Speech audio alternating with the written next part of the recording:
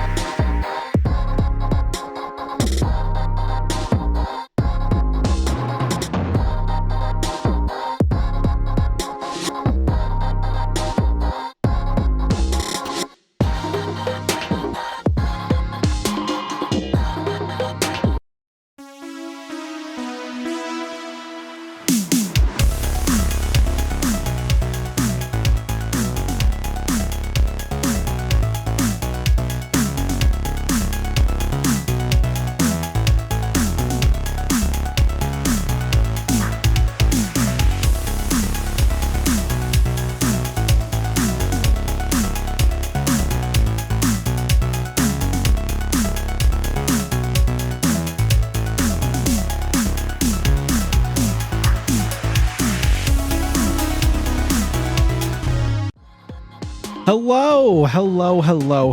How's everybody doing today? It is Nathan here with the LeemThatStreams, and we're back today playing some more Tales Noir, the Preludes. We get to see a young Howard Lotor in his college prime doing his photography thing with his best friend Larry, who I think wants more than best friend. I think we saw some scenes in the non-Preludes game, also in this game, that's kind of giving me some vibes that maybe Larry and Howard, you know, maybe they had a bit of a thing going. Also, Howard doesn't care who he flirts with. He flirts with everybody, so it is fine. We got Niles in the last episode, and he was a big, tall something or other. I think he was like a weasel or something, maybe like a stoat, or possibly a ferret. I'm not sure. Mooney Claw. Mooney Claw, what's going on? How are you? But yeah, so we're going to continue playing with Howard Lotor and friends before all of the events of Tales Noir. It should be cool because I was having fun with it. I'm going to try to get back into my voices. I got to remember which ones I was doing, and we'll see how it goes. Beyond that, guys, tomorrow we're going to be doing some Phasmophobia with Demon Otter Games, C. James Fox, and Firestreak Fox. So it's going to be an otter and Leem versus two foxes. One of those foxes is a treacherous music box user who will kill me at every opportunity, but we'll find a way to get him back. I'm gonna try and find the music box first, even though he knows exactly where they spawn and I don't. But that's not the point. We're gonna get him. But then, come this Thursday and Saturday, we're going to get right back into Ori and the Blind Forest. We had some really good times. We're getting to the Forlorn Caverns, or I think it's the Forlorn Caverns. It's the cold place. It's the frozen place. We know that. But that's what we're going to do. So here we go. Also, you'll notice in the channel points, there is a new thing. We got our first blurb redeem in channel points. You'll see it called Be More Horny. I have made it very the big time cooldown, but you can get that if you want, and it's pretty funny. Murder is only nice if it's over 7 feet tall. True. We'll see. But I don't think James is that tall. I know Theo's pretty tall, but I don't know if James is. So we'll see. Also, we're going to see in this game, Clarissa Bloodworth murders people. She might be 7 feet tall. I don't know if she's 7 feet tall in this game, though. She's a little younger at this point. But I should, you know, let's just get into it and see what we got here. And, oops, I didn't mean to do that. All right, let's see. We're going to continue our game. Let's get going. Let's see what this is about. Also, as a heads up, everybody, I did try a little something with Theo and Vynn today. We'll see how it goes. I'm not going to say what it is. I'll just see if you notice it. And if you don't, then I guess it's probably fine. If you do, then maybe I have to make some changes. I'm not going to say what it is, though. You're going to have to use your imaginations. But let's see what we got here. Onward and forward with Howard Lotor. I had to get back into his voice. I don't know if he's going to be the guy we're doing right now, though. I say with Howard Lotor. That's me, Howard. I'm always a detective in mind, but sometimes I just like to take pictures of pretty things with my camera. And you can't fault me for that. So, don't even try. Anyway, let's go. Where were we, by the way? I'm not even 100% sure I remember. Renee Wilson, May 15th. All right, 2 and 3. We're with Renee. Is she still living with Mr. Copman? Is that a thing? Kitchen. Food's on the table. Counter's still a mess.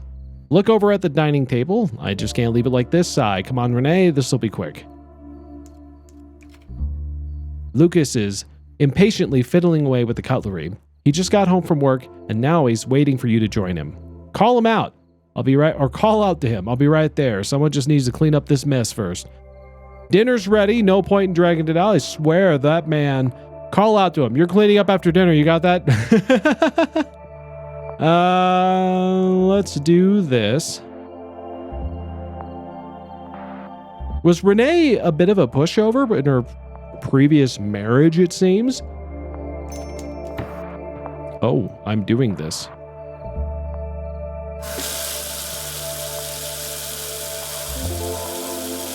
Oh my god. This is like an actual thing. Hold on, how do I do this? What am I doing? I don't know what I'm doing. Am I selecting these things? It's not letting me select them. Is she a fox or something? I can't really tell. She is a fox, indeed. She is a fox. What am I... Oh. Wait. Okay. Oh, I get it. I didn't get that part. Okay. That makes more sense. Into the sink. Nope. I don't know what that is. Can I put one thing in there at a time? Maybe that's the deal. This might be easier with my keyboard. All right. So if I go like, maybe it's not easier with my keyboard. I don't know what I'm doing. Things are getting a little jumpy here. Okay, so if I do E. Oh, there we go. Maybe I just put them in here. Like that. There we go. The instructions were a little vague. Can you not just stack? Do they not stack? That's redonkulous. That is redonkulous. Do they not stack? That doesn't make any sense. Why would you not be able to stack your plates?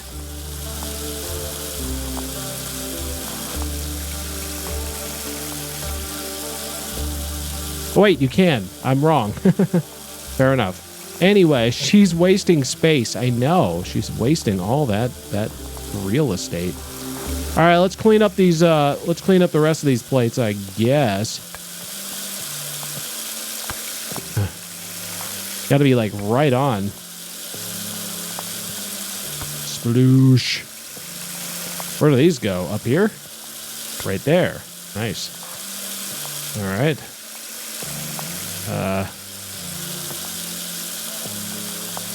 I'm wasting so much water right now. I am a water waster. Okay, that's the one I wanted. So I'm assuming I just put this right there. Okay. And it looks like I can use the other cabinet if I wanted to. It has to be pixel perfect. Nice one. Nice one. Nope, that didn't work at all. Apparently you can't use the other cabinet. That was an incorrect assumption on my part.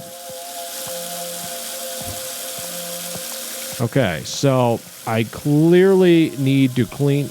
Nope. Clean the cup. I guess I could just put that there. This has been a lot of Renee's, like, thing where she has to go clean up things. Lucian, what's going on? Where? Where's this cute lemur you speak of? I don't think they exist. I think you're making it up. Trash. That has to go in the trash. Why want to go in the trash? Oh, there it goes. Go in there. Sploosh. It's no, that way. I don't believe you. You're going to have to provide some sort of like proof or something. Can you prove that with beyond a shadow of a doubt? Like if I took that to court, if we took that to court right now, would you be able to prove that?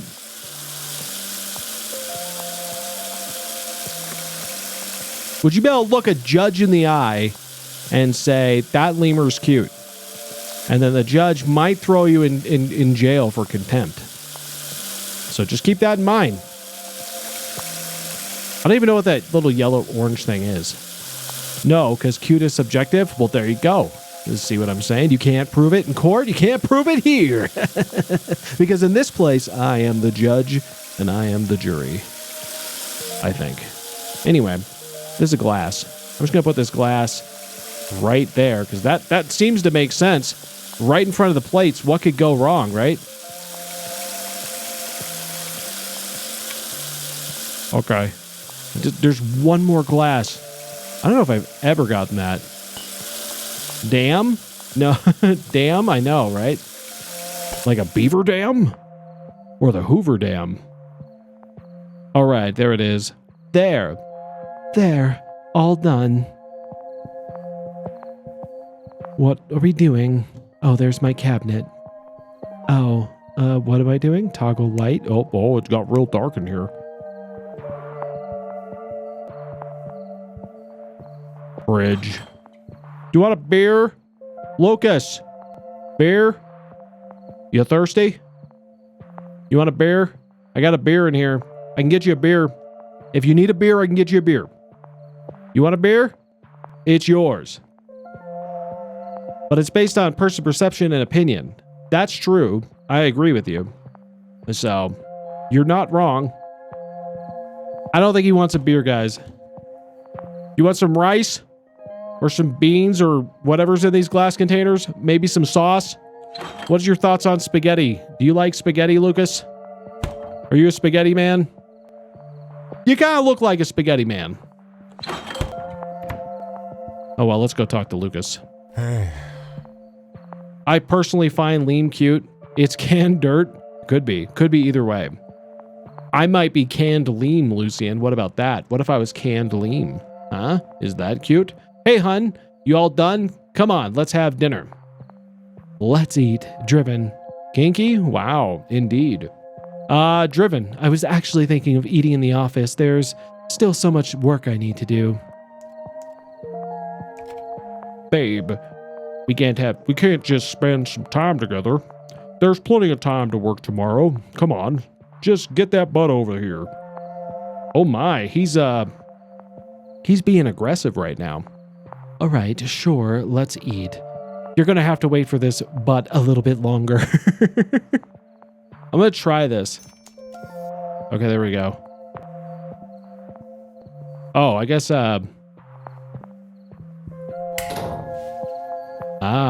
is this my office now? Toggle light. Oh, gather your thoughts.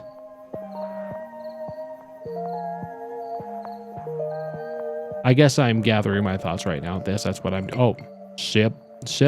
Alrighty. This doesn't seem like my office. This seems like the greenhouse. Enter apartment. Oh, fishy. Hey there, pretty. Light. Enter office. I haven't had dinner yet. I'll have time for work later. Didn't you just say? All right, whatever. Didn't she literally just say?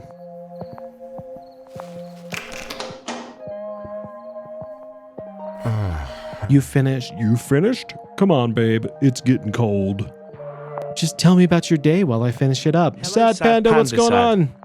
Sure, let's eat. I don't know what I'm finishing up. Be more horny is what I'm saying. I'm saying these penises need to be more horny.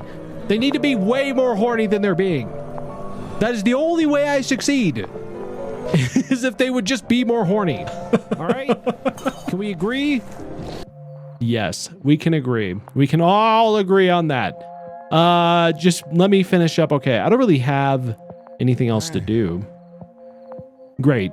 It looks delicious, babe. Don't know why you keep putting your own cooking down. I think you're a great chef. Mooney Claw, yes, big thumbs up, right? Big thumbs up. I get a lot of practice. When are you gonna start cooking? Big agree? Perfect. Cooking is fine. I just don't like doing it. I try. How was your day? That seems combative. Is she having issues with Lucas? Is Lucas and Renee having some issues? I mean, that would make sense. That would lead into the better one. Oh, don't get me started. Tiring. Exhausting, but I made it back in one piece, I suppose. No juicy gossip from the station? Are the computer terminals playing nice with you? Gossip? But if I told you, I'm afraid I'd have to kill you. I'm joking, of course. Is this an unhealthy relationship? I'm not sure. They haven't really displayed too much of that yet, but I think they are very cold towards one another overall. Like, they haven't displayed, like, super unhealthy things, but I'm guessing they are kind of cold, a little bit disconnected. You're too lawful and valiant for that. Little old me, you wouldn't. Yeah. Guess you will never find out then. Now, come on, your turn. How was your day? It's been a slow day. Not much progress. I'm glad you brought it up. Actually, I want to talk to you about it. You did? Well, shoot. What did you want to talk about? Well, I looked into the similar cases. And you did? And what did you find? Fires like this usually occur in the West End or usually only occur in the West End and the village. They never affect well, so I'm good. Gross. Big gross. Every report on these incidents has the same thing in common. Neglect. The buildings there are older, aren't they? A little rougher around the edges. Seems reasonable that they'd be more of a fire hazard. Good boy, such a good boy. Thank you. Then why aren't there more fire stations in those areas? Fires start everywhere, Lucas, but people only seem to die in the poorer districts.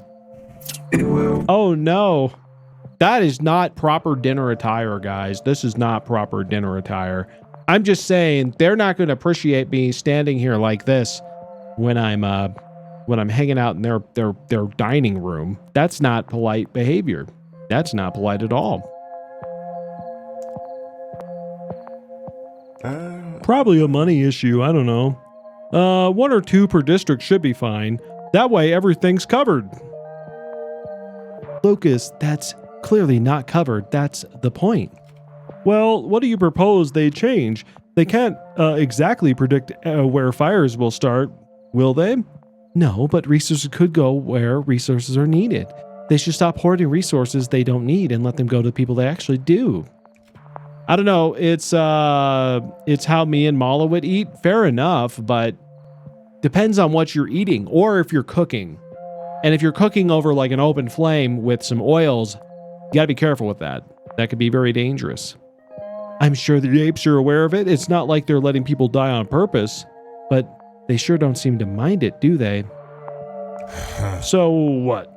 Apes hate half the population? Is that what you're saying? They just want them dead?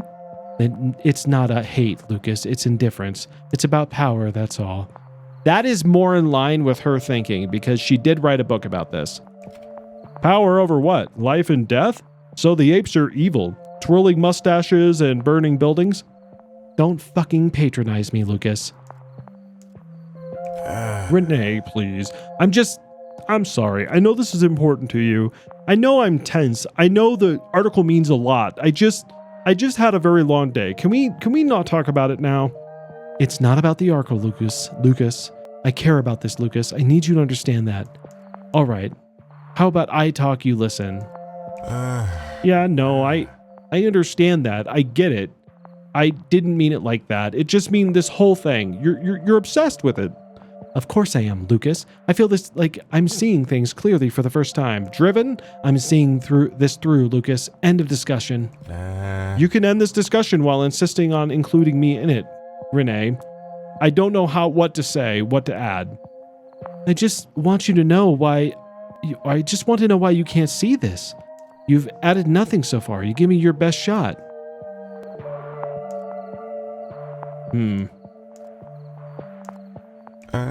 It's like I said back when you brought this up the first time. I know it's hard to grasp.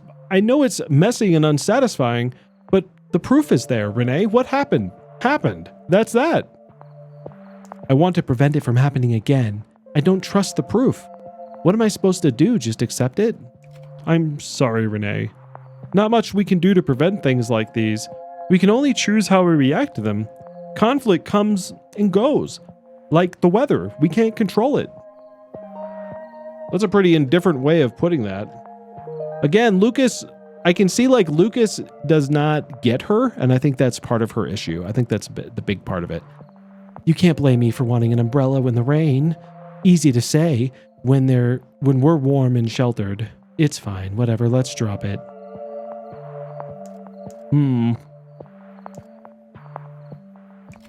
You and me got lucky with each other, but we worked to get where we are, and it's still gonna be hard work. I care about you, about our life. Everything else is secondary. All right, come on. Let me take your plate. I just worry about us. Not for me. I can't ignore all this. I don't understand how you can. Renee, there will always be things that we don't see eye to eye on. We're different people, and I think that's okay, don't you? They probably need counseling. Maybe. That could be true. I mean, I guess it depends on who you go to. On that front, can't go to the apes because Renee would definitely not trust him, so that won't happen. No, not about this. I guess so. Say nothing, or I guess so, no, not about this. I feel like that is like, because he definitely does not agree with her. That part is very clear. He definitely does not agree with her on this.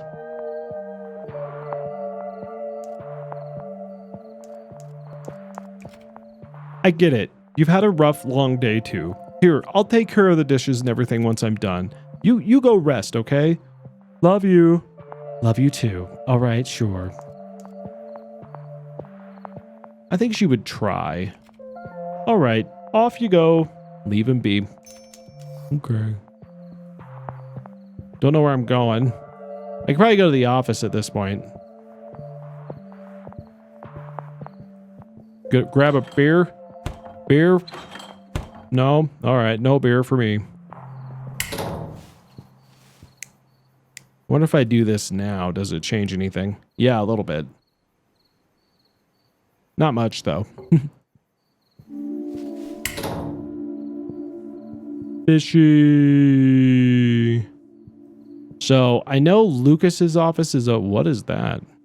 Radio. Still need to get that record player. Lucas said he would do it, but that was 2 weeks ago. Corner? Has this corner always felt this empty? Neat and tidy for once. Enter bathroom. Oh, I wish I could settle into your bubbly embrace right now. Maybe later. Nice bathroom. She was living pretty large before the events of the first game. Wait, wasn't there a second room? Wasn't there a second office over here?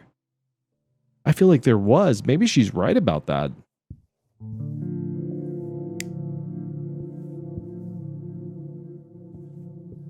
Weird. I felt like Lucas's office was over there. Unless it's this one. That's probably this one. Never mind. I could be wrong. Oh, that's the end of that story. You insisted on discussing the case with Lucas. All right. So, I guess we're done. What's next? I like the little slice of life stories we're doing here, but it'll be interesting to see if it all culminates in something at some point. That'll be interesting. Eli and the dig site, August 21st. August 21st. Is still alive. Might have to stop writing that in here on a daily basis. Artifact aside, I'm starting to feel safer here than I do back home. I give credit to HQ. They did a great job of shielding us from the elements. Beginning to think that stories have been told about the world outside the wall have been overblown. The apes clearly lied to us about the dangers that wait beyond the wall. I'm gonna say he's beginning to see this. Maybe the threats have faded over decades, or maybe they have been exaggerated out of an abundance of caution. Either way, I'm not afraid anymore. Just confused, just bored, just suspicious. Hard to be afraid when I now realize it was an obvious lie. Why would he say that? That's gotta be the artifact getting to him. Right? That's gotta be what it is. It's been a busy week. Lots of equipment sent up to prepare for testing. Everything seems to be running fine, but it's doing a number on our power grid. If we hadn't cleaned up the solar panels the other day, we would have been in a lot of trouble. It's been a lot of hard work, but we got it done. The number is within reasonable parameters. I forgot we had half this stuff. I don't even want to imagine having to do that last night after all the unpacking and setup. As it stands though, we're good to go. Here's to the weather playing nice. I'm looking forward to getting some work done, in all honesty. Let's do that one. Jorge was in touch with the HQ yesterday, and they claim that the weather should be alright. Our barometer agrees with him. Ever since I reported the artifact, HQ has been especially cold. I'll take the word of any piece of equipment over that of HQ, especially lately. But they weren't exactly chatterboxes to begin with, but their tone feels much colder now. All we get are the baddest of instructions, devoid of any emotion or empathy, almost as if they're keeping us at an arm's length. My first week as a lab tech in Science City, I thought it would be fun to give them names to our test subjects. Knowing how things would turn out, most of the names were people of whom I had an axe to grind. Plenty of teachers and professors, ex-lovers, all of them. Most of them named after childhood bullies and a few adult ones. Few measures. Criminal, politician, landlords, easy targets. Let's see. What kind? Ivan, is he a jealous lover type, or is he a teacher? Does he think he's better than the teacher and professors?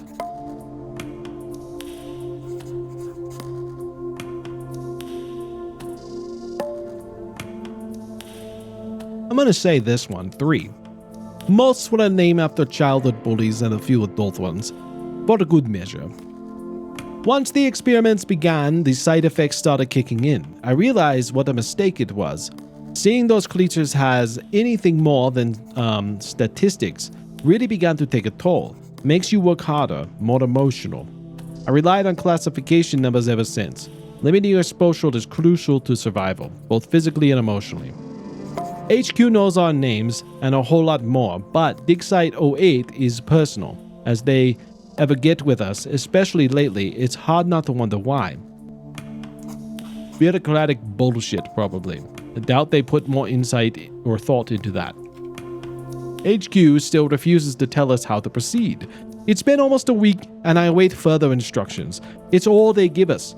We've decided to push forward, with or without their blessing. Jorge convinced me of that. I think Jorge probably did. Honestly, Jorge was the driving force behind starting the experiments. Honestly, I like the idea of sitting around and just waiting. After 6 months of this, we've earned a break. But Jorge made it clear that failing to act now would be a gross negligence on our part.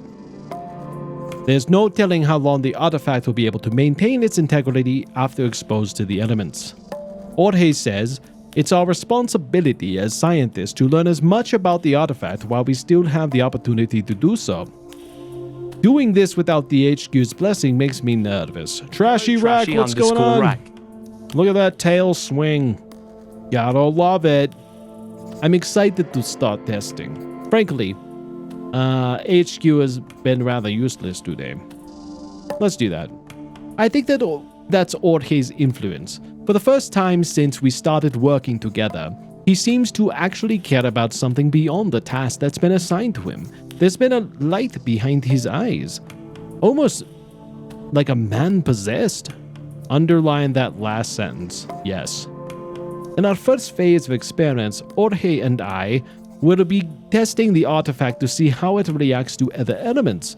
Given the unpredictable nature, Jorge and I will be taking every possible precaution at our disposal. How am I doing? I'm doing good. Having a good day so far. It's Tuesday already. We've made it through Monday, which is always a big blessing. And then, yeah, it should be a fun week overall. Hopefully it's a good fun week. Jorge's more experienced in the field work, so I'll be following his lead. Given my credentials, we agreed it would be best that I take the lead. I'm gonna go with that. What I really hope for is to figure out how the artifact managed to remain in this animated after having been isolated for decades, maybe centuries, seeming without substance or sustenance.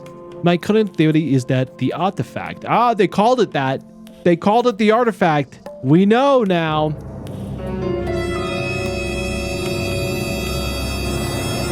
We know that's what it is.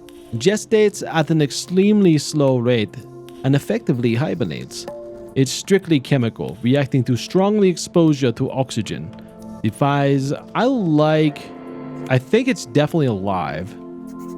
Given that the artifact's unpredictable nature, Orhe and I will be taking every possible precaution, currently at our disposal as we move forward.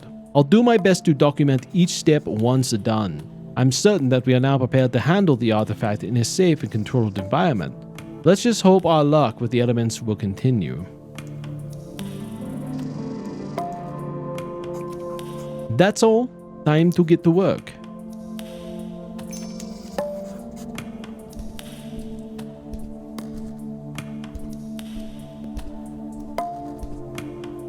Can't let Orhe hear me with a wish for a more comfortable bed again. He kept making fun of me for 3 days straight last time. That's not very nice, Orhe. I'll be damned he actually tied it up a bit. A little bit at least. No making fun of Ivan. He's too nice.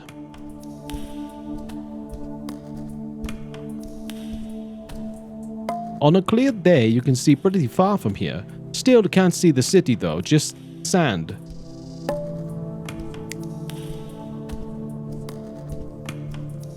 So, when he says that Ivan is acting possessed, I'm gonna go ahead and say he is. Rare to see a temp chamber this clean. It usually spills and strains from some smartass trying to heat or cool their drink in them. There he is.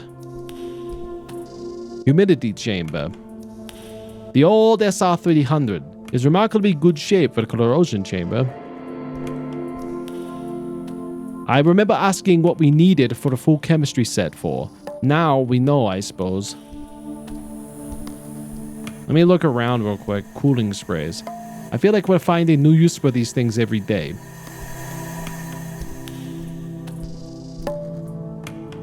No bother. We've got everything we need and for now set up already.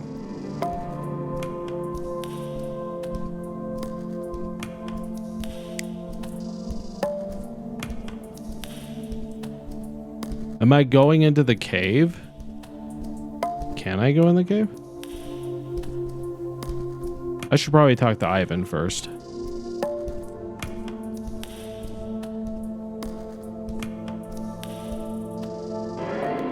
We've been doing a lot less digging lately. Won't hear me complain about it.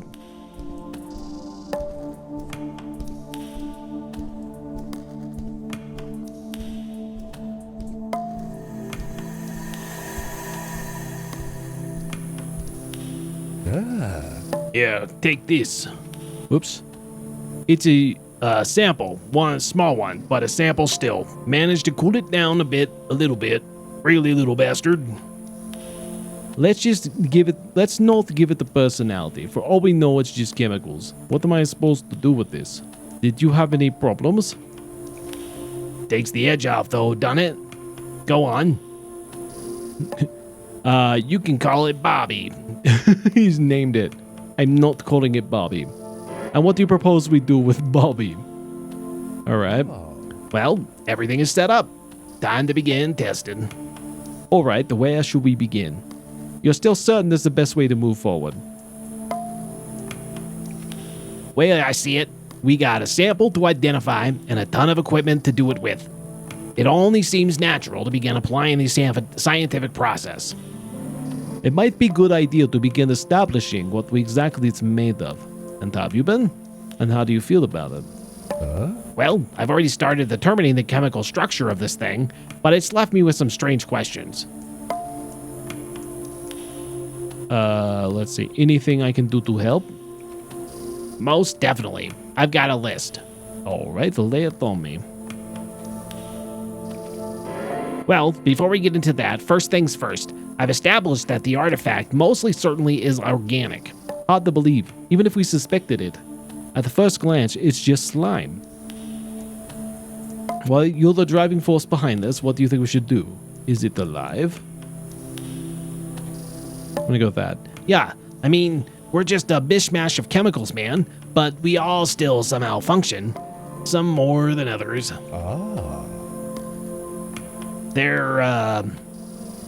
There's a few things I'd like to know. I've studied it in isolation, which has put it in every sedentary state. I need you to see how it reacts to certain external stimuli. Anything in particular you're hoping to learn? Have you tried anything yet? Everything, ultimately. I'll need you to run a few tests on it to see if we can get a particular series of states. A series of states? My working hypothesis is that this thing constructed out of tissue similar to muscle, albeit a lot more fluid. It is a resting state, appears to be wet, relaxed, and mostly liquid form. That makes little sense, Jorge. Its base state is wet, relaxed, and liquid, got it. And it adapts its state. Pandasod lost their mind my and goodness. just cheered 100 bits. Thank you so much for the bits, Sad Panda. Thank you so much. That's so nice of you. Very, very much appreciated.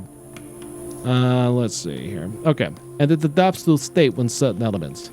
I think it'd be best to see it for yourself. Try to change one of its properties individually. See if you can make it wet, relaxed, and solid. Leave it as it is. I got a few questions. It's good to see you have such a clear idea of what the process should be. Looks like I was right to listen to you. Change liquids to solid. Understood. If you really mean that, you'll take care of logging and documenting our research later on. Spare me the paperwork and I'm down to work like this whenever. I've got some questions before I start. Alright, I'm off to turn this liquid into solid. I'll never fit into Science City. You've never fit into Science City, did you? Shoot. Can you remind me what the chambers again are for? There are instructions on them, man. It's not hard to figure out. You've got to have the temperature chamber on the far left, and then humidity chamber, and then finally the chemical station I set up just before you got out of the tent. Temperature chamber. Does that sound... It does what it sounds like. Freezes and heats the sample. You might help you try out. Melt it, freeze it, or mellow it out. Like the cooling spray. And the humidity chamber? Humidity and corrosion. The device has a built-in salt spray for agitation and a tank distilled for water humidifying. And the temperature chamber? Oh wait, I already did that one. I don't like this voice I'm doing for Jorge. I don't like it. I think I'm gonna change it. Because it's not really fitting the personality. It's, I'm gonna go, well, it's all sorts of solutions and reagents ready to go. Wherever you expose it to, it's gonna get agitated. But you should be able to get it wet and liquid in the process. That's better. I like that one better. Anything else? Tell me about the chamber, or no. Tell me about the chambers, anything I should remember, where should I start? Nope, timed, okay. Well, due to the nature of our equipment, the sample itself testing might be difficult. Any given test would most likely affect the sample in multiple ways. You're going to have to get creative with it. Not your forte, granted. Try to make changes cancel out each other. If you've got something wet, relaxed, and solid, and one of the chambers would change it to an agitated and solid, you end up changing the property of the sample. Do you understand what I'm saying?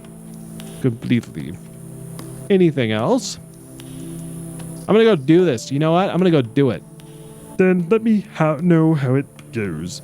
I'll be right here if you need me. All right. So I assume I'm going to the cave now. I'm guessing that's where these said chambers might be, and that is what I'm doing.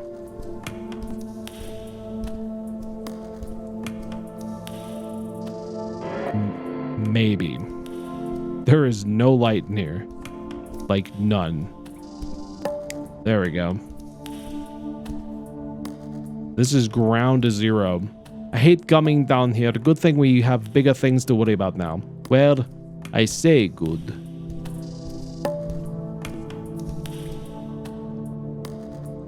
I could spend years out here digging all of this of the ground. We probably still feel like we'd be only scratching the surface.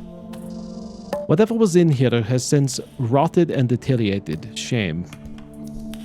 Okay, maybe I wasn't supposed to go in here. Maybe I wasn't. Little box. I don't know what that does.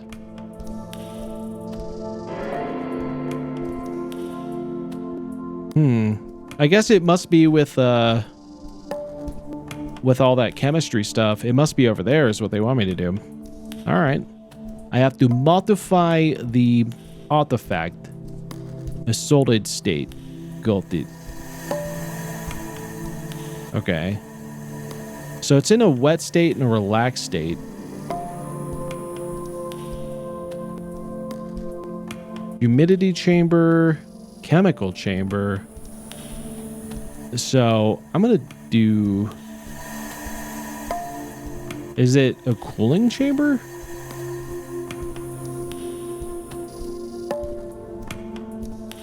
Unless it's this. Temperature chamber. Okay, that's what we're gonna do. Temperature chamber. With this, I'll be able to expose the sample to extreme temperatures. All right, let's do this, I guess. How do I... Oh, here we go. Let's get that up in there, huh? Alrighty. What did I just do? Oh, sample. Sample? I did it. This one is for high heat. I can use this to either liquefy or dry out the sample. Probably both. What do I do? What do I do? I don't see, but oh. What did I just do? Oh.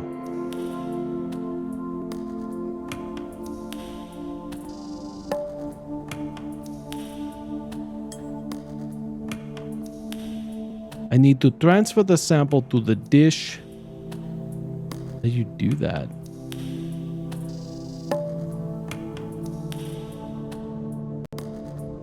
This is confusing. I am no scientist. I am no science lean, but let me move over here because you can't really see what I'm doing over here.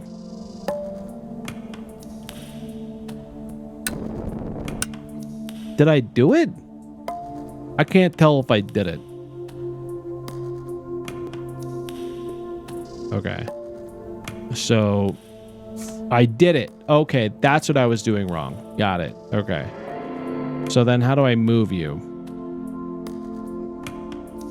How do I select you? Oh. How do you know what you're selecting? Oh, it's slightly white. I got it. Okay. Wait, nope.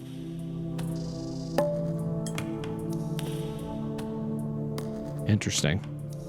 Controls on this are a little questionable.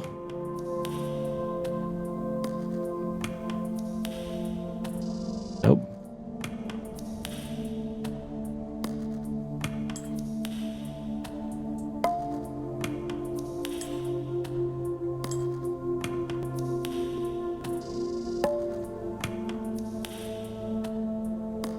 That almost looks like they want it there, but...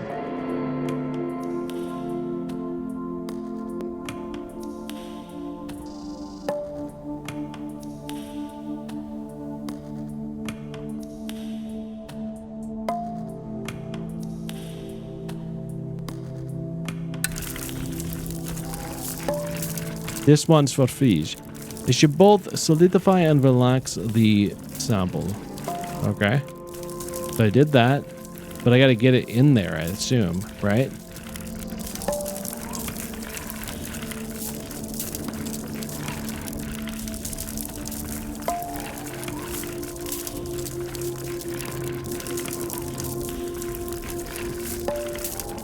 Oh, there it goes. Okay. A little confusing, but okay, let's try this.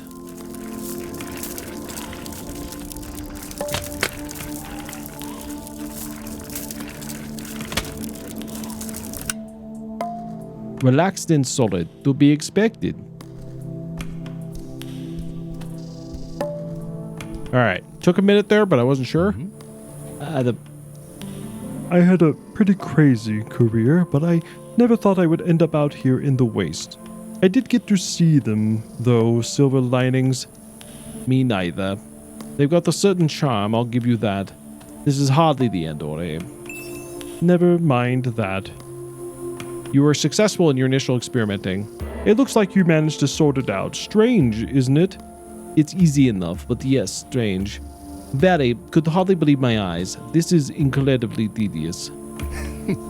But you never thought once in your life that you'd be able to experimenting on a tiny gob of goo, huh? I thought we were calling it Bobby. Not entirely sure that was expected, to be honest. Glad to hear your appropriate terminology of goo. Oh, my mistake. Never thought you'd be experimenting on little Bobby here, did you? No, not really, no. No, not really, no.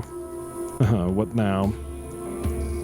Well, with that out of the way, I'll need to start testing out some of my hypothesis. Your hypothesis is being what exactly? This thing survived as long as it did, I presume, due to it being such a relaxed fluid state. Hibernation of some sort, I'd wager. Slowing down any or all gestation to conserve energy. That's all the logical conclusion, at least from a biological standpoint. I'm not a biologist, but that sounds about right to me. There you go. The question then becomes, how far can we push it? I think a thing capable of taking whatever form, well, it chooses. You believe it's sentient then? You want to subject the sample to more extreme elements?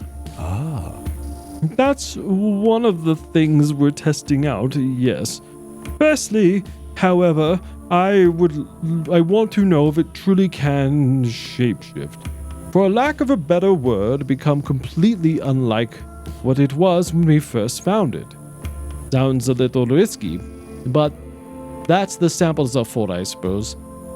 You want to see the limits of its capabilities, if that's right? Alright, you're a biologist. Exactly. I'll need to dry agitated. Solid. Get to it, Eli. What are you going to do? How about we switch tasks this time? Dry, agitate, and solid. Let's give this thing a try. Okay, so they kind of gave me the answer to how that would be done. Because I think I would just do this again, right? And so what I should do is do the hot version this time.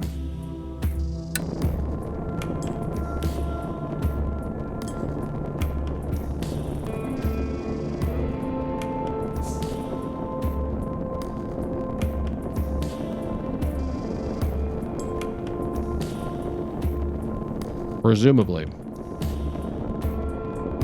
Okay.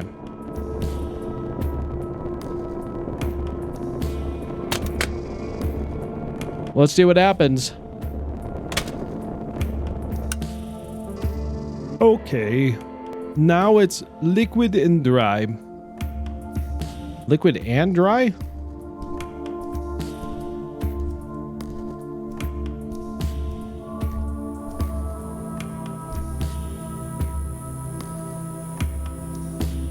Oh, I don't have it. I've got it dry, but I need to solidify it. I wonder if this would do it. Okay. This is a humidity and corrosion chamber. Should be good for humidifying or drying this sample. Perfect. This is exactly what we need. All right, so if I take this... Where am I going? There we go. If I take this and put it in the tube... Tube me, please. There we go. And then I'm assuming we just take you and put you like so. Like, there we go. Okay. One says increases humidity, liquefies, and gets the sample wet. Okay, so I gotta do the other one.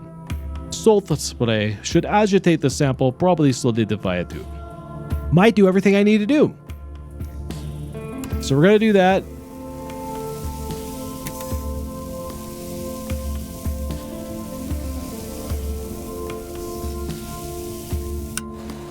And now it's agitated and salted.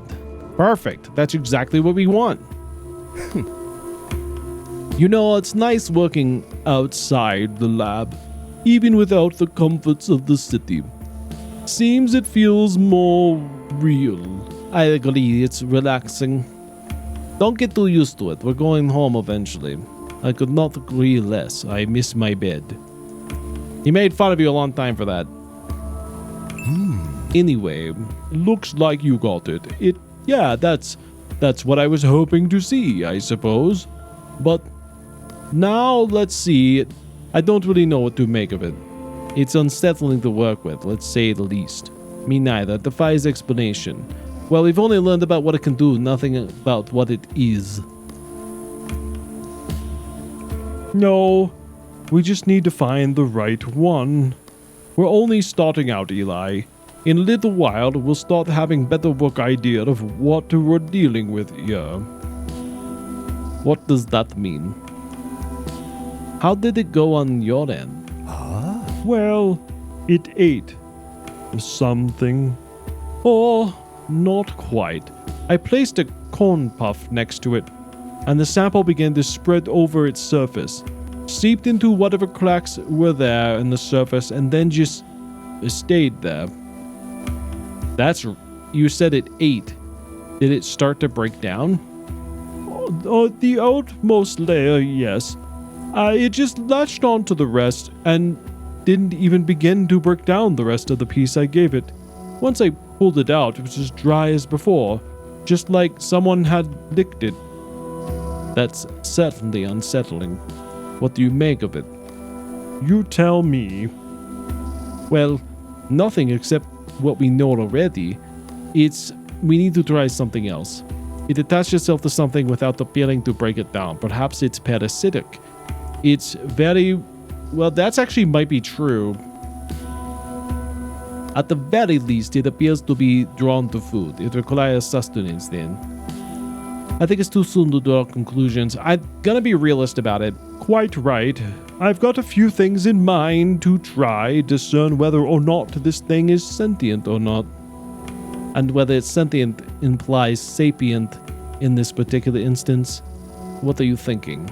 Imagine, we found a single specimen in a small metal pod. What if there are more others? I, for one, would like to focus on this particular scientific breakthrough of the century before we go digging for more. Come on, let's try something else. What do you propose? We're close. It being dry and solid makes sense, but the way it handled that piece of try making it agitated and liquid. Dry, agitated, and liquid. Okay. Dry, liquid at the same time? I'll try. Wouldn't be unheard of chemically? In an organism, however, that would be quite remarkable. Not sure I have high hopes about this one, but I'll try it. Only one way to find out. Okay. So if I remember correctly, I can do that here. I just need to make it liquid. The humidity and corrosion chamber. So I think what we would do...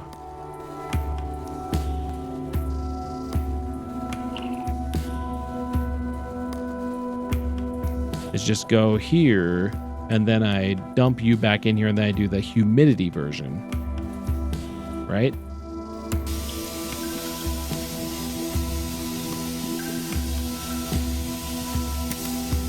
I think that would do it. But we'll see. Yeah, liquid and wet, but not dry. Oh.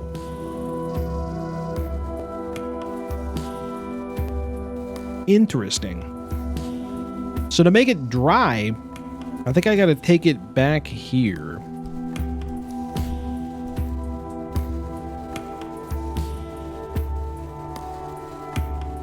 And I would do, hold on, we get this. A sample. A sample, me, please. All right, this one I can liquefy or dry out the sample, probably both. Okay, so that'll probably do that. That'll probably what we need to do. We need to do this. The heat one.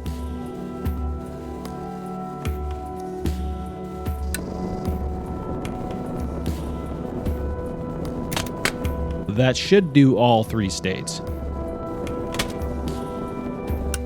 Yes. Okay, now let's liquid and dry.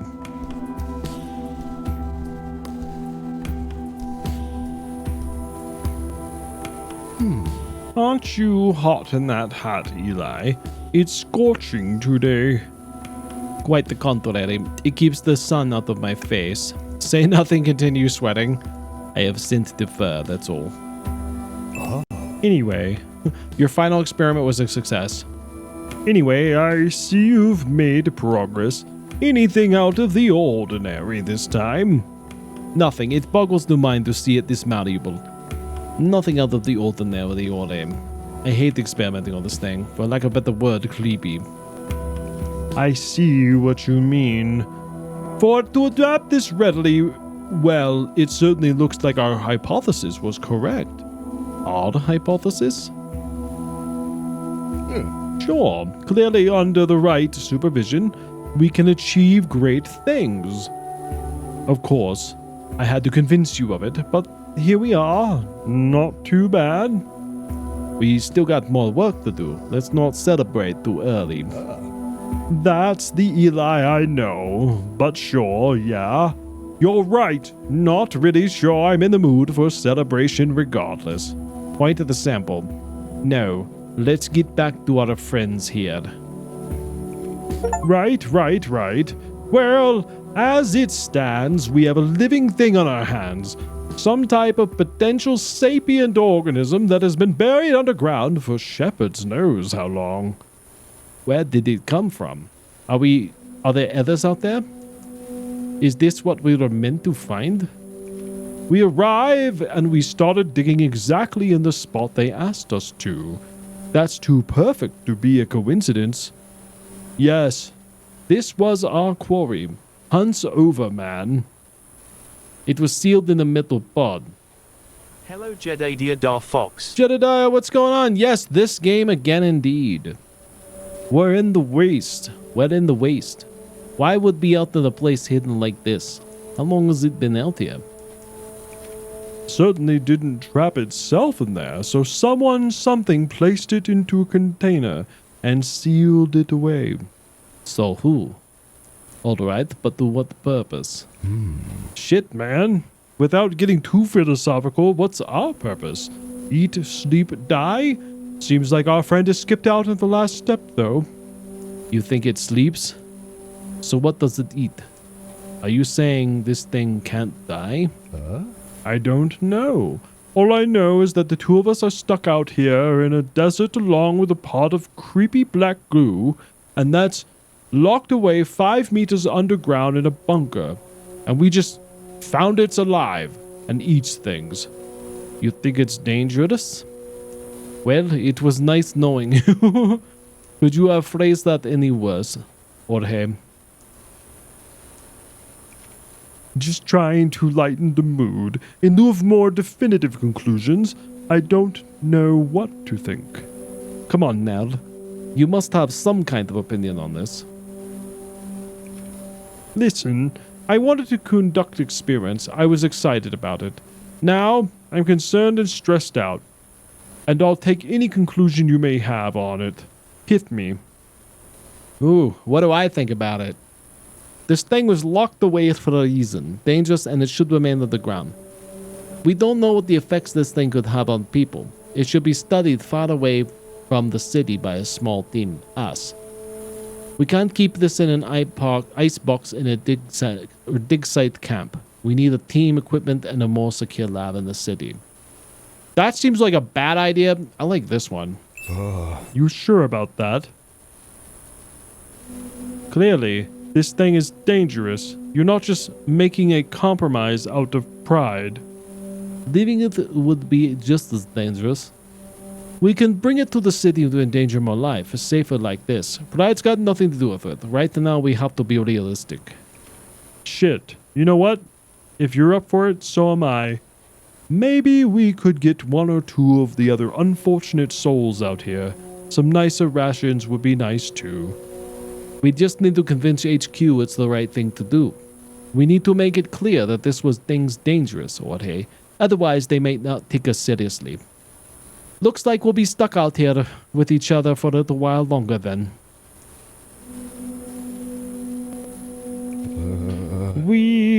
I'm not sure, Eli. Not sure they'd buy it. Look, man. This has been a day and a half. You mind marking down our progress and conclusions in the research ledger? I think I need to clear my head. Sure. See, where is it again? I thought you were the big brains behind this operation. Yeah, well, Big Brains just saw the unidentifiable life form eat a corn puff. So Big Brains is going to have to rest up a little bit. Big Brains, Little Brains can hold down the fort in the meantime. The ledge is over there on the table to your left. Sure thing. My left. Stage left or... Stage left? I don't know where the ledger is. What table is he talking about? It must have been the other left. My other left, which would be my right. Wait.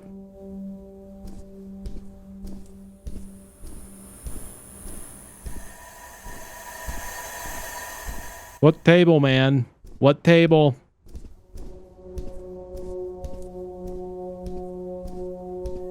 You're making no sense, Jorge. Is that it right there? Maybe that's it right there. Is that it? Ledger. Oh, is it? It's not a computer, is it? It's not giving me the options.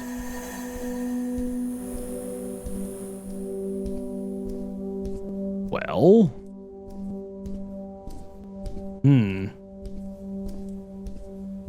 Is it in the tent? Did he mean it was in the tent? Maybe he meant it was in the tent. I don't really know. Ledger? Log your research. Okay, there it is.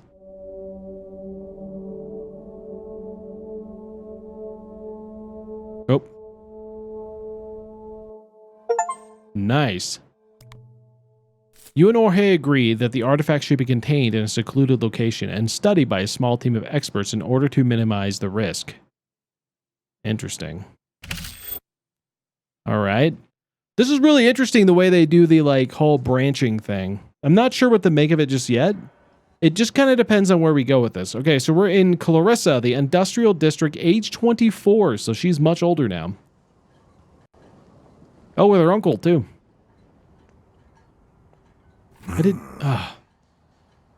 We're here. Good. Let's not waste any more time. This is it. Worse than I imagined. It's so distant, I can't even see the high-rises from here. We had to do this a bit of walking down the path over there in the dam. The dam?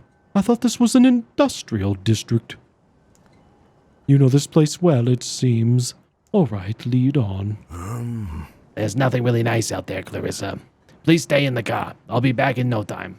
You already agreed we're doing this together. No, you're not leaving me alone out here. Why? This is no place for you. It's rough, filthy, and unpleasant. The sooner we get back out to the city, the better.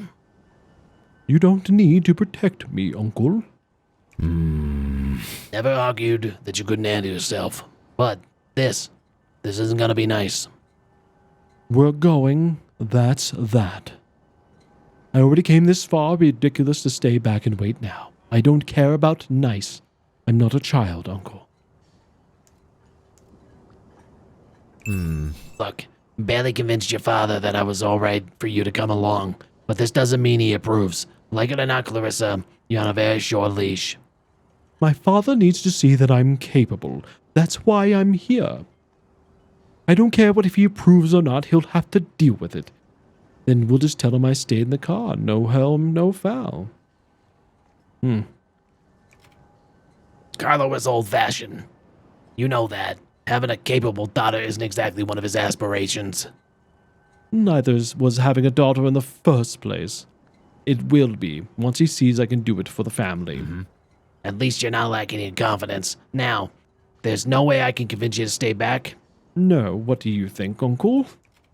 No. Very well then. Let's get this over with. Finally. Alright, I don't know what she's about to do, but I'm guessing it's not good. So...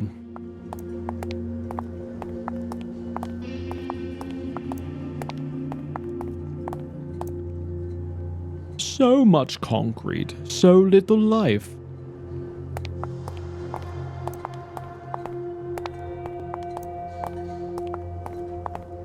I don't remember if we, in the original game, got to come here into the industrial district at all. I don't remember doing it if we did.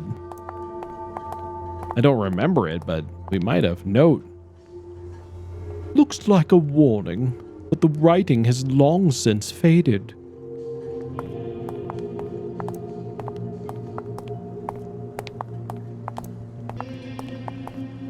Interesting architecture, though. So, we usually refer to those things as, well, cleanup or sweep. Of course, back in the day, we called it a touch-up. Changing terms is good, though. Little confusing for the old heads like mine, but you'll make do. So the terminology changed, but the work remained the same. You seem to be doing fine, old man. So what is cleanup exactly? That's about right, yes. Of course, some things always change. They get a little bit more difficult. Experience counts for a lot nowadays. You're saying you got plenty of experience. So what is it exactly that needs doing? Aye. You know what it is, Clarissa. Surely you do. You're a clever girl. And you're good at it. That's not what I asked, Uncle. Maybe I do, but I'd like to hear it from you so I don't make any assumptions. Well, seems like our deals go sour. Or someone needs taken care of. These are the rules.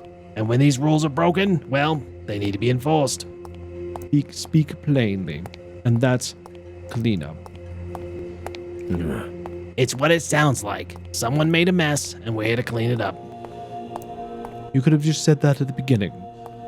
So, we're here to clean up someone else's mess. One just wants to be tactful about it. Subtly, it's an important part of what we're doing. Not just the task itself, but also when we talk about it. They'll then be subtle. But since I'm helping, I'll help you fill me in. What do you know about this situation? Not much. Got word from one of the other capos that told me that it was cleared with your father. All I got was the location, and well, that's usually enough for me. You're not curious. Go to the address and clean our mess is enough. That can't be everything. There's something you're not telling me.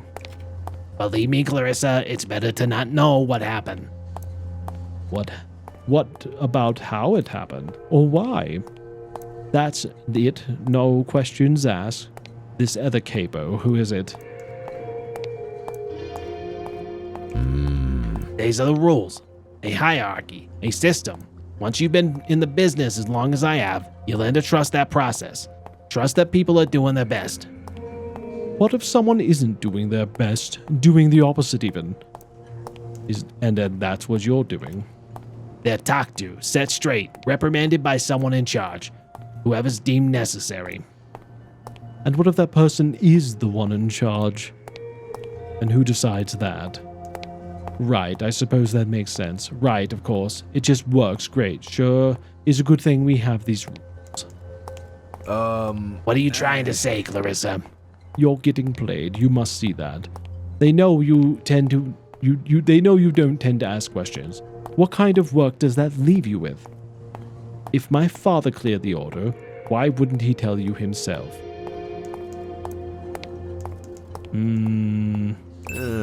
I've been doing this a long time. If something was up, I'd see it. Now come on, we've got something to work to do. All right, we got some work to do. Work to do. We're gonna do the work. It's big work time. Let me move back over here since we're kind of cleared up of certain things. Hello, Coop! Co-op Raccoon. Coop, what's going on? How are you doing today? How is your night going? I'm sure there's going to be no murder here at all, and we're not going to murder nobody, no how. Looks like it leads up to a bunch of apartments. Can't imagine this ever being a nice place to live, though.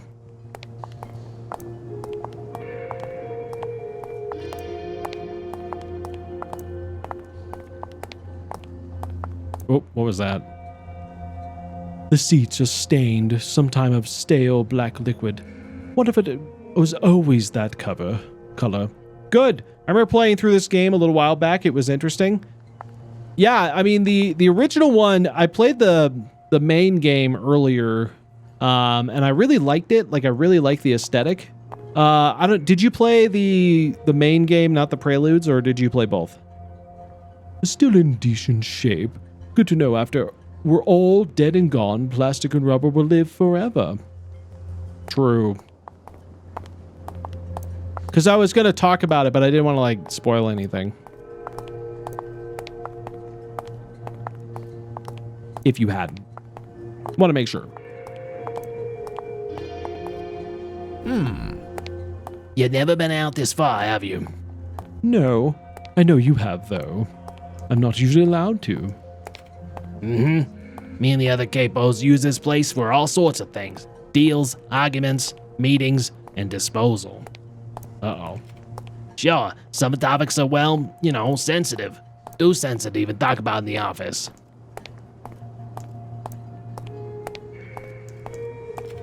There's always gonna be arguments. Earners, capos, crew, happens to the best of us.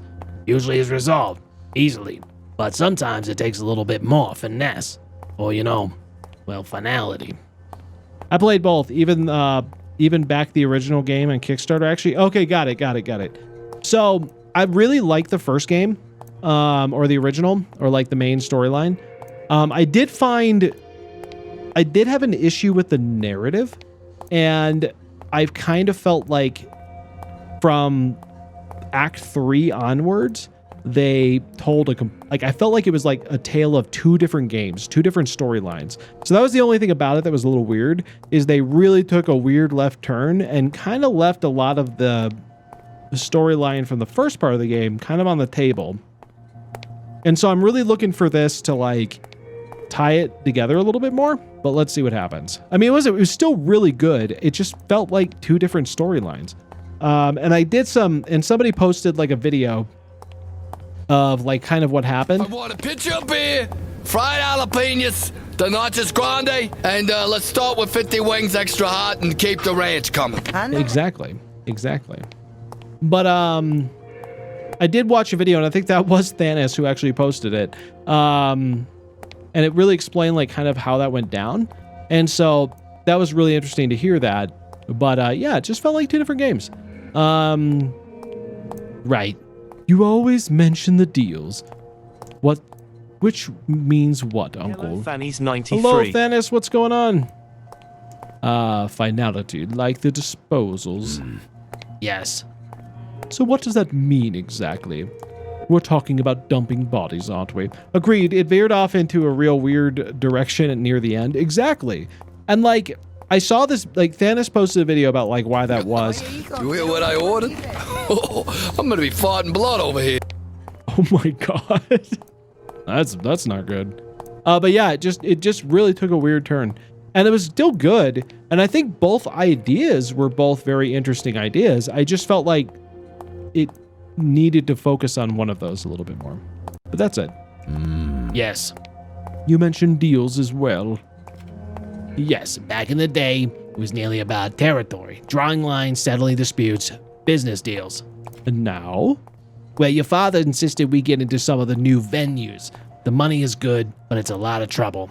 What kind of trouble? So probably drugs. Yes, that's right. it's been affecting our own people. It's not like, I'm not sure I like this place. The younger, newer crew, well, it's not a problem yet. It'll be one soon. They start acting out, getting brave. Wouldn't be surprised if these kids would start coming here with their own accord, settling their own deals. So a shit place with shit people. I don't like it. Makes sense. It's isolated, safe spot. Useful meeting place. Yeah. It used to be nicer. Back in the day, maybe that's just nostalgia talking. You mentioned Dad brought on a lot of new people. Do you trust them? Be real, Uncle. Things were just as brutal back in the day. Sure, we keep them in line as well as we can. Trust is a spectrum, Clarissa, and we only just trust with as much as we can handle. It's not like the old days, but it's what the world is nowadays. You can thank my father for that. I wish Grandpa was here. He'd set them straight, all of them. Maybe it doesn't have to be like that. What do you mean? Things are the way they are because it's easy. No one puts any thought to it. No one that matters anyway. Not yet. And would you be the one that brings out the change? Am I hearing that correctly? All you need to know is that anything is better than what my father is doing. No, not just me, Uncle. You as well. And everyone else who cares about the old days.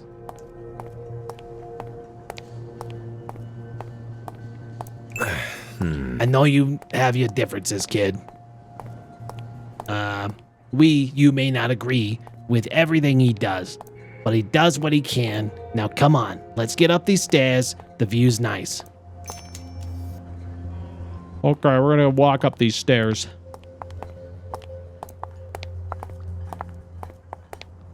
I guess also, Coop, in the video I watched, the author and director of the game brought up something about, like, really went into, like, death of the author. And I really hated her explanation of it. It really, like, I love, I'm not trying to be mean when I say it, but she used, like, an analogy to death of the author in explaining why the two sides of the game were so different. And I was like, one, that's not what death of the author means, but two, it was a very weird conversation.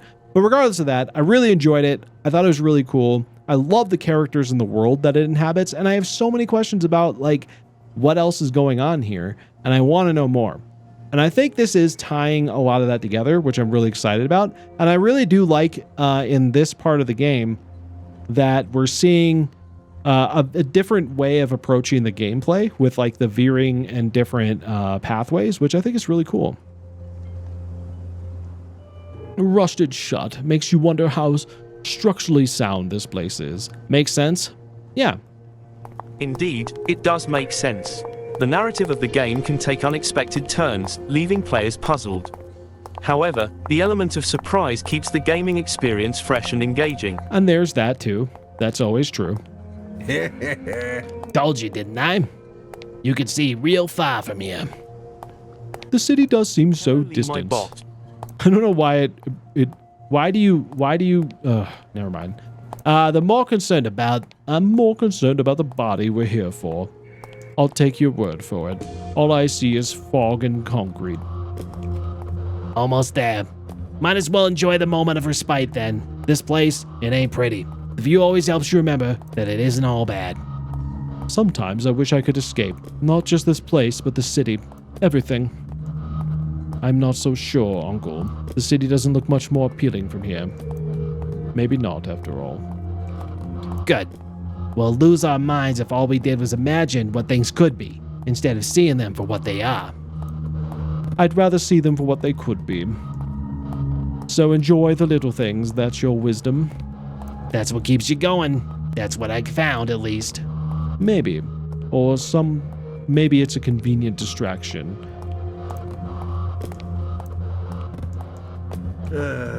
That's what you got or that's what's got you so distracted, kid? It's gotta be something big. If everything else pales in comparison. Everything. There's always something to consider, not something to plan for. That may be, but you spend your whole life thinking of tomorrow, and today will never matter. Today always matters little, not the way it is anyway. Don't you ever think about tomorrow? What you want? The things you aspire to?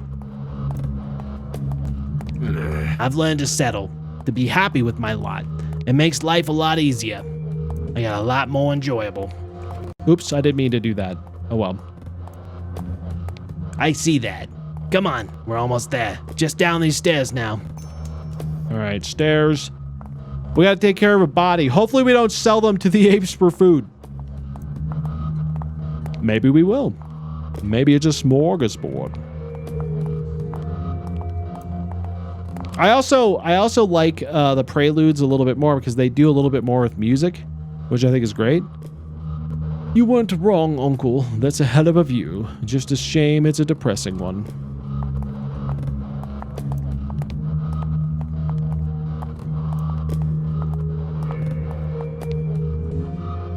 Not sure if that's the city in line in distance or it's just more of this.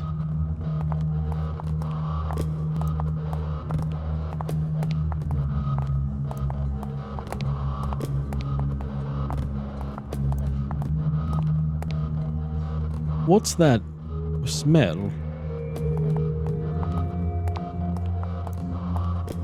Is that a body?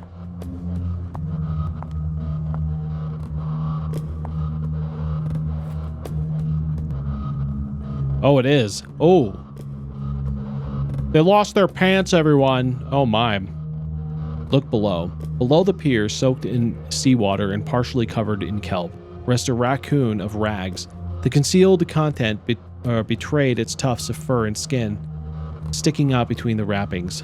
Ooh. That's a raccoon? I don't know that right. A thin, frail hand sticks out from one side.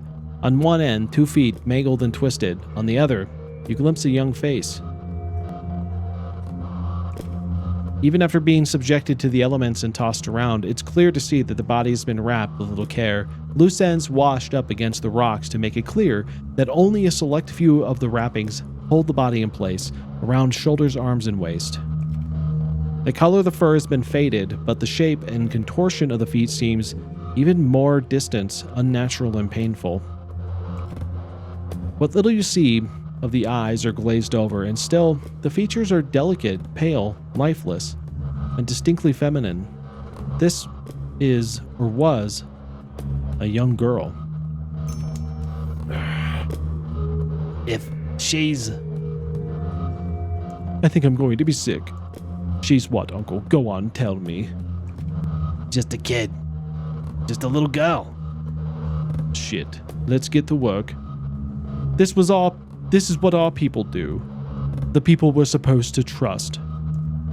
We're going back to the car, now. Uncle, listen to me. Now you don't have the stomach for it? The car, Clarissa, now. Well, that didn't go well. Why do I feel like something's about to happen here?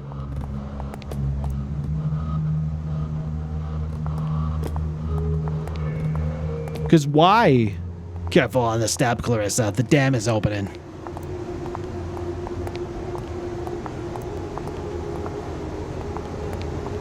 Why did they kill a little girl? I mean, I know her dad is not the most charming of people, but what's his purpose of killing a little girl like that? That seems like almost too cruel, and usually she couldn't have been older than 15 or 16.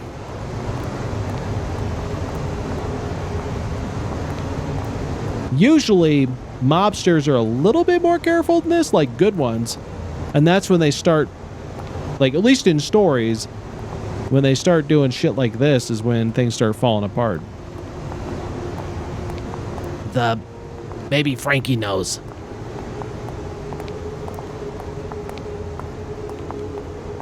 I don't know if I know who Frankie is. I might know who Frankie is. If I know who Frankie is, then we'll go with it. But I don't know if I know. We'll see.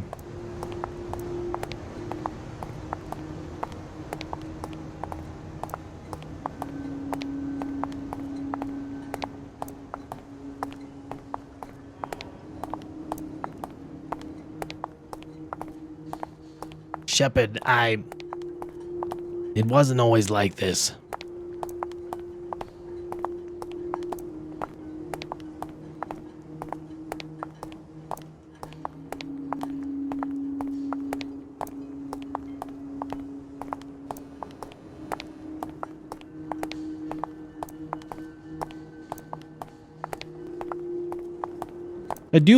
I still really love the water artwork here. Need to find a spot for her somewhere.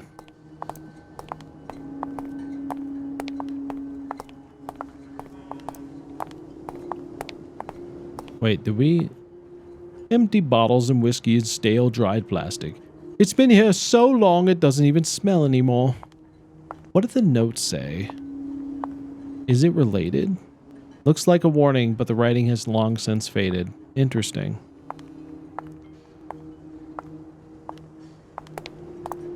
There's another note here. Did I miss this? No.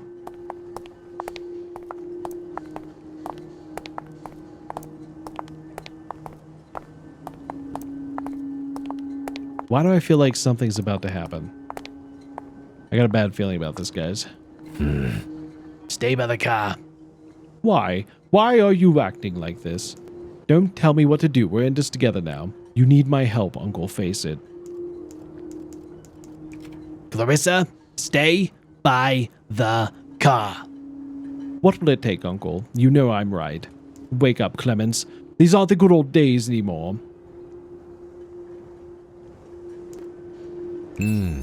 I know it's hard. I know it's tough. It's always tough. But you're young. You're angry. It will pass. It won't pass. Nothing will change until I change it. Maybe, but when? A year? 2 years? 20? I'm done waiting, Uncle. Damn right I'm young and angry. Damn right it's tough. And you best believe I'm going to put an end to it. And just what do you propose to do?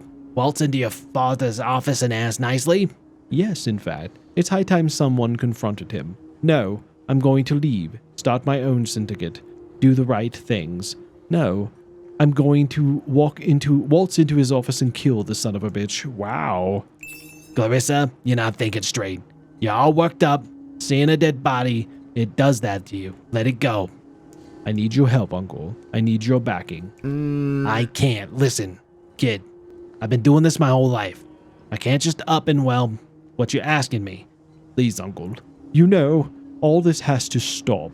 It has to change. It's going to happen, with or without your help. You better be on the right side of history. I'll think about it. I can't. I won't promise anything. But I'll think about it. But now, we need to take care of that body. I'm coming with you. No, you're not. Stay here and cool off. I'll be right back. You could use my help, you know that. That doesn't matter. You don't need to see this right now. Shit, I don't need to see this right now. And all you have to do is cool down. End of discussion. If it's so important to you, fine. Thank you. This will be over soon. I promise. Well, we took a very interesting turn there.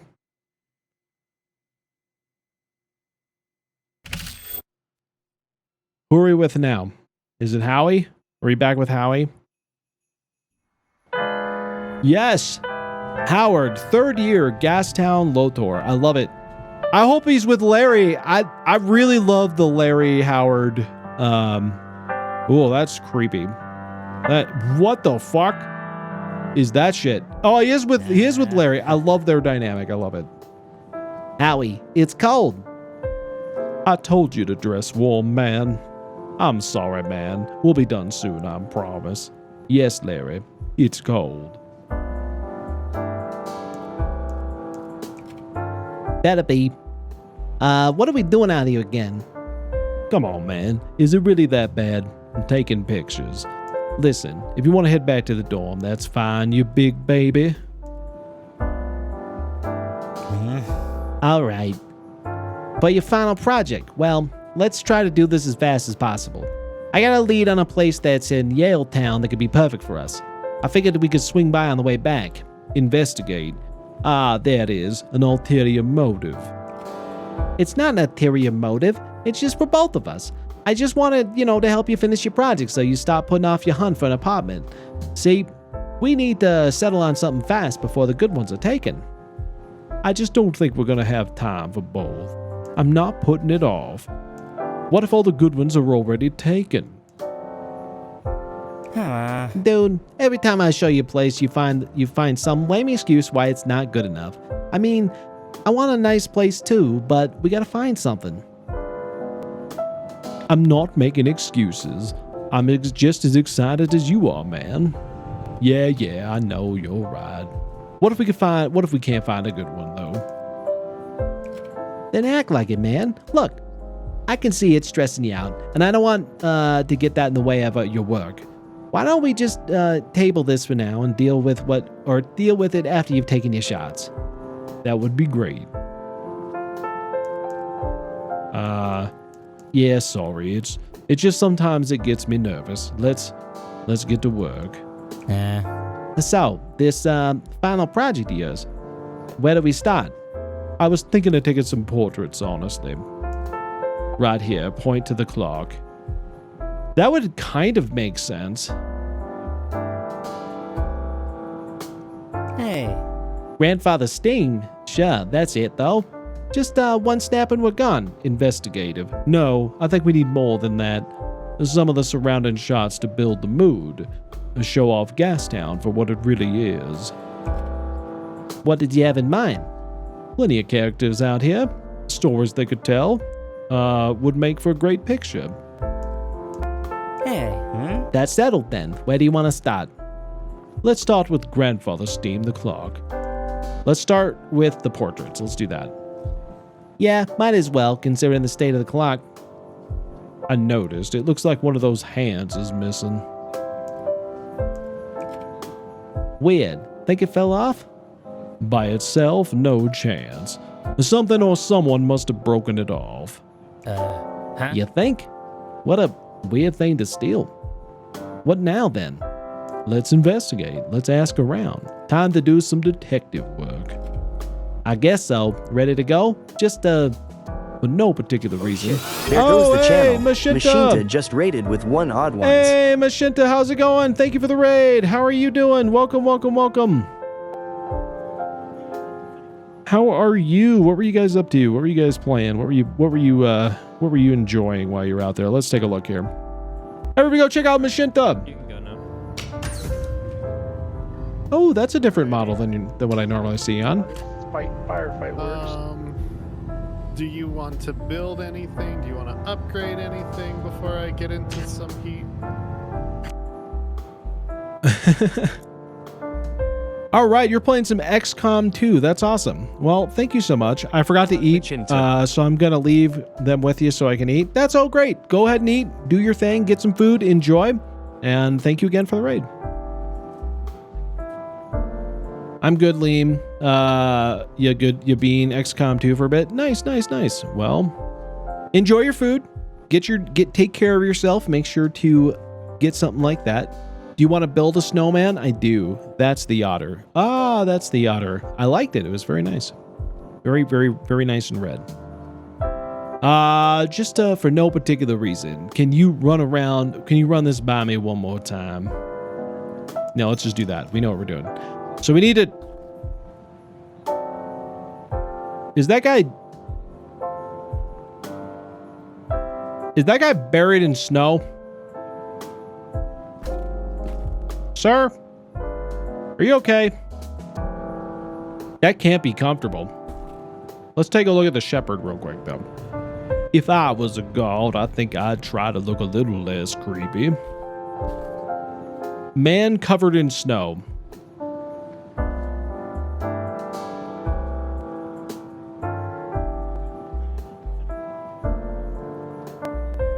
That's a little weird. I'm not gonna lie. That's a little weird. You alive in there? You okay, sir? From my perspective, I seem to be, but that doesn't necessarily make it so. Would you like me to brush some of that snow off of you? I just want to know if you're okay. You look cold. Are you cold? I would imagine you're pretty cold at that point. I just want to know that if you're okay. Oh, of course not. That would definitely defeat the whole purpose of this little game I'm playing. What's the name of this game? Are we talking Popsicle? Haha, no. I'm trying to see if it's possible to establish a non-transactional relationship with geezers. You see, non-transactional? Well, you see, every day for the past years, I've been coming out here to feed the local geezers. I felt like I had established a rapport, trust even. Hide the sausage? I don't know if he's definitely doing that. 93 is playing a little game of hide and seek with sausages. Who's hiding the sausages this time? Oh my EH? god. Wink. Wow. Well, who is? Rapport, but the other day I forgot to bring my trusty seed bag, and they looked me at the common stranger.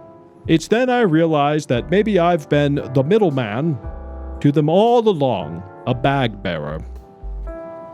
Maybe they think you and the bag are the same, one and the same. Without it, maybe they didn't recognize you. An interesting hypothesis, and one not too far from my own. That's why I've hidden the bag. You see, I'm staying as still as physically possible. And why exactly are you staying still? Well, I've seen plenty of geezers establish bonds with inanimate objects, and there's nothing for them to gain. Statues, bike racks, fire hydrants, so I'm trying to discover it's possible to develop a similar bond. And what are you hoping to get out of that exactly? That's nuts. You sound like you need a job. I certainly don't expect to be writing important papers on it. It's not that if you were asking. It's interesting enough on its own right to think about geezers and their perception of the world. Don't you think? Sitting here motionless and observant is a pleasant enough devotion of normal routine. Normal routine, as in a job. Happily retired, thank you very much. And I'd wager you, since we're on the topic, don't even have a job to retire from. Let me guess, you're a student? Yep. How'd you know that? Your voice, youthful, and yet marred by the realities of life. I'm guessing you're here for the purpose of an assignment, either creative writing or photography. Are you a psychic? No, just an old teacher who knows. It's finally project season, and particular qualities of gas count lend itself to attractive students who looking to take advantage of its extremes. So, was I right? But what kind of student you are? I am a photography student. The Theodis Rocker. I taught a few buildings down from yours. You see, the Chauncey Billingsley Department of Physics. I'm guessing Chauncey was an odd one himself, but was long gone before my time. I digress, though. Is there something you need? I was wondering if I could ask you some questions. All right, then. What can I do for you? Do you mind if I take a picture of it all? I'd like to know a bit more about you. Any idea what happened to that clog? Oh, yes, it's missing a hand, isn't it? Any strong feelings about that? No, not necessarily. Shaking things up a bit, I suppose. If I can, I try to avoid staring at the time nowadays. Smart. Any idea who did it? I'm afraid if I tell you, it might undo the work I put in here today. All I can say is that there's less of a matter of who and more a matter of what. Oh, so one of the geezers did it. The Night Goddess. The Night Goddess. Yeah, I might need to spell that out. It was stolen by a stronger, much bigger clock. Possibly, but please don't tell them I told you. I saw them lingering near it, but I can't say for certain. Anything else I can help you with? Yeah, actually, there was one more thing. Oh, well then, ask away. Any luck with the geezers yet? Not yet, but I might be due to the cold. I think it might be that they can see my breath, throws off my statue motif I'm aiming for. Try holding your breath. At my age, shepherds know. I drop dead within a minute. Mind if I ask you some more questions? A picture of me? Why? Why not? Well, it stands to reason that you would have, well, a reason. In which case, I'd like to know that reason. Isn't active photography enough for a reason? The act? How do you mean, boy? You've piqued my interest. The reason is born during the act of photography. Its quality is known as after the picture is taken. Art is an expression, and as such, needs no reason. I don't need a reason to smile either, do I? Which one do I agree with? The reason is born during the act of photography. Its quality is only known after the picture is taken. I don't agree with that because I think you can impact quality. I think this is it for me. Ha! Never thought of it like that before. I suppose that's why I never learned or lectured in the arts, eh? Very interesting, my boy, and I won't argue. Shoot away. I gotta take a picture of this guy. Alright, so I think putting him next to the birds is a good framing. I don't like that one. I'm gonna put him next to the birds. I can also zoom in, I guess. It's not really doing it though. Why is it not doing it?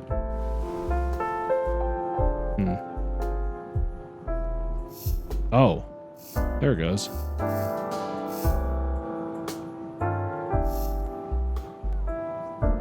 Let's do that.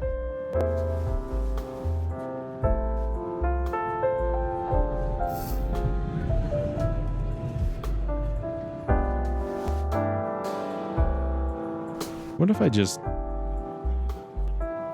Nah, it's about as far as I can get in. I kind of like that framing, though. Let's do that. What I feel like the buttons that they tell me it is not working.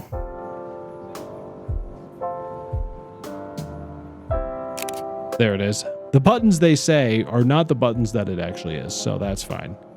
All right. All done. I think that will come out all right. I didn't move, did I? Stellar man, thanks. I don't know. It's a lot of white. Might end up being a little overexposed. Ha, fair enough. Anyway, I'm off later, snowman. All right. Well, that was an interesting conversation with Mr. Snowman. Mask, get your masks here. I love that they have little animal masks. That's very interesting. Is that Larry in the background? Cafe. Nice. I'm a messy king too. I don't think that was the name of it before. Boko. Hello there, young man. I see you're not wearing a mask. It's winter solstice today, don't you know? Hard to take pictures with a mask on, old man. I'm aware. That's why I'm taking pictures. Winter solstice. I know what that is. Pictures? On this holy night? Of what of exactly? Grandfather Steam. Is there some sort of symbolism you're trying to achieve? Pictures of time on the wall, darkest night of the year? Oh yeah, that. No, just looks cool this evening.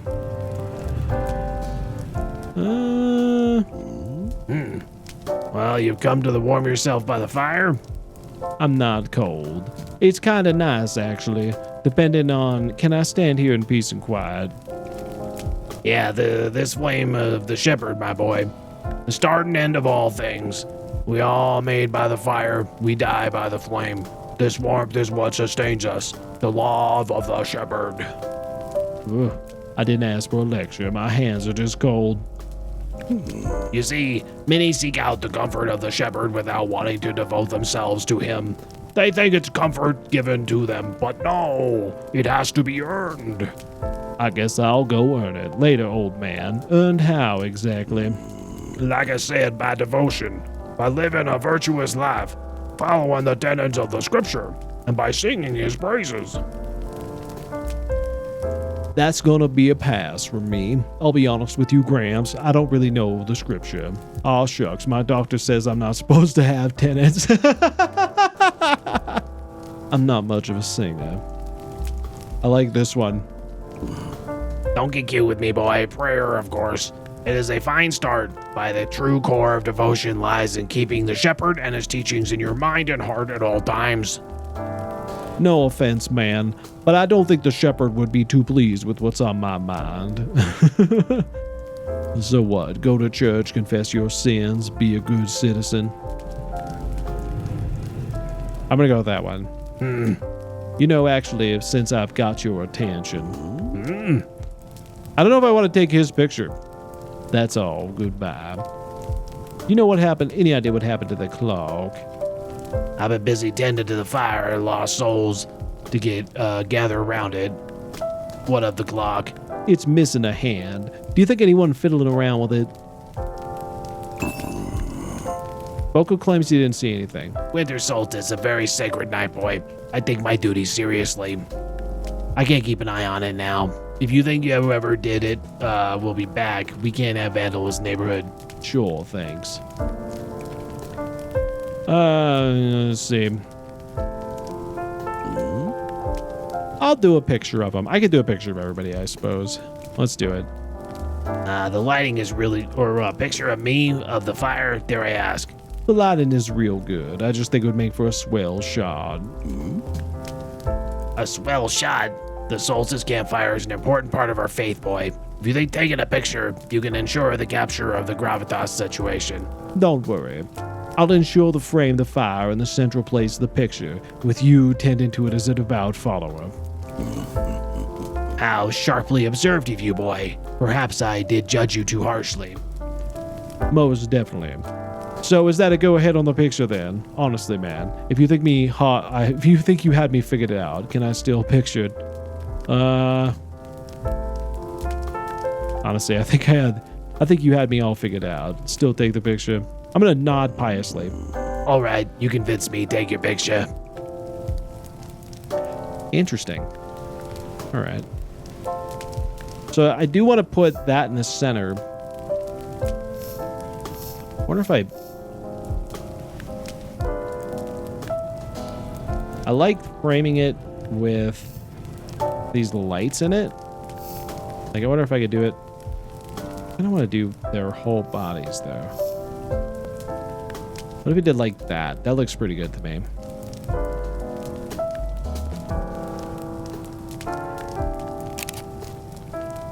Beautiful. I think that's it. All done, I confess. I'm not too familiar with the art of photography. Don't worry, I'm very talented. Very well. Come by the church up the road when you have it developed. I should like to see it. I would think you do. I should think you do. See ya. Well, see. Mind if I ask you something else? Oh yeah, that's very fucking likely. Alright. I don't think Howard's mean. Maybe. He could be sometimes. Alright, let's see. What is this, by the way? The goddess. Huh. Pretty sure Frasier's got a silhouette of her on her dorm. Interesting. Alright, let's see what we got over here. It's kids, right? Sean, where's that carrot? We're almost done. Ooh, that's neat. Don't matter. Some copper's gonna get it taken down before tomorrow morning anyway. No way, we built it too sturdy. They'd need to be big shovels and hammers to knock this over.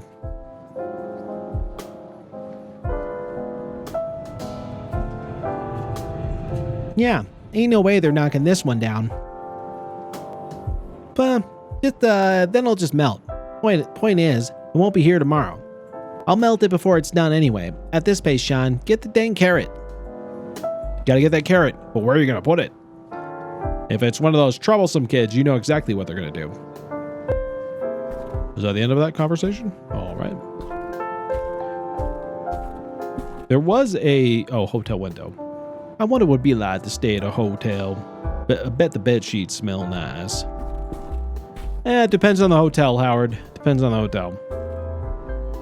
Got thrown out last time I tried to take a picture in there. Guess they really don't want anyone taking pictures of their clientele. Wonder why. Goddess, is it real? Isn't she? Of course she is. She's as real as they come. Nuh-uh. Shut up, Paul. You're just trying to rile us up. No, I'm not. Goddess is as real as you and me, and she loves sneaking up on little children, creeping into their bedrooms at night, and biting off their toes off. Oh, wow, okay. Eek! I said shut up, Paul. Even if she was real, she would be coming for mean boys like you. Do lemurs lay eggs? They do not. No, lemurs do not lay eggs. All right, They there are you go. mammals and give birth to live young, similar to humans and other primates. The idea of lemurs laying eggs is more of a humorous misunderstanding rather than a biological fact.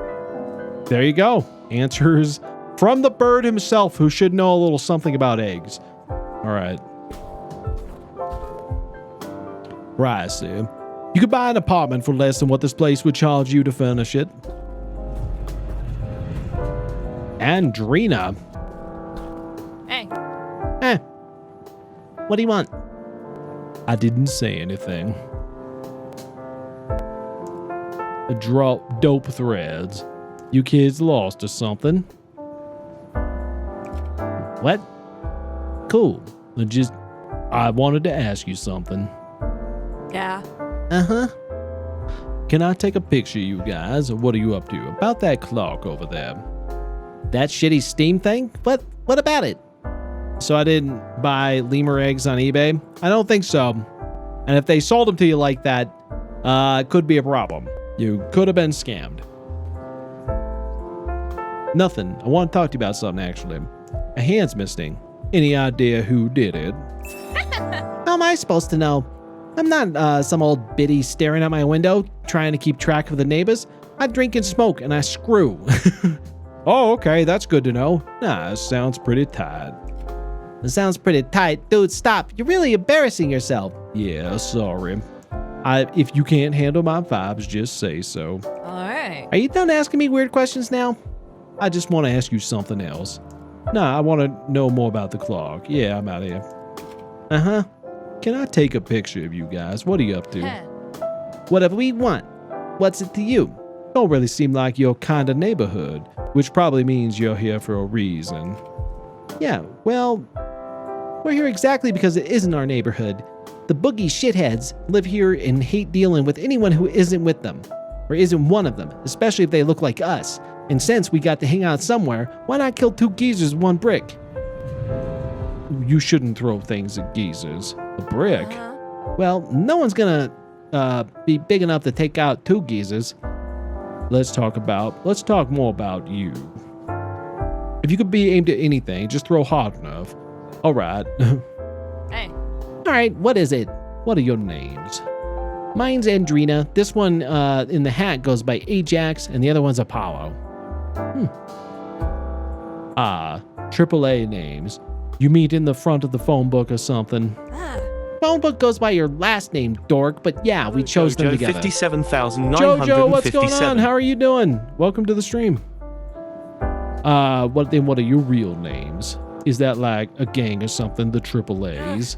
A gang is just a friendship club that tries to sound tough. We don't need to sound tough because we already are. Now, what else do you want to know? Let's keep talking about you. All right, what is it? Shouldn't you be in school? What do you guys do for fun? How come your friends won't talk to me? Because they're my friends, not yours. Next question. I have a personal question. All right, what is it? Shouldn't you be in school? Man, you're really a busybody, aren't you? Why would we want to waste our time in that propaganda factory when we could be out here messing shit up? What do you mean, messing shit up? All right. Hanging out here where they don't want us, making fun of losers like you, breaking shit. Whatever we want. Sounds kind of meaningless. Beats whatever you're up to. At least I'm trying to make things instead of trying to tear shit down. I like him. You like Andrina? He's doing what a kid does. Hey, I'm making art. Art is important. Oh man, that's hilarious. Art is important. Oh man, that's great. You're really something else, man. This is boring. Yeah. Can I take a picture of you guys? I knew you're a creep. Called it the second we walked by. I'm not a creep. Larry's a hophead. Larry's not a hophead. It's for my photography class. I'm a student at Thaddeus Rock. So what? You just want to pay someone to teach you about how to use a camera? What are you, too dumb to read the fucking manual? No, too lazy. Well, at least you're honest.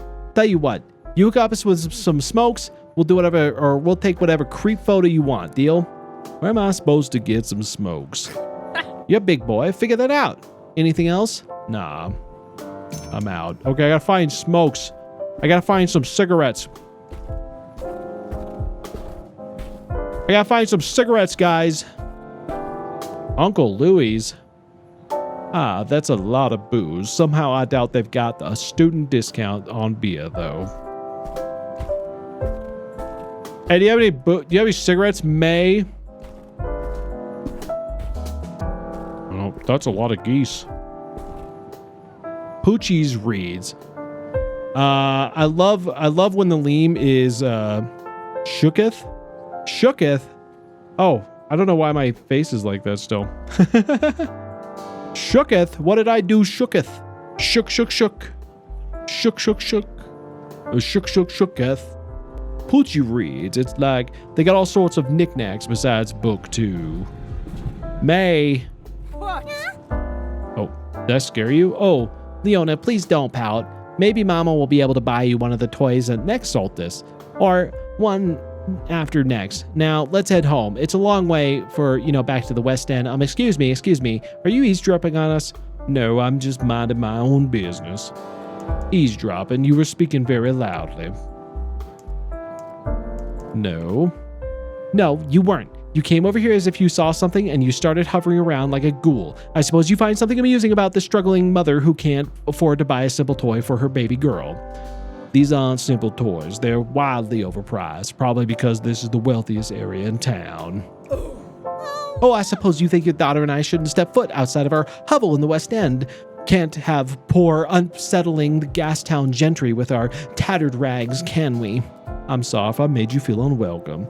Yeah, but why torture her by exposing things she can't have? Your words are going to... You think words are going to make up for this? Words are cheap. Words are nothing. If you really want to make it up to us, you'll go in there and get my daughter a nice, proper toy. And don't forget the receipt.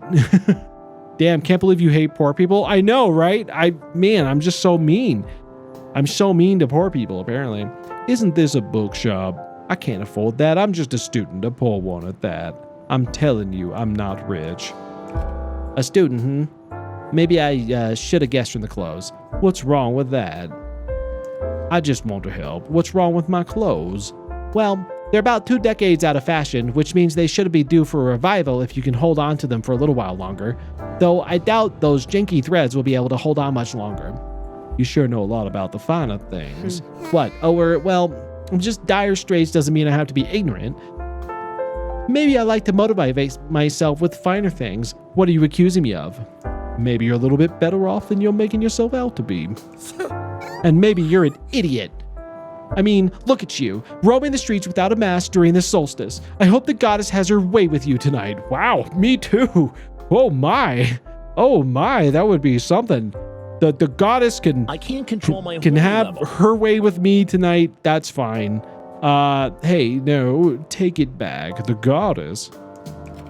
You don't know about the goddess? You need to get yourself some religion, boy. Now get lost. You're starting to scare off the others. What others? Oh, never mind. Just leave me alone if you're not going to help us. Oh, wait, I just want to ask you a few questions. Yeah, what? Can I take a picture of you and your daughter? Not the right time to ask that question. I'd like to know a little bit more about you. The clock over there. That ridiculous clock? What about it? Nothing. I wanted it. The hand's missing. Any idea who did it? I saw a bunch of geezers near there earlier today. They were all stacked up on top of each other. Too bad you weren't here with the camera then. It was quite the sight. What geezers? Down the street by the shops. Keep shoving their faces in the gutter looking for food. Got it.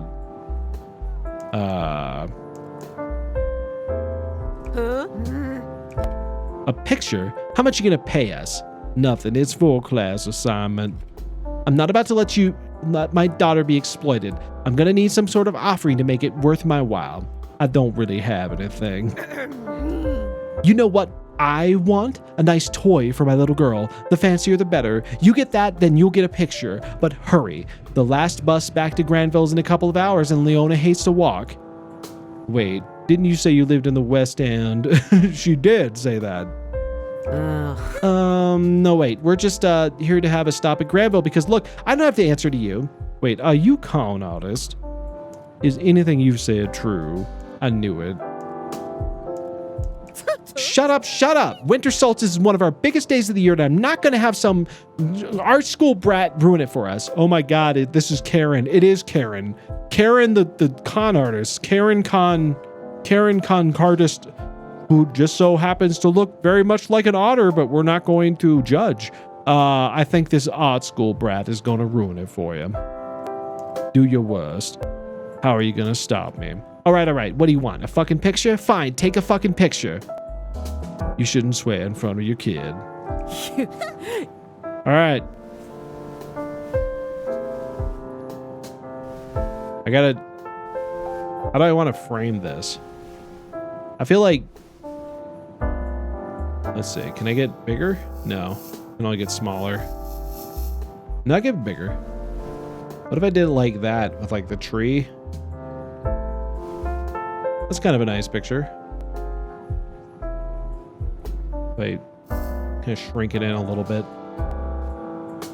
Give it a nice little, there we go. That's a nice little framing. You know, with a rule I've always learned with photography is the rule of 3. So like generally in photography, there's like 3 quadrants, right? So you break it into like thirds, and you always want to try and get your subject in one of the thirds. Generally not the middle one. If you want more of like more of an artsy pick. That's something I've learned. So I've got them in more of like the right quadrant here. Or not quadrant, but you know, the right side. There, now if you end up wanting to sell that, I expect a 3-way split. No, 50-50. A little late for negotiations, isn't it? Don't worry, no one's gonna buy it. Cheatskate. So we done here what? Yeah, see ya. All right, well, that was fun conversation. These look like the geezers that everyone keeps talking about. Which one of you stole the hand of the clock, you little geezers? Which one of you did it? I'm on to you. Best shakes in Gastown.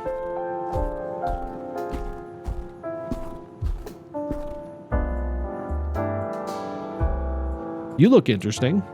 The mannequins in there are better dressed than I am. Lincoln.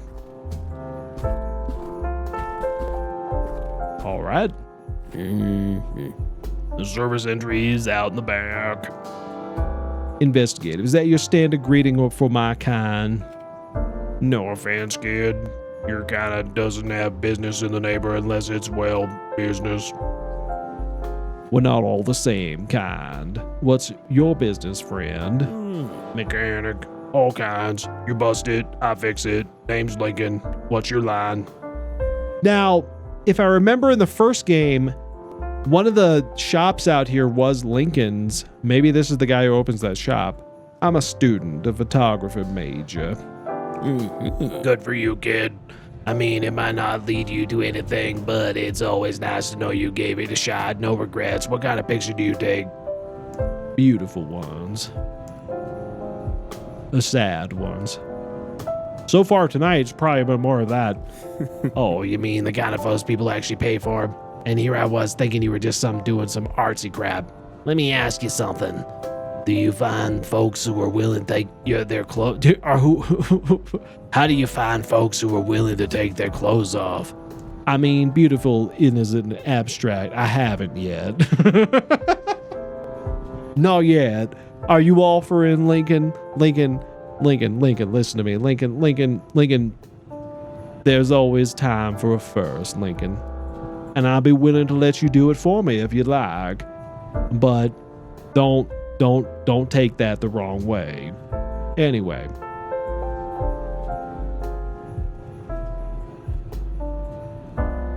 I meant beautiful as in an abstract sense. Composition, lighting, that sort of thing. I haven't yet. I was just saying, Huh. Well, maybe that's one of the advanced classes. No offense, kid. Anyway, I was wondering if I'd ask you a few questions. What's on your mind? Let's talk a little about you. What do you want to know? I notice you don't have a mask. Ow! What's your take on this neighborhood? Winter solstice, folks around here really eat that shit up. And you don't? I'm more interested in the type of mask you're wearing. I'm more interested in the type of mask you're wearing. Yeah, I mean, I'm not trying to be mean-spirited here. If anything, celebration of your kind. And exactly what you celebrated my kind. Does it feel the celebration to me? Just picking it, you know? Like, I mean, they had all kinds of, you know, costume shop. Doesn't say something about this, this one I chose.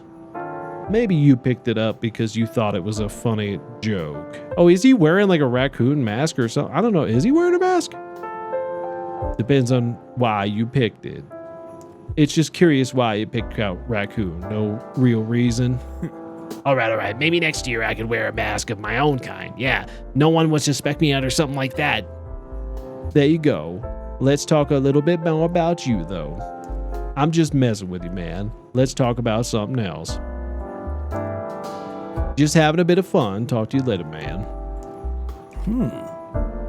Can I have some of those smokes over there? Oh, I can get smokes from him. Yes, grandfather steam, what about it? Nothing. I just want to talk about on the hands missing. Any of my idea about what might have happened. Hands missing? Shit, I knew it. Kid, I've been working all day, so your guess would be as good as mine. I guess I'll keep asking around. Do you think you could fix it? Nuh-uh, that's a city clock. Any work on that has to go through proper channels. Whole process usually takes 2 or 3 months, but once it does, ka-ching, ain't clever, but not dumb enough to fix it for free. Figures. Wow. Well, figures. Let's talk about something else here. Smokes? I don't know. How old are you, kid? What are you, my dad? Old enough to tell someone shrinking work. Old enough to tell when someone's shrinking work. I don't know how old Howie is at this point. He's probably, I mean, he's in college, so he's probably at least 18. You really got an attitude, don't you, kid? All right, here you go. But don't get them from me, all right? Thanks, another thing. Flavor County, here I come. No, I think we're good. I notice you have a mask. What's your take on this neighborhood? What's it like being a mechanic? The work itself is nothing to sneeze at. I love coming in, seeing something busted to shit and getting to turn it into something good as new. I feel useful and important. Sounds wonderful. The only downside is that I not really steady work. You have to have some money, save some of your money when it's going well, and then you learn how to scare up some customers when it's not. So why don't you get a full-time position that's more steady? I don't know, kid. Why don't you just become some big shot photographer? Point taken. I don't mean to be rude. It's just that those gigs are really hard to come by, and the ones that do always like to take advantage. Sounds about right. Let's talk about something else.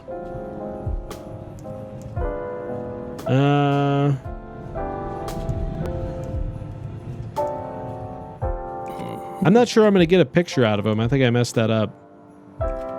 You trying to be funny, kid? I can't afford to buy lunch around here. Nah, I'm on the 6th floor walk up in Granville. It's just at least a 3-bedroom, all right, though? Sounds nice. 6 floors. Yeah, you should see my calves on the youngest. 4 years old, and they can already tell she's going to be an athlete. Huh. Tell me a bit more about yourself. There's always a silver lining. Let's talk about something. I don't think I'm going to get that picture of Lincoln. That's a shame. But I can get a picture of the guy who wants smokes.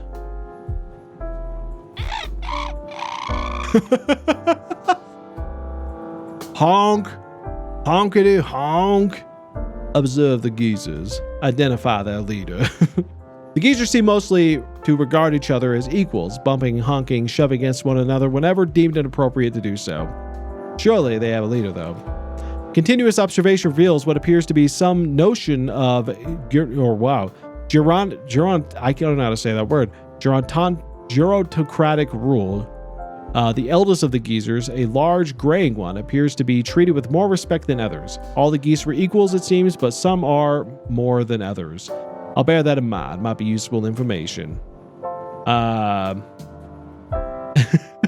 Wow, the geezers regard you with suspicion. Today I've said I've forced her head back on. Things I've said today. I forced her head back on? What? Under what context? I wanted to ask the geezers something. How come you're hanging out in the street? I'm just going to talk to these geese, guys. How come you hang out this thing? Do you know anything about that clock over there? You guys know anything about that clock? Honkity honk. I love it. Never mind, actually. Jigs up, fellas. I know you tore the hand from the old grandfather Steam. This is the best conversation of the entire game. What's that you're sitting on there? Would you take a look at that? It's a Steam's clock hand. I'll be taking that if you don't mind. Now, don't let it happen again, all right? I got my eyes on you. I am such a good detective. I also know how to speak to geese, and I can do it any which way or whatever. All right, let me see if I can get a picture of these guys. Huh? What's up, Narc? You finished with your little hand job yet? Hand job. The hand on the clock, Narc. It's just that dumb job you decide to give yourself instead of doing actual cool shit. Solving crimes is actual cool shit. Mm-hmm. Yo. Why can't I got your smokes. Sup? Easy, Nog. Solving crimes. Hey. Why can't I give you your smokes? Eh. Why can't I do it? They're not letting me do it. Oh no.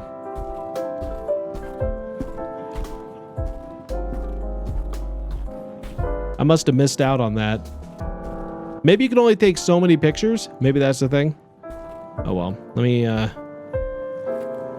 The face of the grandfather Steam seems strangely barren and empty without his second hand, but nonetheless still ticks along. Someone has to. Repair the clock, investigate the clock. You peer up at the full faces of the monumental timepiece, studying it carefully. What am I looking for here exactly? You shuffle around the steam clock for a moment, but fail to discern anything of value. The theft was recent. I already have it, though. Here, I got your hand back.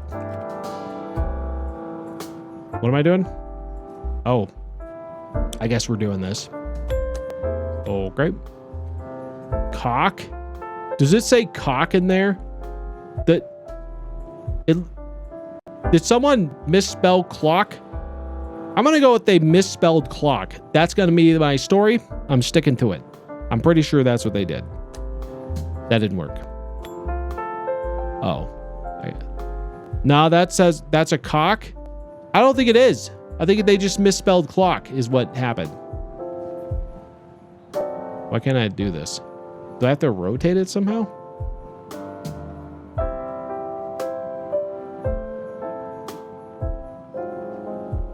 How do you rotate it?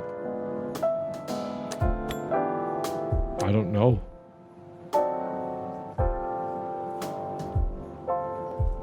Oh. Ah. Okay.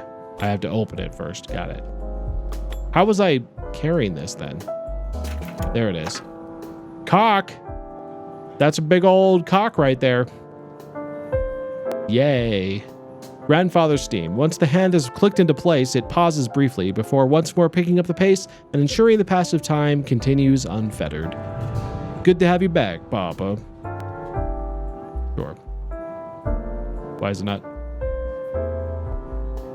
What is happening? What is happening? No. No. Stop. What are you doing? Oh my god.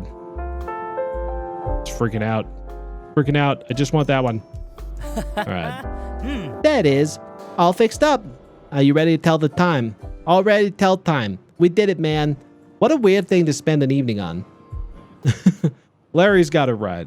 All that matters is we got to hang out, Larry. All that matters is it's done. I kind of liked it better without the hand, honestly. We spend every evening together, man. Usually anyways. You gonna take a picture of that clock or what? Not yet. I'm savoring the moment. Let's just do it. All right.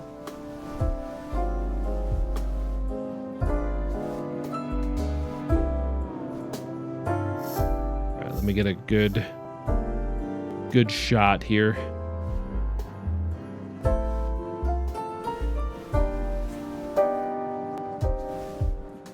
I kind of like this. Yeah. That's pretty good. Well, what do you think? Was it worth it? Of course, man. It's gonna be great. It better be. We worked hard on it not to be. You sure got a good one? Perfect. We'll see once it's developed, you nerd. So, did you take all the shots you wanted? Yeah, that looks like the last one. Ah, shit, really? I guess we're done then. What did you make of that? Look at us, man, a crime-solving duo, Howard and Larry. Larry, there's something I wanted to talk to you about. The whole ordeal with the hand? What did you make of it? Wasn't what I expected, that's for sure. Saw it coming from a mile away. No, Larry, there's something else. Yeah, what's up? I think I wanted to get more serious about dating. University's over soon. I guess I'm not 100% sure what the plan is. What do we do once it's all over, man?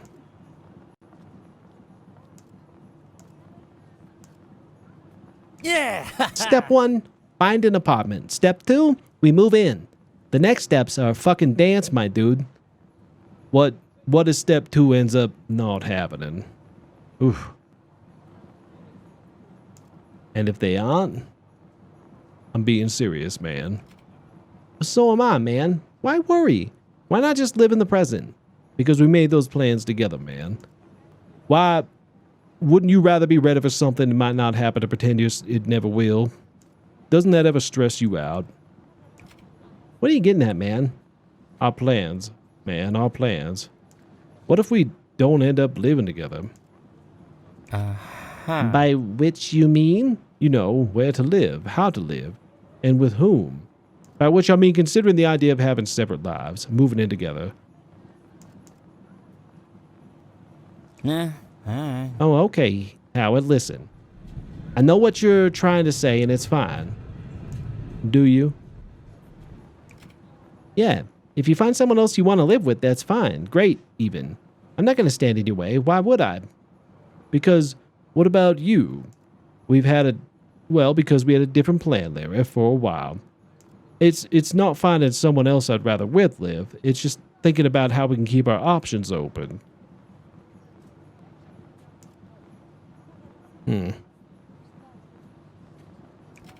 What about me? I'll move into an apartment next door. I'll come around every day, hang out on the couch, and you come hang out on mine too. I don't think it's that easy. That does seem pretty clear. It's that easy? What? I don't see why it wouldn't be. All right, okay. That's all I need to make sure of. I don't know, man. It just seems... Don't worry. Everything's gonna be fine. Whatever happens, I'll be around for you, and you'll be around for me, right? Of course, man. I don't want to make promises if I'm not sure I can keep them. I'm gonna say I like Larry and Howard. Then let's not worry about what will and what won't happen, all right? Nothing's gonna break us apart, okay? Howie and Larry forever. That's it. That's right. Feel any better? Do you? Yeah, I think so. Good. We'll be fine. Now, can we get off the street? I swear it's getting colder and darker by the minute. Hey, I love you, man. I hope you know that. Oh, that's so sweet. Yeah, I do. Now move, jackass. I'm freezing. I love their vibe. I love their vibe. I really do. I really love their vibe. People of Gastown were perfect subjects for your final photo project. Well, that's good. All right, where are we now? Renee. Okay, so 3 of 3. Is this the last of Renee's things? Does that mean it's the last of Renee's, like, story?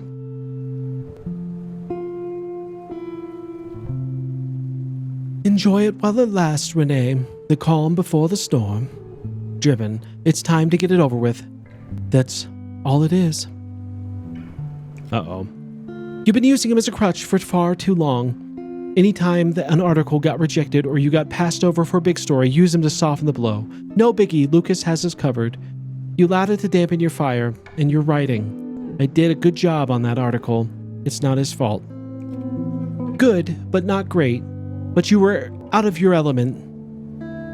Writing about systemic corruption requires a lot more fact-checking than covering a grocery store opening, but that's just a matter of practice. You'll get there. The work should speak for itself. Eventually, people are counting on me. You need backup, though. Allies at other papers that to amplify your narrative, and if publishers try to bury it again, and a team of editors who fight tooth and nail to see it doesn't happen. The work should speak for itself. I'm not a leader, I'm a writer. Then go back to writing about the new look of a city buses, because anything bigger than that will require some serious people skills. Just getting to the truth out there should be enough. I have Lucas. Where? In some perfect moral universe where good triumphs over evil, the only people who will remember an article are the ones who piss you off. The ones who are taking out Lucas right now. Taking it on Lucas, he'll be fine. I can't do that to him again. Well, Renee, when it looks like you have two choices then, either go back to writing the fluff you used to, or go and have the talk with Lucas that you've been dreading all week. Okay. Enough stalling. He's waiting. Uh-oh. Is this the end of their, Are we witnessing the end of her relationship here? I better feed my lizard before I do that. You never know when you're gonna get another chance. What a day, Lizzie.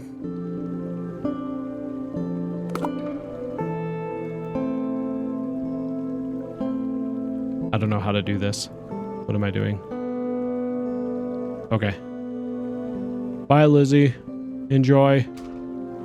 Okay. Enjoy your snack.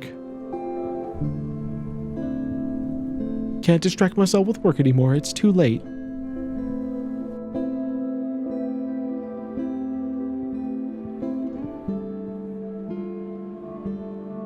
I didn't know he would be over here. Hi. Hey. Hey. You doing okay? Yeah, I guess. No. Not really. Yeah. That figures. Anything I can do? Just talking. That's what I need right now. Let's just talk. That's all I want. Okay, sure. Now? Yes. Well, let me go take a look. I don't know if there's anything else I can, like, check on. The music is very, like, sad. It's starting to be sad. Or at least it's, like, starting that way. Okay. There's no getting away from it now. You can do this. Like, you can kind of guess what's happening here. She blames Lucas to some degree for some failure on her article. And she doesn't want to do it again.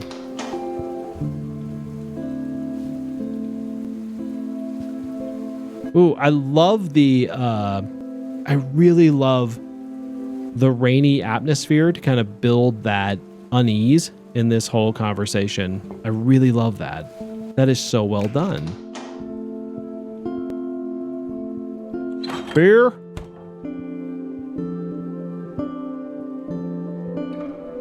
I'll miss this view.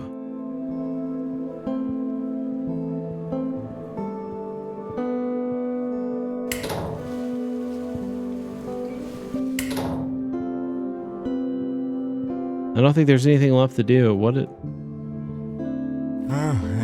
All right. Let's just talk. Did you eat yet? I picked up a beet wrap from the gas station on the way home. You should eat something proper. That's not really a meal. No, not really, no. I didn't have time to pick up groceries. You don't even like beets.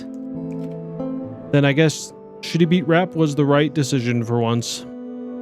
Gas station wraps are never the right decision. I guess so. How was work? Oh, you know, nothing like being put back on the exciting world of traffic. Tell me about it. I'm covering school talent shows and farming events these days. I'm sorry. I didn't say it was your fault. No, I mean, I'm sorry you're back in traffic. No gas station wraps are always the right decision? Maybe. Oh, yeah, me too. So, what was it you want to talk about? Lucas, I'm not happy. I don't think I've been for a while.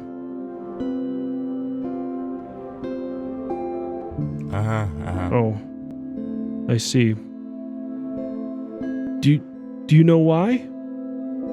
Let me ask you a question. Are you happy? Aren't you? You were, at least. I think we were both very happy. But you know things have changed. Lucas, are you happy? I have my ups and downs. Same as anyone else. I'm trying to be. I know that much. Trying to be happy isn't the same thing as being happy. That's what I'm come to realize. Just how long have you felt this way? A while. Since I started working on that article. Yeah, I figured. You can't let it consume you like that. Just let it go, Renee. You know, it gets to me too. Why does it get to you? Oh, well then, if it gets to you, I won't talk about it. I don't know how many times I've told you, Lucas, it's important to me. I don't know. Maybe because whenever you bring it up, you make it sound like it's my fault and my problem. Something I did. Something I caused. I don't want to be the blame for the shit I can't control all this fucking time. I don't blame you for anything. Maybe you should feel guilty. Maybe we both should. I can't control how you react to things. Don't guilt trip me. I don't think she blames him for anything. It certainly feels like it.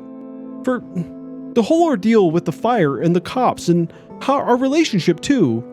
Can't we just backtrack a little bit? It's all getting to be a lot to take in. Are you being serious right now?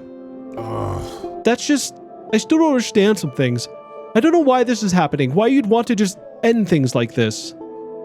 I've been trying to explain it to you, Lucas. What is it you don't understand? If you've got some questions, ask them. I just ask you to be patient, okay? I'm trying to keep up. I promise. All right, okay, just let me put it like this. Is it something I'm doing or something I'm not doing? It's something you're doing, I suppose. It's not as simple as that. Isn't it, Renee? Am I doing something wrong? That's a yes or no question. No. You're just doing something differently. It really isn't. Great. Okay, sure. Thanks for trying to explain it. I am trying. Hello, Axel Wolfkin. Hello, Axel. What's going on? Howdy, howdy indeed. I hope you're having a good day. Welcome, welcome. Welcome to this very emotional two people breaking up moment. Hope you enjoy. Don't be like that. I'm trying. You're not. Don't be like that. What about your parents? Do they know about this? Imagine how they would take it. My family will always stand by me. Don't you dare drag my parents into this. They're not going to like it. No, I can't control that. Okay, let's go that route. Yes, you can. Stay. We can figure this out. We can work it out together. I still have lots to say about Winds of Change. Oh my. Well, it's been a little while since we played it. But that, yeah, seriously though, it was a really interesting ending for sure. No. Drop this now. I don't know. I think we're past that point. You're not listening to me, Lucas. I don't know. I think we're past that point now. Winds of Change Part 2? That'd be cool if they did have one. You think? But you're not sure. There's a little bit of hope still left in you. I know that. Doesn't matter. The good doesn't cover up the bad. You don't know shit. It's over, Lucas. Wow. I tried for so long to make it work, Lucas, but only now are you offering to do your part.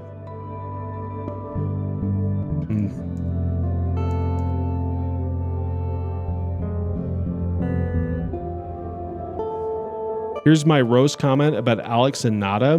What about him? Winds of Change is definitely on my list, especially after finishing Komorebi. How did you like Komorebi? Because I did that last year, I want to say. It was really good. I really enjoyed it. Yeah, and if you do like Komorebi, Winds of Change is pretty entertaining, so I would definitely recommend it. It doesn't matter. The good doesn't cover up the bad. I think I'm gonna have to go with that one. Not now, maybe, but with time. I don't know, Renee. All I'm asking is that you really think about what you're doing here. I've started to listen to myself, Lucas, to how I feel. I have thought about it a lot. Sure, but look, all I'm asking is for you to consider whether or not you're in the right state of mind to make this kind of decision right now. You're emotional. There's a lot going on right now. All I'm asking for is to do what I want to do with my life. I'm doing what's right for me, that's it. Emotional? Fine. Maybe it's time for I start talking for my own emotions into account. It was really interesting. I'm super engaged the whole time. Yeah, I mean, and then it was really interesting stuff. This is getting deep. I agree. It's been a lot lately. You're not wrong about that. I'm telling you, Renee, give it some time. Work with me here. No, fuck off. I don't know. Maybe there is a way. Say nothing. How about we sleep on it? Sleep on it? No. You are not asking what I think you're asking. Look, I know I've been distant. That's on me. Lots of work. Lots of exhaustion. Maybe all we need to do is just, I don't know, rekindle the spark we once had? Are you seriously asking me to have sex with you now? I don't think that would help either one of us, Lucas. Yeah, that is kind of a weird way to take it. Well, no. And yes, maybe that's what we need right now. Doesn't that make even a little bit of sense? Maybe what you need. I'm good, thanks. I can't believe you. A little bit of intimacy right now isn't going to change anything. Imagine Lucas. this. You have two students handing in two different science projects. Oh my. One student found a project online but changed a few of the designs, while the other student did its own research and its own marketings. Do you see what I'm trying to say? No. Are you talking like a Winds of Change sequel? Handing in two science projects, one student found a project online but changed a few of the designs while the other student did its own research and its own marketings. Do you get what I'm trying to say? Well, I mean, I think for the most part, you're trying to say one student kind of plagiarized and the other person didn't, is more or less, but I'm not sure what you're getting at entirely.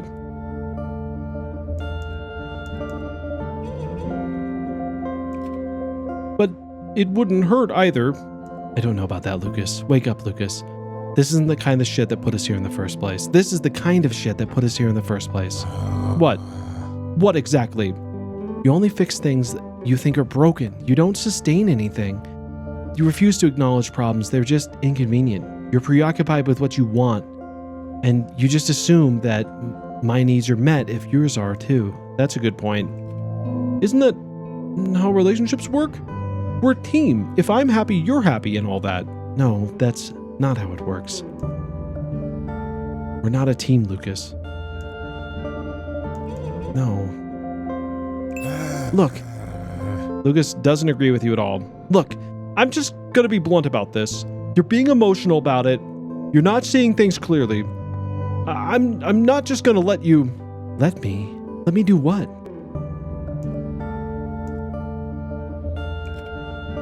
End this. It's not... I'm not gonna let you make that call. That's not up to you. Of course it is. You don't get to make this kind of decision on your own. You don't get to decide for both of us. But you do. While Alex is working his best hardest, Nada is just using whatever she can to get away with what she wants. Oh, okay. So you're saying the two pirates is what you're talking about. Yeah, I remember them. For sure. Alex did have a plan. We didn't really get into the whole Nada storyline. She kind of disappeared after the whole thing, so I kind of half expected Nada to show up last. You ignore the other person's feelings altogether and never talk or talk slowly, leading to you hating each other and fighting until you get a divorce. Well, I think it is kind of the way it works, but like I think what she said, what he's trying to say is that it's not her decision, but what she's saying, Jojo, is that I'm curious what happens if you pick Nada now. I am too, kind of. But I think what she's saying is that he's essentially doing the exact same thing. He's just doing it from his perspective. So the thing is that like she doesn't want him to make, or he doesn't want her to make this decision for the both of them, but he's essentially trying to make the decision for both of them in return. And so they're really kind of doing the same thing.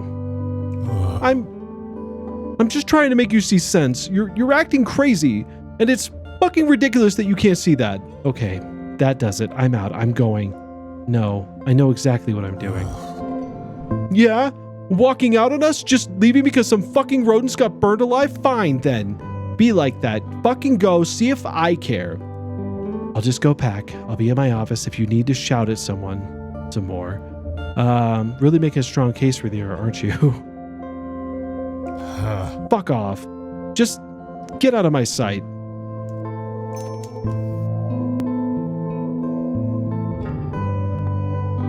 I mean, it's tough, right? Because, like, obviously he's being blindsided by this. He doesn't like it. He's being very emotional, for sure. You let Lucas be after your breakup. We kind of knew it had to come to an end, though, right? Because, like, you know, kind of weird. Eli, the dig site. All right, we're back at the dig site.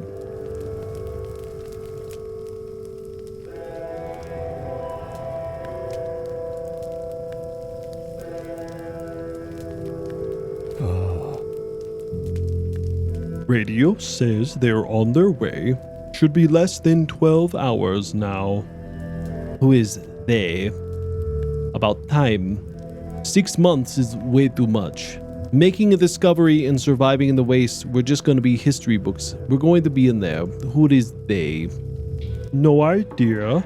But if they're going to be bringing us something back from the outside of the wall, it's probably someone at the top. Or above it. We're not at the high enough level they sent us. We're not high level and they sent us. Which is what we are now after this discovery, I mean. Yes, but nobody said we're coming back. What are you talking about? They didn't say we weren't.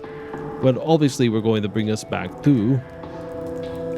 Do you follow the scripture, Eli? I don't follow anything I can't see. I can appreciate that. Growing up in the West End, it was always comforting to believe that, no matter how bad things would get, the shepherd was watching over us. I'm beginning to think that might not be the case anymore. Are you familiar with the story of the sighted skeptic? Now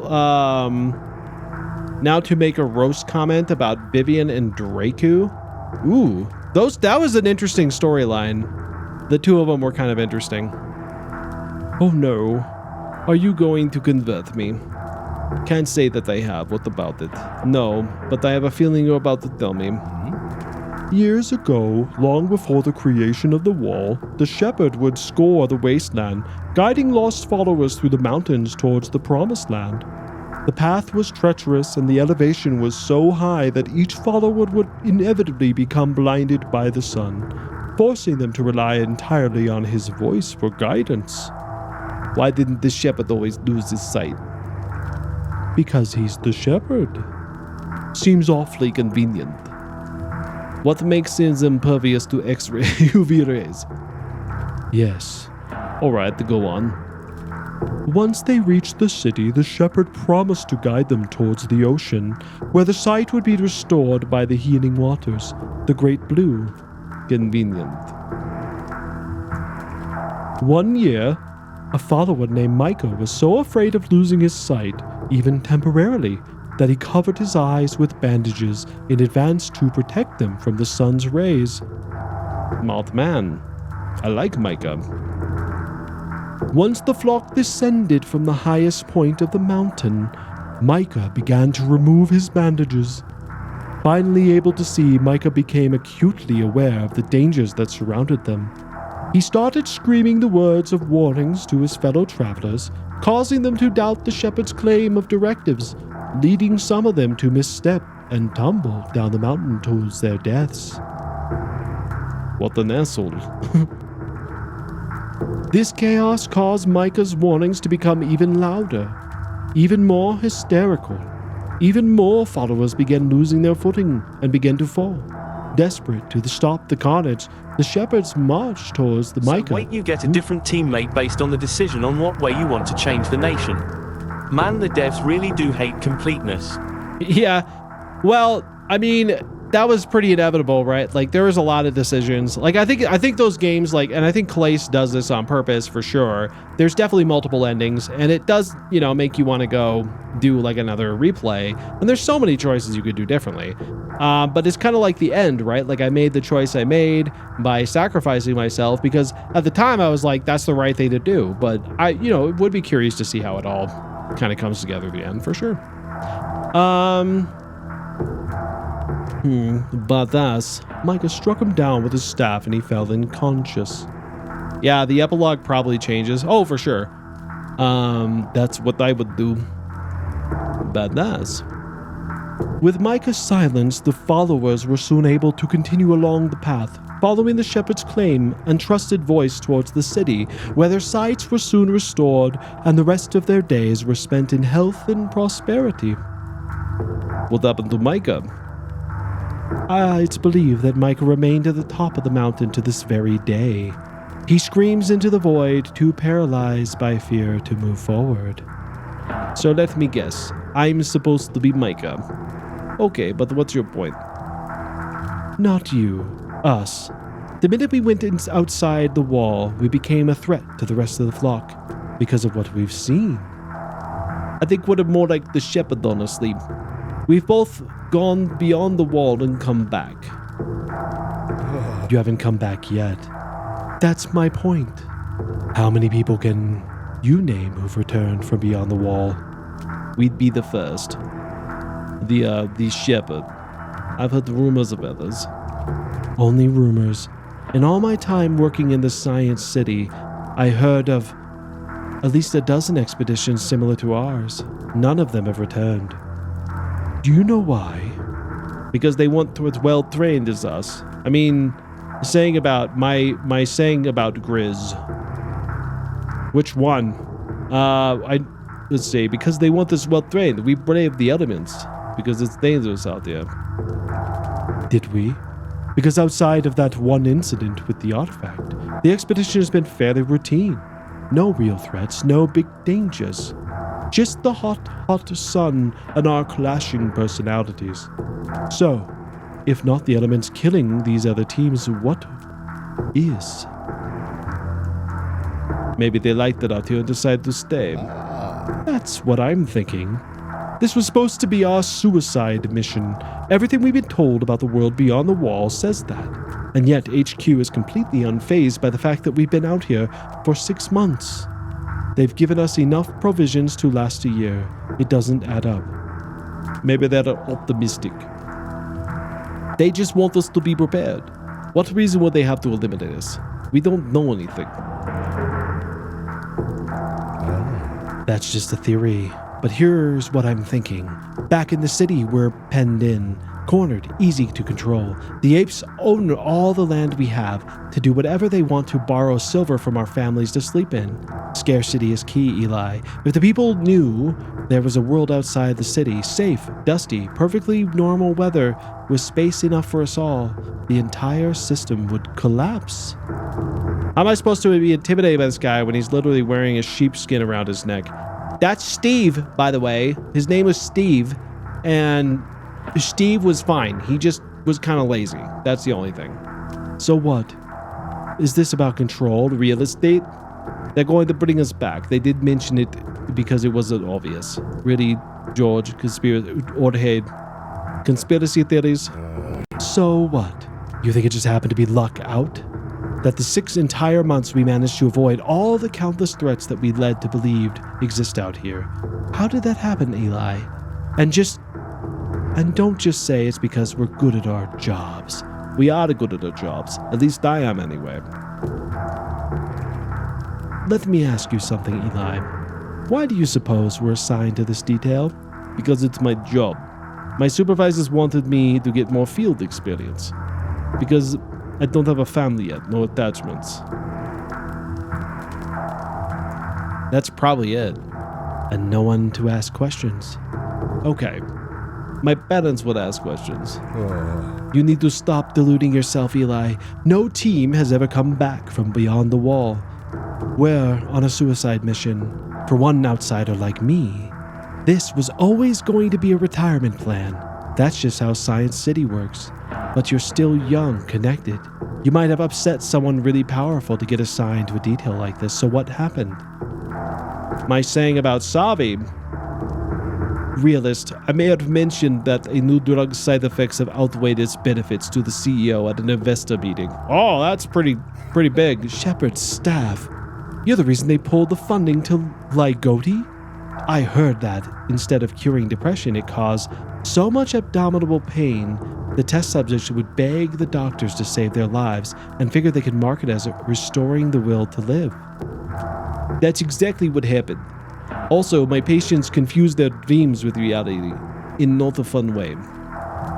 Well, shit, Eli. Here's what I'm thinking. You were some stuck-up failson, and it turns out you were the hero the whole time. Can't I be both? Nobody cared about you until the player gained your trust and loyalty. I mean, I think he was definitely cared about in the sense that he was the villain. But yeah, I mean, he had some. Then at the end, he cut your freaking arm off, so I guess it's hard. Not the hero. They're still planning to release it next quarter. Well, either way, that proves my theory. We're both beyond expendable in the eyes of the HQ. Honestly, I'm surprised they didn't kill you already. So what about you? What did you do to land this assignment? Good old Eli. Not as glamorous a reason as yours, but my retirement's coming up. I suppose the number crunchers realized a detail like this would save them on a pension. Wouldn't be the first and definitely not be the last. Good old HQ, always looking after the bottom line. So, it looks like we've got 12 hours left together. How do you want to spend it? Let's find the way out of this. I was hoping you would say that. So, what's the plan? How do we fight this? We'll convince them we're indispensable, that they'll need our expertise to keep the artifact alive. Let's kill whoever's coming before they kill us. Let's convince them we killed it. That way, they'll have to stay here and keep digging. What if we made another artifact really agitated? That way, they would be afraid of being left alone with it. That seems like a bad one.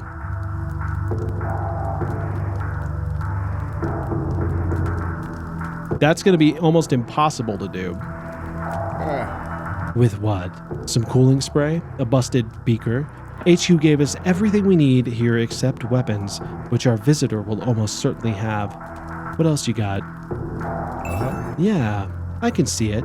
Then they'd have to bring us back to lead the research. The saying about Lilith. Then they'd have to bring us back and lead the research, or at least do some consulting. They give us some time to figure out something more permanent, but we'd really have to sell it. Any suggestions on how we do that? Whoever is coming here is going to go through this site with a fine-tooth comb and make sure our story checks out. We'll just need to make sure all our materials, an idea the experts are on the artifact, and mold it. How do we do that? We'll need to make sure our journals, research materials, and the artifact line up with the expertise we're trying to sell. Any contradictions to our story could kill us. Alright, I've got everything in order. I'll be here keeping the fire going if you need me. Later, George. Okay, so what am I doing? Even after some time and after all your experiments, you still aren't used to it. To think that so much of your life is centered around this strange ooze-like thing, something within you shudders. The discomfort is unavoidable. You catch glances of the creature inside the pod, as if it sways slightly inside, as if watching you. Let's see, Lilith.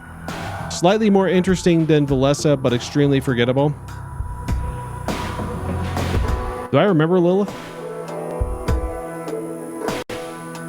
Shit, I meant that in the sentence.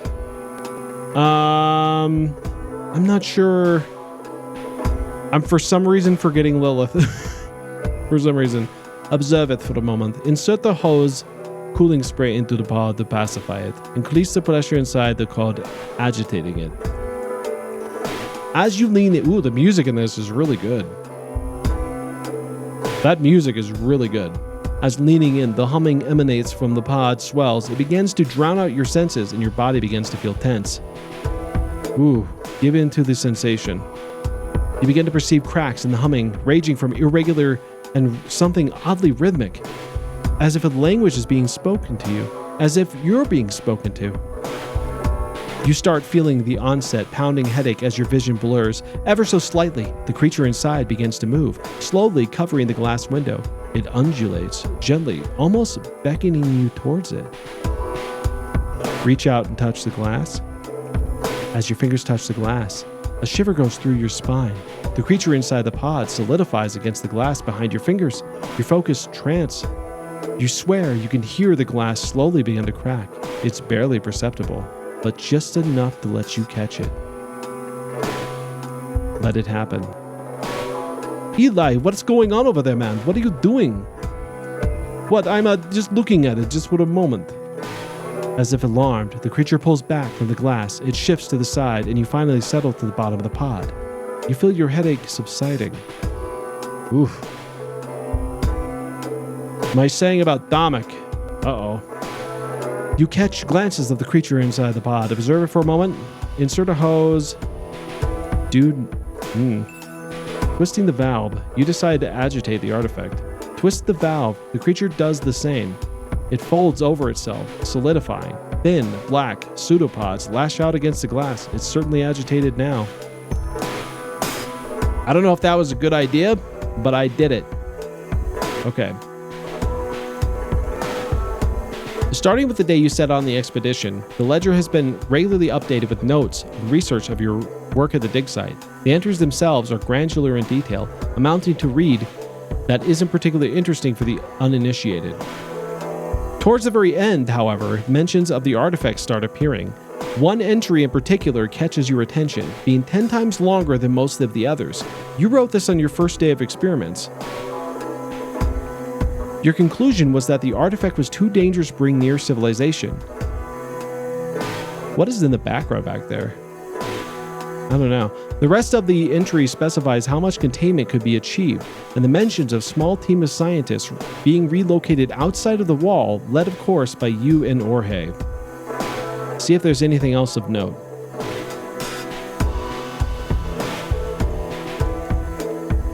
Nothing else catches your eye. If anything, the collected information in this ledger could be an incredibly handy guide for the future excavations of this type. After all, the two of you have made every mistake conceivable, as well as learned to correct them.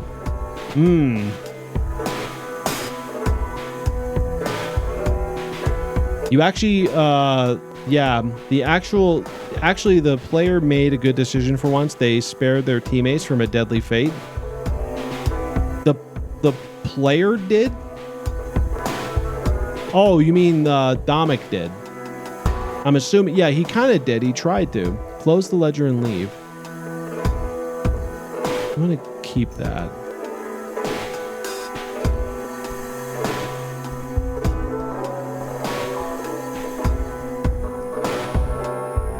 I already did this.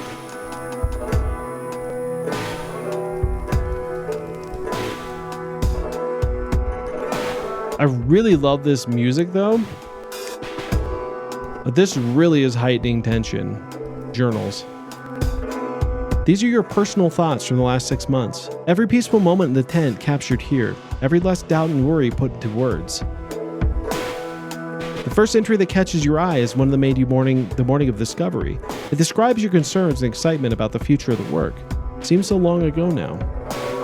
The next entry is that you find far more colorful, written the morning you began experimenting on the artifact. The paragraph of entry seems almost thankful to the HQ. They waste their clearly and hostile, lifeless as you were told to be. Most thankful to HQ. The wastes were clearly as hostile and lifeless as you were told they would be. The next part of the same entry specifies which one you were driving force between the experiments, or hay. What forces your thoughts on HQ? Nothing too critical, and some even more positive. Should I be ripping some of these out? What follows your thoughts of HQ? Nothing too critical, and some are even positive. That seems okay. The next few pages are blank. There's room for a few more entries, or at least one for tomorrow morning. I'm wondering if I should be doing something with that. Have you heard of Far Beyond the World? No, I don't think I have. I should let George know what the plans are before we get some rest.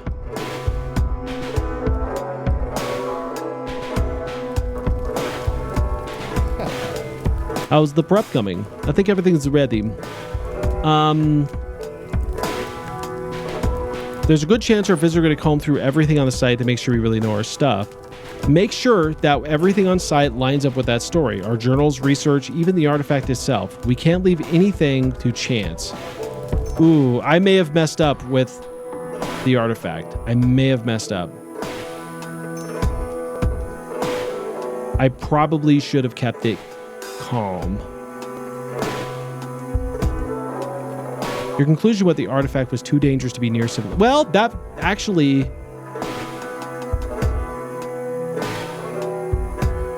Yes, I think that's fine because I did get it agitated. Okay. I'm going to go with it.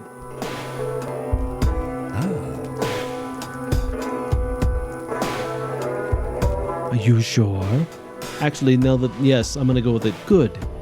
Then just a matter of time. Just get some rest, and we'll need to be our sharpest when the visitor arrives. Will do. You coming? I'd like a few minutes to gather my thoughts. Besides, someone needs to make sure the fire goes out. Gotcha. Good night, Eli. Good night, Eli. Good night, Orde. I wonder if we see what happens here. Or if they're just going to cut to the next scene.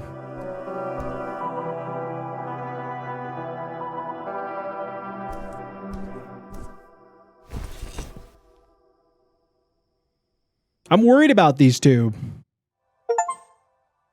You finished the third act. Sometimes honesty is the best line of defense. Maybe. You did your best to prepare for prying eyes. Oof, I wonder if we go back to that. My saying about Shane. All right. Shane's an asshole, first of all. Clarissa Bloodworth, age 27, the Bloodworth estate. Oh, she's gonna do her thing, guys. What the fuck did you say to me? It's over. It ends here. Oh, Carlo's my dad, right? I said I'm going to kill you. Did you catch it this time? What? You lost it. You lost it. You don't even have a gun. What are you gonna do? Bore me to death? Get the fuck out of here, Clarissa. Attack him. Guns are noisy and quick. This will be neither. If you don't get the fuck out of my sight, I won't be responsible for my actions. Walk away, brat. Don't make me do something you'll regret. Not today. Haha, that's all you got? You really think you can take me down? Oh, shit. What the fuck is happening here? That's all you got? You really think you can take me down? You brat? Just you wait. I'll show you. Your leg is broken. You're not showing anyone anything. Ignore him. Catch your breath. Nearly 6 words strike fear into professional visual novel players when they see this guy. Character development, storyline, screen time. Well, I feel like the problem with Shane was that it was so easy to trick him. That's the only thing about him that I didn't quite get. I did take you down. You think I care? You think I give a shit? I'll strangle you with my broken arms if I have to. Sure, stand up, we'll see. Very well then. I'll break them next. Wait, is that Clarissa? Is she wearing a suit?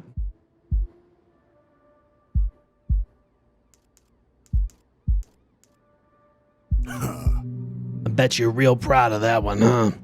You didn't do shit. One lucky shot and you think the fight's over. Well, you're like your mother. Shut your mouth. You don't get to talk about her.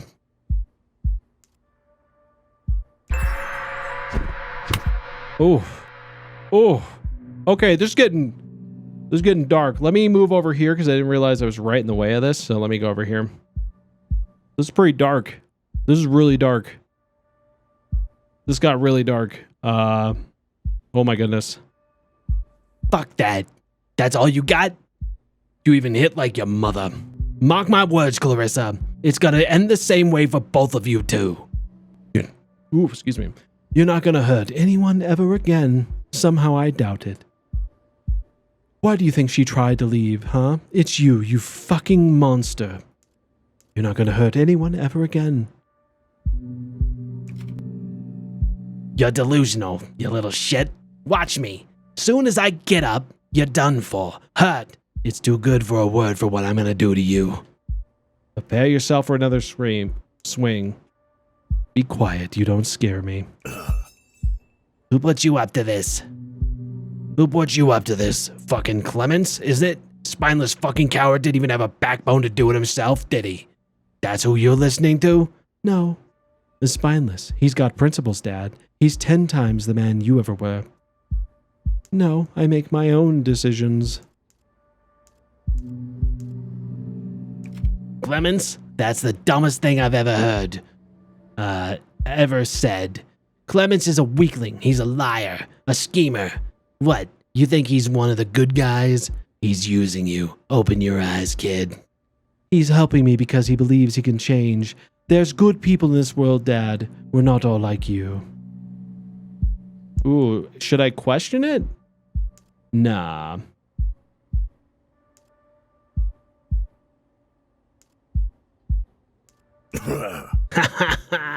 And you believe that shit. Face it, Clarissa. He's using you to get to me. To take my place. I bet he's playing it up too. Acting all sweet and sympathetic. What a useless piece of shit.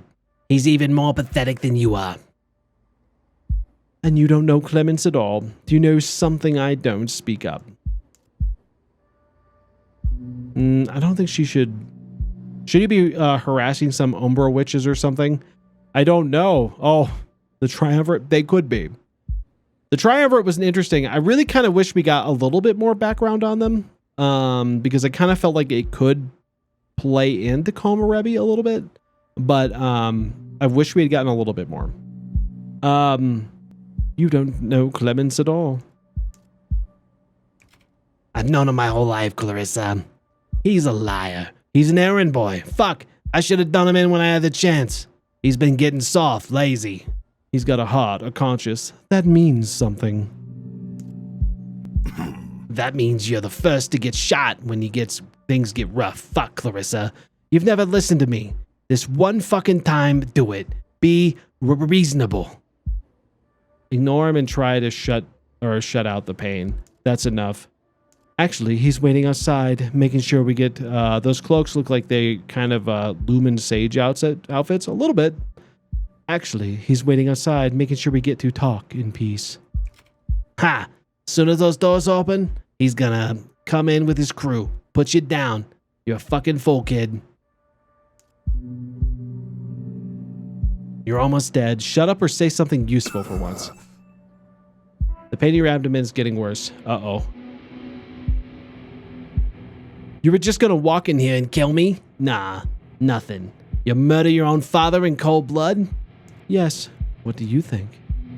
You forced my hand. I didn't force shit. That was all you. Almost got me even. Shit, considering how useless you always were, I think I'm almost proud of you. This is the most proud of you I've ever been. Focus on the pain and try and control it. I'm gonna do this. You finally figured it out, aren't you? My way works. This is what you get you results. Bet you're still telling yourself it's different or justified. Guess what, Clarissa? I do too. Don't try to play games with me. Oof. Oh. Carlo won't survive another strike. Oof. You see? They talk, and you don't like it. You hit them, then they don't talk again. So how come you won't shut up? Just accept it, Dad. You've lost. Stop trying to win me over. Be reasonable, kid. I can help. Don't let that go to waste. There's no greater sin than waste. You can't even help yourself. Sin? Really, old man, you don't understand. This is me being reasonable.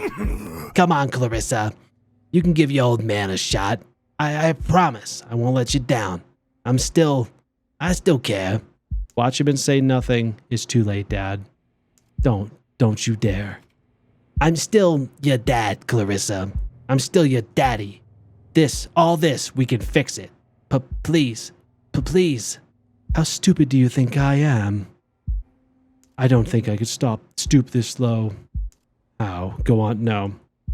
No. You've got it all wrong. I mean it. I know we can fix this. I'll show you. I'll show you. Oh!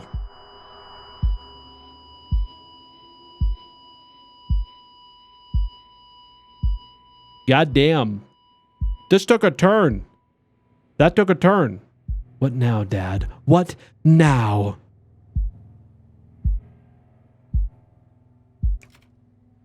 I'm better than you. You hear that? I'm better than you. You're scum. You're nothing. You're fucking dead, you asshole. I beat you.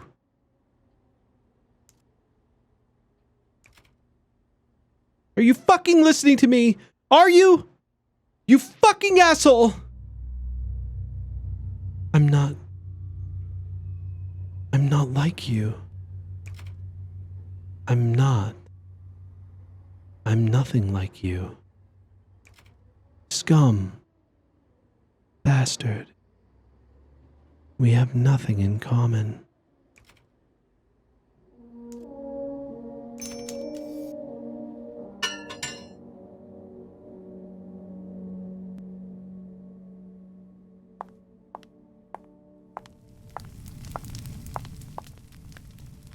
I can't stand the heat. I need some fresh air.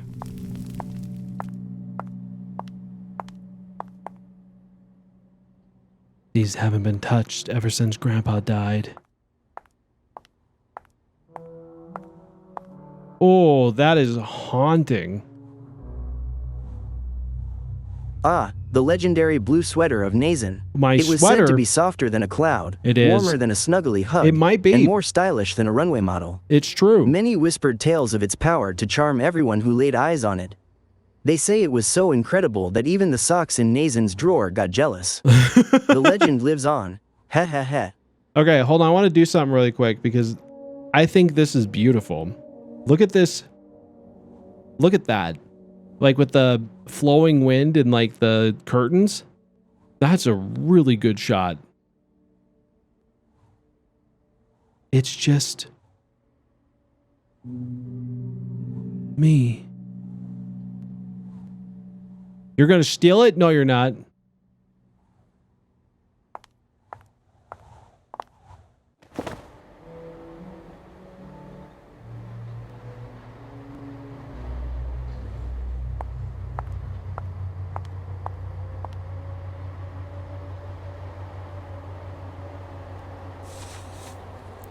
So this is how she became a killer.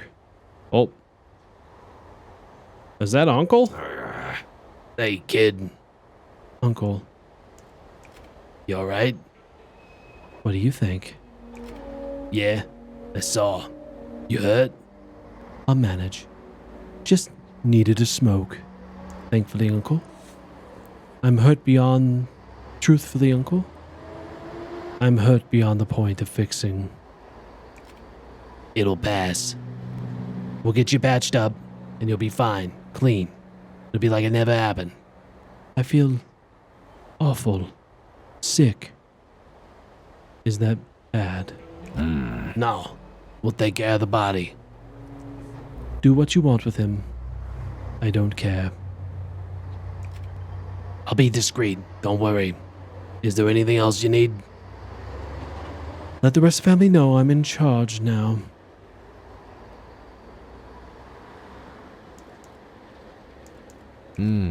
They know by now. Anyone who matters knows.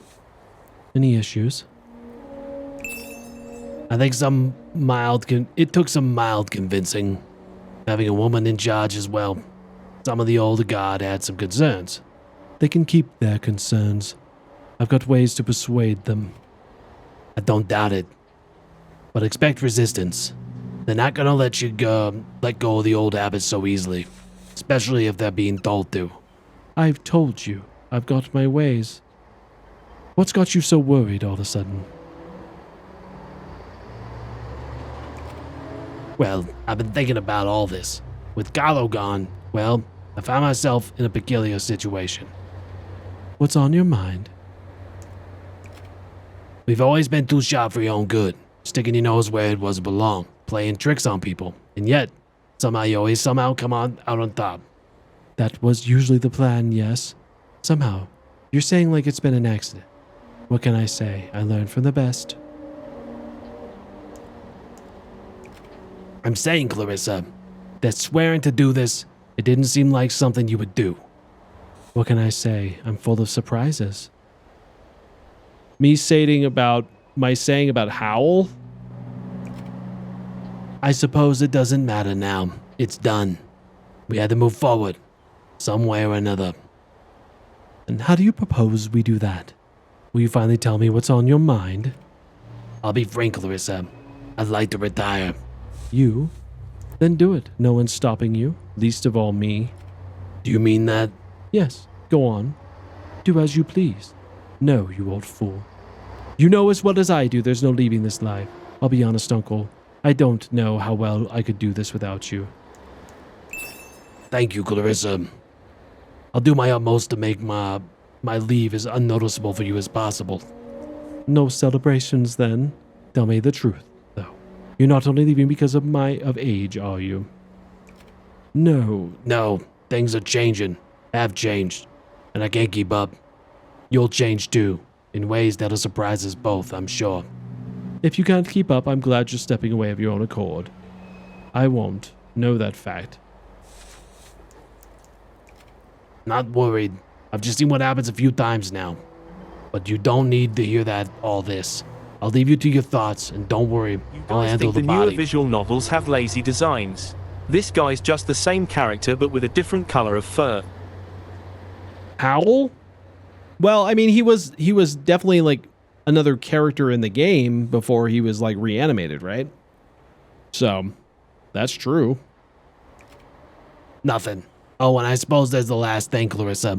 You've made it. You won. I believe congratulations are in order. Thank you. This is what you wanted, wasn't it? Yes, but I don't feel like celebrating. I wanted change. I just wanted freedom. I wanted freedom to choose things for myself. And you got it. If nothing else, you have a power to make change. Don't you? I've gained it on their terms. Call me cynical, but that doesn't make it feel like change to me. I suppose I thought you would feel differently. I don't think I understand. I wanted him to know where there was another way. Now that I'm standing here, worrying there wasn't. That's all right, don't worry about it. I promised myself that I'd beat him, I did, and yet I don't feel any better. Then maybe this was one last stand of the old ways, the death of tradition. Does that thought bring you any comfort? A little bit. Hal was a completely different person before becoming a zombie. Right. Good. It gets easier, Clarissa. Good night. Good night, Uncle.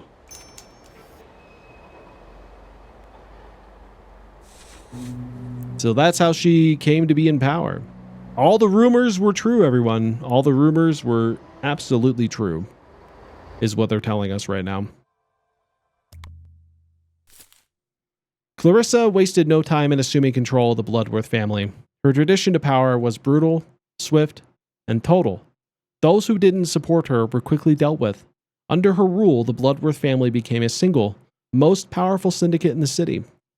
Clements left the family retiring with his wife, and now he spends his days tending the garden in the backyard. Every few months, the police would come around asking and talk every time. He politely declined.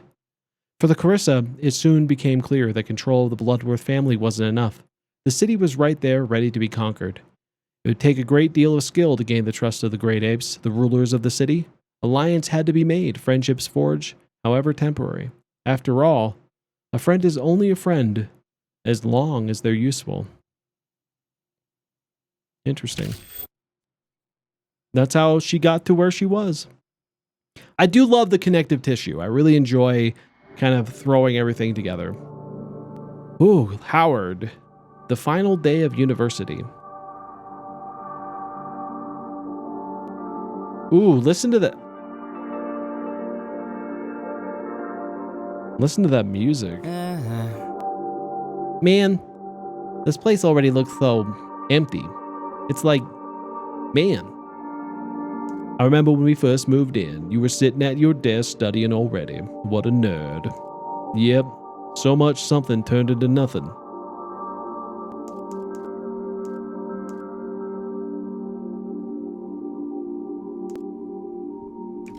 It's like, I feel like we just moved in. Like it was empty just days ago. It's been years. But I don't know. Remember when we first met? I remember coming through the door and meeting the biggest nerd I ever saw. Yeah, you started quizzing me on stuff I couldn't possibly have known. Yeah, you know, I remember one loser carrying a big box of old clothes and junk ended up buying me lunch. Ah, memories. Crazy how that works, huh? That same big box that you tried lifting off my bunk and failed miserably at? To be fair, no one could have made that guess. Like I said, man, I'm the brains, you're the brawn, kind of. The latter is arguable. Brawn, I'm the charmer. Oh, I know, smooth talker. Chasing tail rather than hang out with your old pal Larry, what a guy. I've always asked if you wanted to come along. Wink and shoot finger pistols at him. You have, which gets real frustrating after the 15th no. I prefer the quieter stuff, man. Parties get loud and exhausting. Smoking catnip on the couch every night gets old too, man. I love that it's catnip. Loud and exhausting are two of my best qualities, Larry. Yeah, undeniable charm. Just look at this guy. All the charisma of a dressed up wet rag. Oh, whoa, indeed. I'm a dressed up wet rag. Thanks. Aren't we anyway? At least I'm wet. I'm a ragtime guy. At least I'm wet. Oh my goodness. Oh my goodness. Hey there, Jojo 57957. Are you a magician? Because whenever I look at you, everyone else disappears. Wink. Wow, that wasn't the best one. Tch. You're so dumb. You're dumb. Thank you. So what do you need me to take of in here? Anyway, let's get back to packing. How long are you? Not much, honestly. I stacked up some of your books off to the side. Not that there are many of them. There's always a record player and your photography stuff in the dock room. Sounds like you did most of the work already then. Eh? Why, yes, Howard. It certainly does sound like that. I wonder why that is, Howard. I was doing important stuff. Quick, Leem, steal this pickup line. I will. I'll do that. I'll make it. Larry, are you a magician? Because whenever I look at you, everyone else disappears. One of life's great mysteries, I suppose, anyway.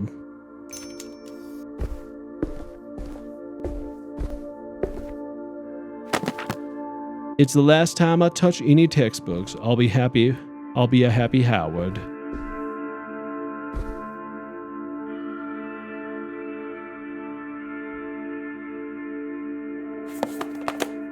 You made a great cleaning music, Tony Rue and the Tricksters. Thank you for your service.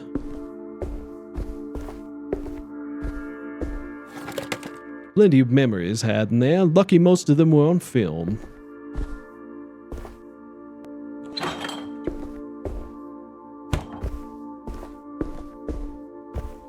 Who gets to keep the bong up there? I think that's everything. I love the melancholy music here because this feels like an ending, especially since we know what happens to Larry. Got everything? Yeah, I think so. Whatever was left there anyway. What was left again?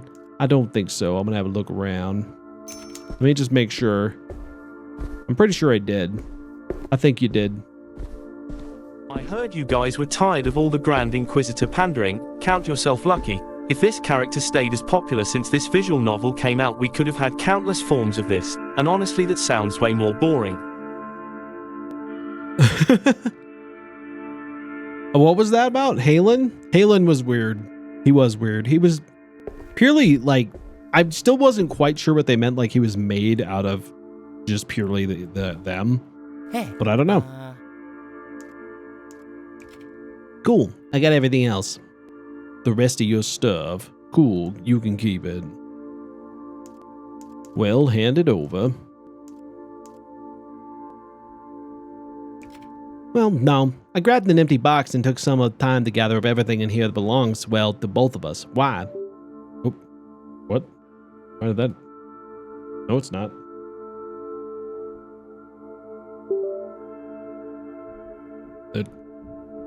That's weird.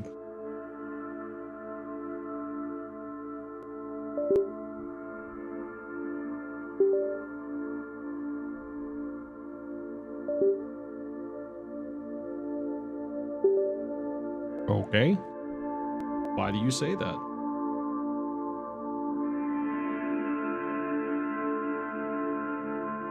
Very strange.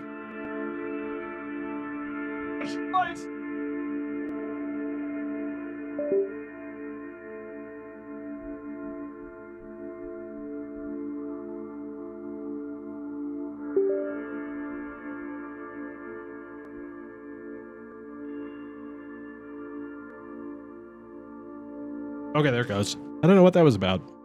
That was weird. Controller just randomly threw up a weird message on me there. Okay, let's get back to it. Nah, why? You keep it. It's cool. I'll take it. I need more boxes. Huh? Because I don't know who gets it. There's a bunch of crap in there that was just accumulated over the years. Figured we should split it up. Oh, if it's crap. For sure. You ready to get started? All right, let's have a look. Scooch, let me see.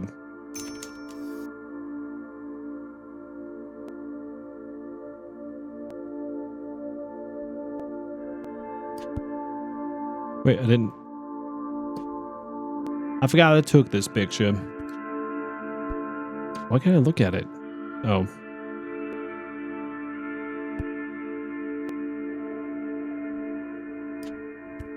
Where did this come from? A scarf. Very fancy. No, I know he keeps that because he's wearing it in the, he wears it in the next game, right? Pretty sure he does. What is this? Ah, yes, the trusted dorm bong. I think that's Larry's original name.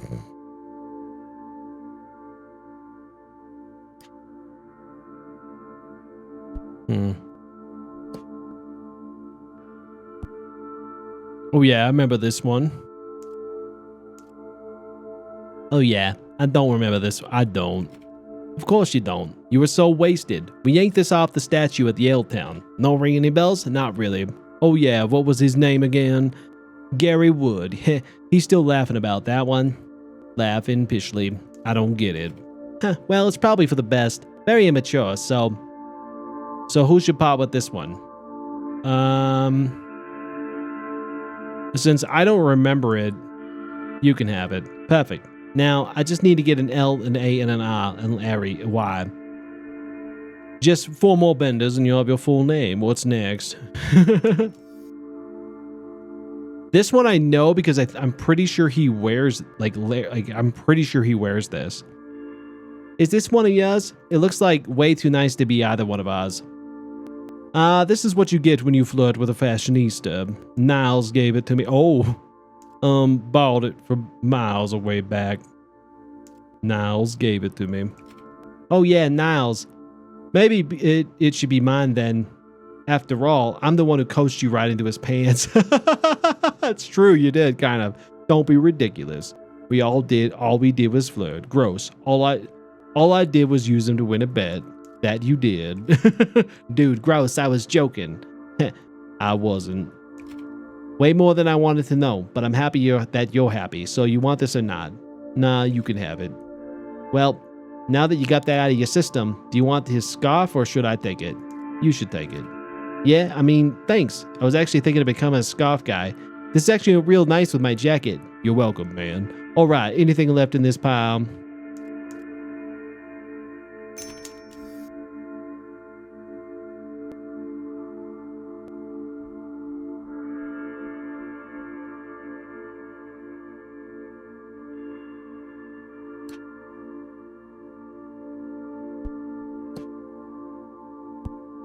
Wow, our first week in the dorm.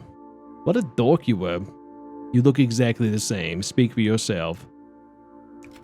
Now we do, but that's my fault. I taught you how to dress, what music to listen to, how to flirt.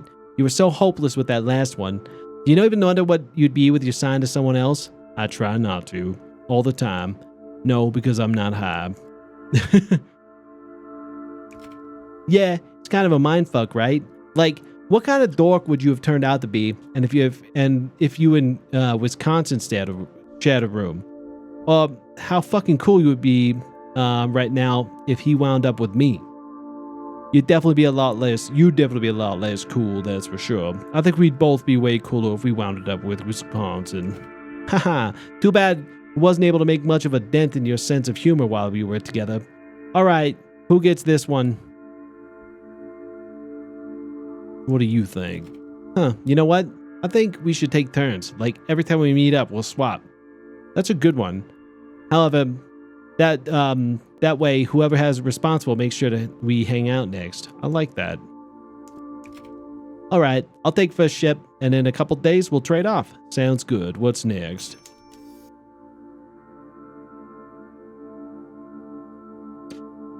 Oh, yes, the trusted dorm ball.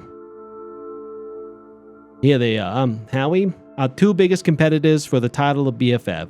Bing and a trusty sidekick, Tin. Which one is which? I didn't realize the title was so fragile. Right, better choose words wisely then. Who gets to lay claim to this? I think I should. Seriously? You smoke like way less than me, and can barely handle it when you do. Which means I'll make it last longer. Okay, sure. But I'm sure one of us who gets the hookup for this stuff. All right. Yeah, oh man. All right, you're lucky I have a backup stash somewhere elsewhere. Otherwise, this would be a total dick move. Fair enough, what's next? I'll let him keep the record. It's his anyway.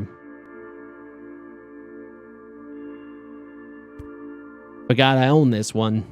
It's one of my favorites. Oh, right, that one.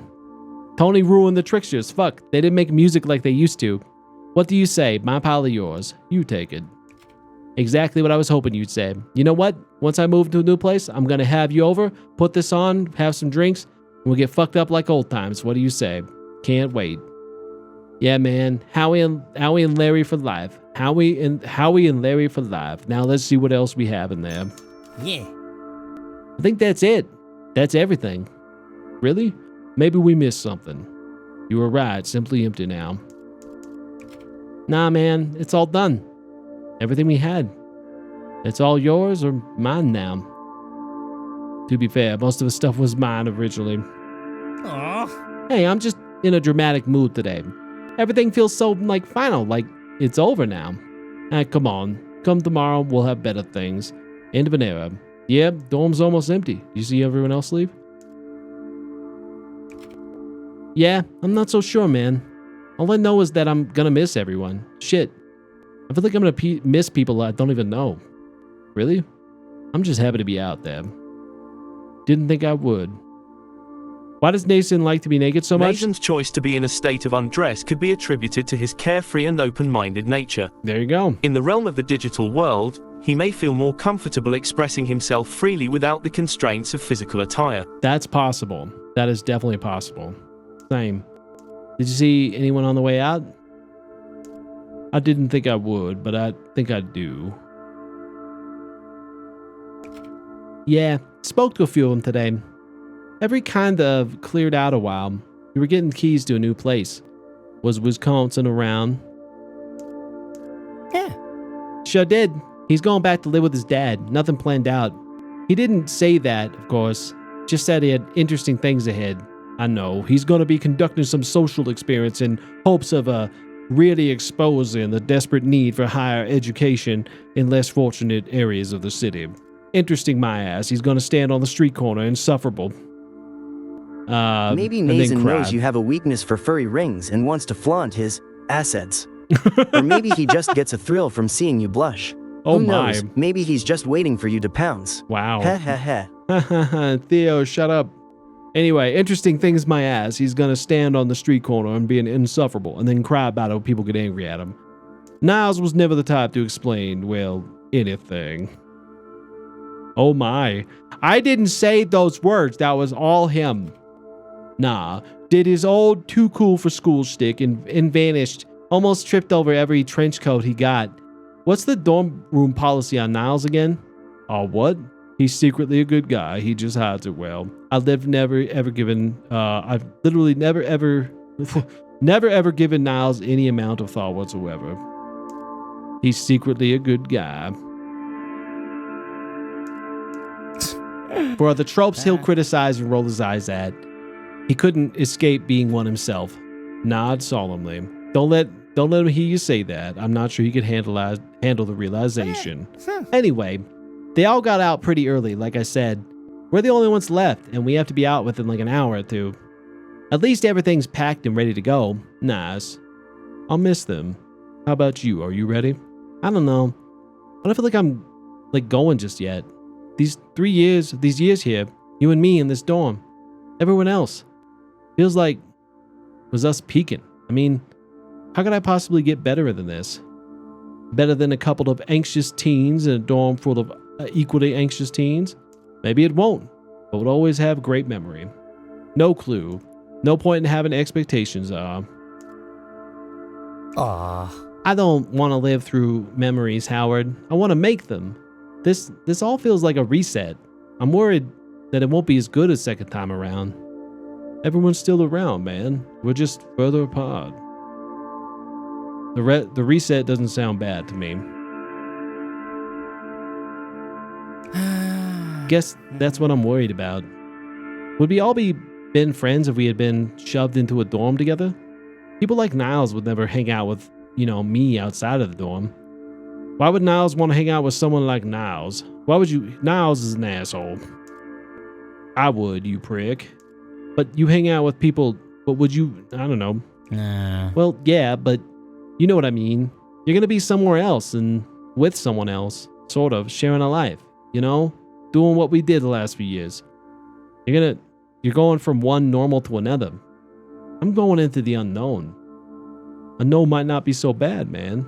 But you're moving in with people, aren't you? Skull and Dina aren't exactly expecting me to stay forever, man. They're chill, but I'm not moving in. They just need a place to stay for a bit.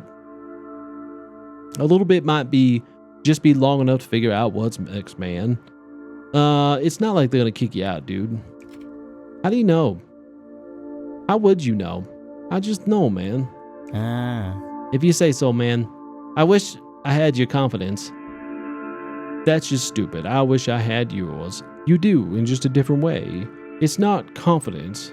It's just I don't have a choice but to believe it. Yeah, maybe. Well, not to be dramatic or anything, but is this it? Time to get going? You got to go too, man. You got places to be, probably.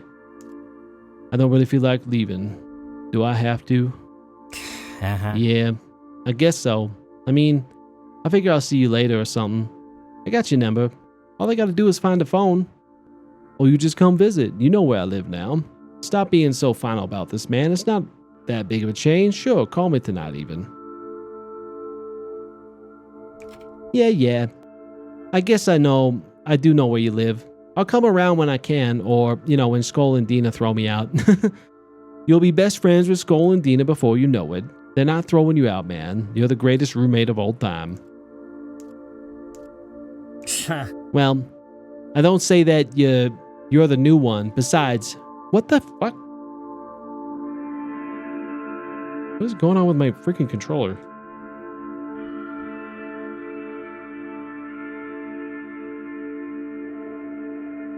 The hell? Okay. Stop.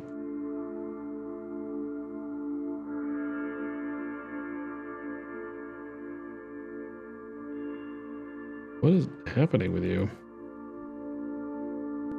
You're being so bizarre. You seem to be back on. Alright, fuck it. Jesus Christ. Okay, fine. God.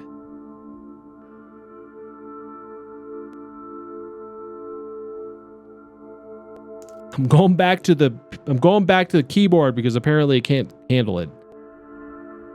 Well, don't say that to your new one. Besides, well, hang out in the morning. It's Saturday tomorrow, man. There's a shows to see, mischiefs to get up to. Time to rebel. Sure, I'll rebel with you anytime, Larry. I'll hold you to that, man. I expect you to. Cool, alright. Well, this is it then. You got anything else? I just don't take it and come back, or if I don't just take it and I'll come back to pick up from Dina and Shoal's place later. Shit, I hope so. Yeah. Cool. Okay, I'll see you around, alright? I'll miss you too, man. Yeah, I know, you will. It's whatever. We'll hang out tomorrow. Anyway, nothing's changed. Nothing will ever change, man. I'll see you later. But that's not true. The sad thing is we know that's not true.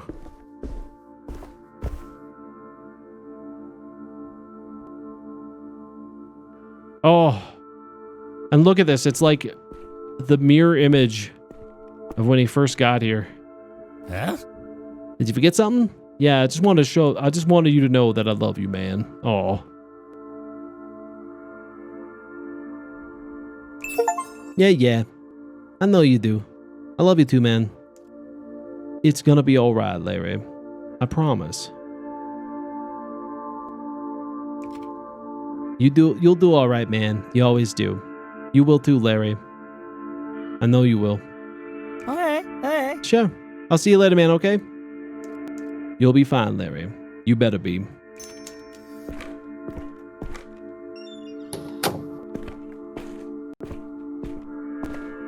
Looking for a BF? Call me.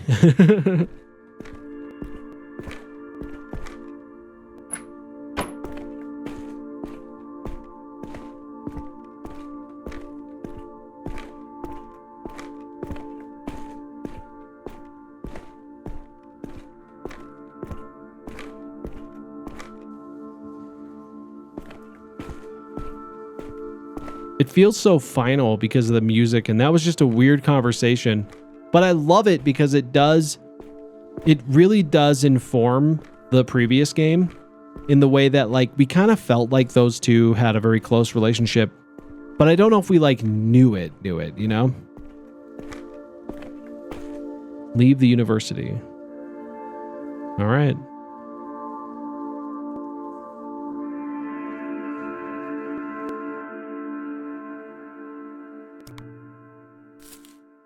Oh, that was it.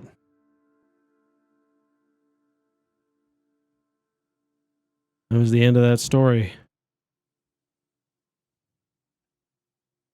Howard's new apartment never felt like home. It lasted 3 months before he moved on to the next. Making friends was easy enough. Making ones that stuck was proved far more challenging. Finding a home seemed nearly impossible. Seeing as most of his time was spent at work, paying double rent made little sense. The office became his home in more ways than one. Larry tried a hand at gambling. It wasn't as expected. He stayed with friends, sleeping on couches until he ran out of both. A smoke and a bottle kept him warm. He kept in touch with Howard until he couldn't afford to pay the phone and fees anymore. Work was scarce, so Howard took what he could get, taking pictures, becoming surveillance. Surveillance turned into investigation. It was a natural fit. Puzzle piece fit together. A riddle to solve. A very welcome distraction. Sorting out everybody else's problems seemed a lot more attractive than dealing with his own. Oof.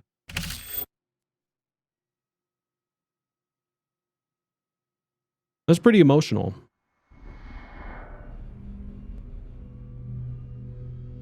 Is this the end of Renee? Not used to this. So quiet, so empty. Oh, this is the apartment from the first game. All the space and just me and my things, huh? We got these bags for hiking. Hadn't used them until now. Kitchen's definitely smaller. Lizzie! Lizzie! All right.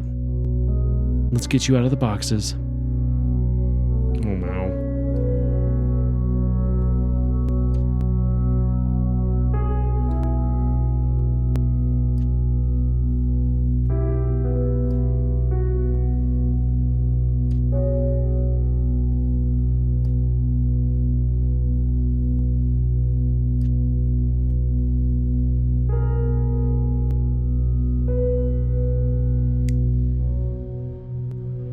Again, with these games, though, I really do like the lighting effects so much.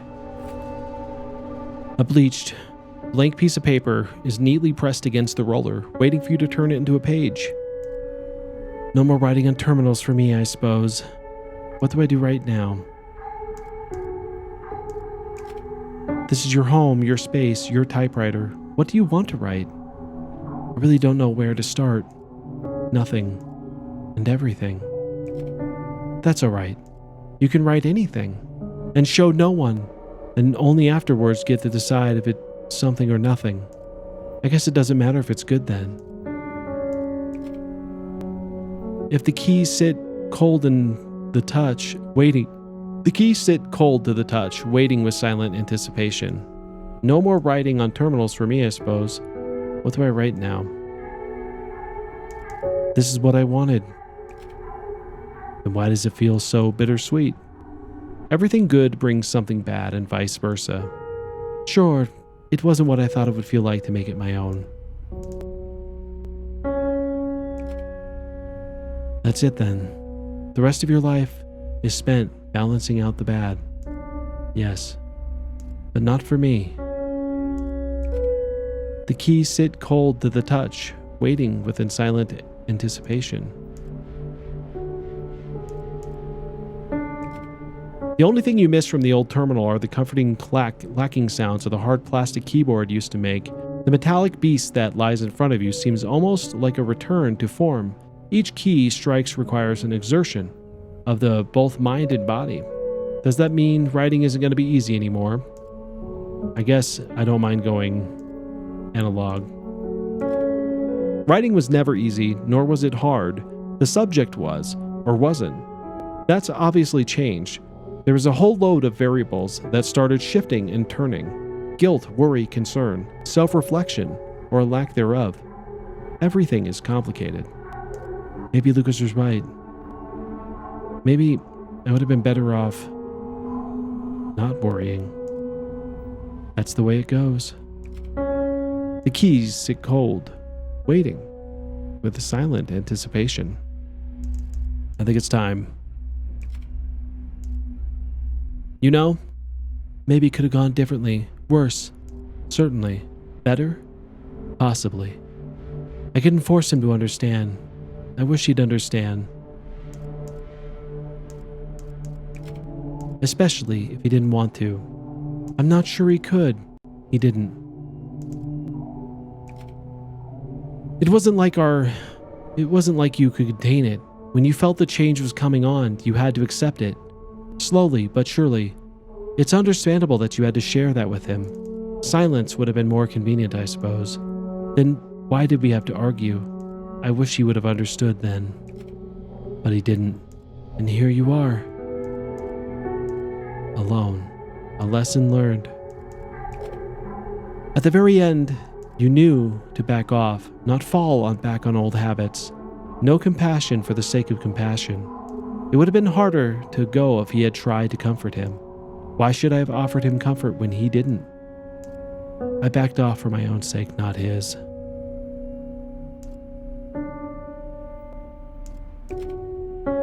To spare yourself the hurt. Something like that. I don't want to think about it anymore. Either way, Lucas is gone now. You're on your own. And even after all of this, you look back on it thinking, I'm better off like this. We're better off like this. Very well. All that said, there's still a matter of an empty page. Go on. Get to it. 6 months ago, an introduction to a systemic state of power, Dynamics, Draft 1.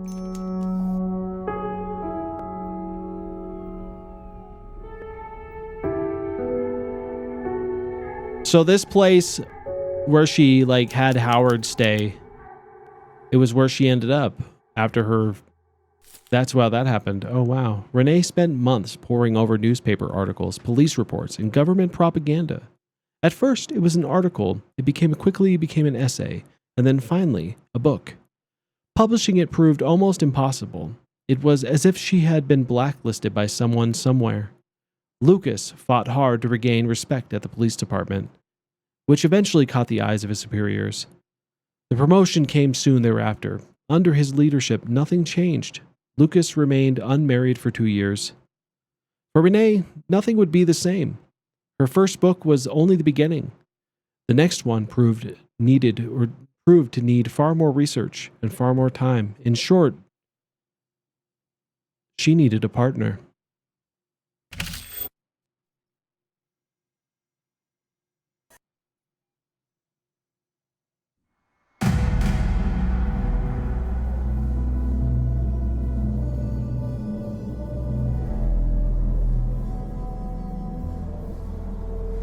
Ooh. Did you hear that?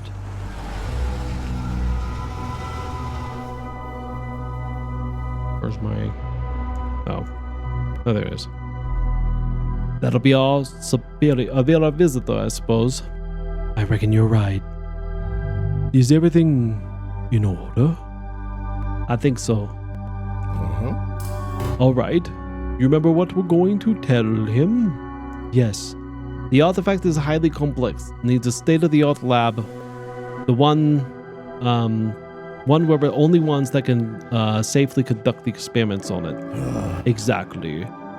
We're the heads of research on this, indispensable, which I guess is true. Think of the work. We took care of most of preparations yesterday. As long as we're going through, we should be fine. I hope so. Don't worry. I was very thorough. Hello, everyone. Hey, Mala, what's going on? 5001. I'm good. I can't complain. We're almost done with this. It's so close. I can feel it. How's the Bane? The game? The game is good. It's been very, interesting. I will say this game has done a great job of kind of giving the previous version more context, and it's really cool. I really like it. I hope so. I hope so. Oh. Right. We got a story. How's the artifact looking? Terrifying. Agitating it yesterday didn't exactly score me any points with it. Maybe it'll scare off the visitor. How about your logged research? What's the status there again? Untouched. Everything is in there. Let's see where honesty gets us then. Lastly, he's going to want to see our journals. How are they looking? They're intact. Everything is in there. As long as what's in there doesn't incriminate us, we'll be fine. I hope you... Did you do today's entry yet? Do we need one? All right. I think I'll hear the car getting closer. You fill that in, and I'll go do some light meet and greet. Distract them. Sound good? Yeah. Good luck, Orte. Yeah. We got this. I hope. I hope so too.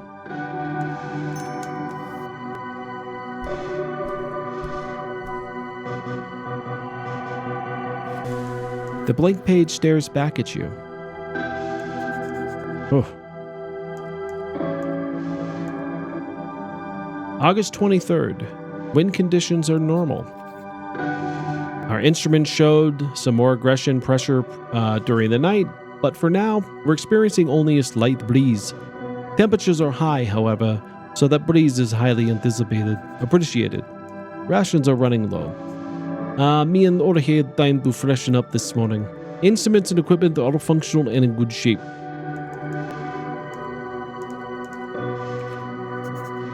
Some of the heavier machinery certainly shows signs of elements, but nothing serious. Orte has tinkered with a few of them, performance improvements, he says. We're lucky to have such excellent selections of tools. HQ spoils us. We also had time to clean up the camp a bit. Mostly dusting, but we've been living on something of a desert after all. Fabricate something, leave the rest empty break. Add a personal note. This morning, we found an artifact in a particularly agitated state. It seems almost angry. I made a fool of myself and spilled coffee over my journals. Some pages were lost. In preparations for, we did a sweep of the surrounding areas.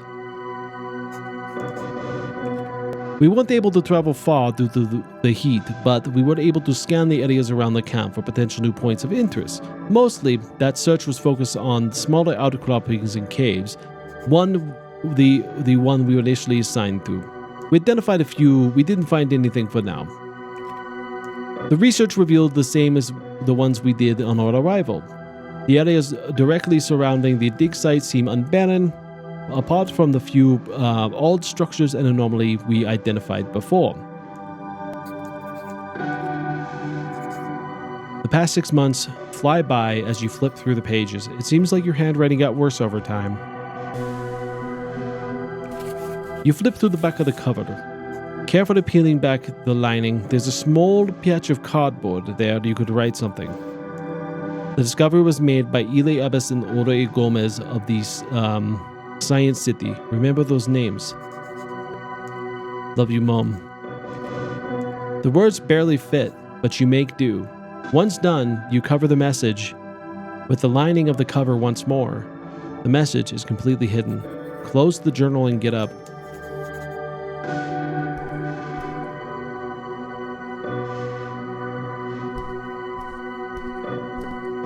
I don't like the look of that. Oh, hey. Ah, you must be Eli. Pleased to meet you, amigo. I was just getting acquainted with your boss here. I think there's been a mistake. I am the head scientist here. There's a misunderstanding. We make decisions together. It's democracy. A democracy?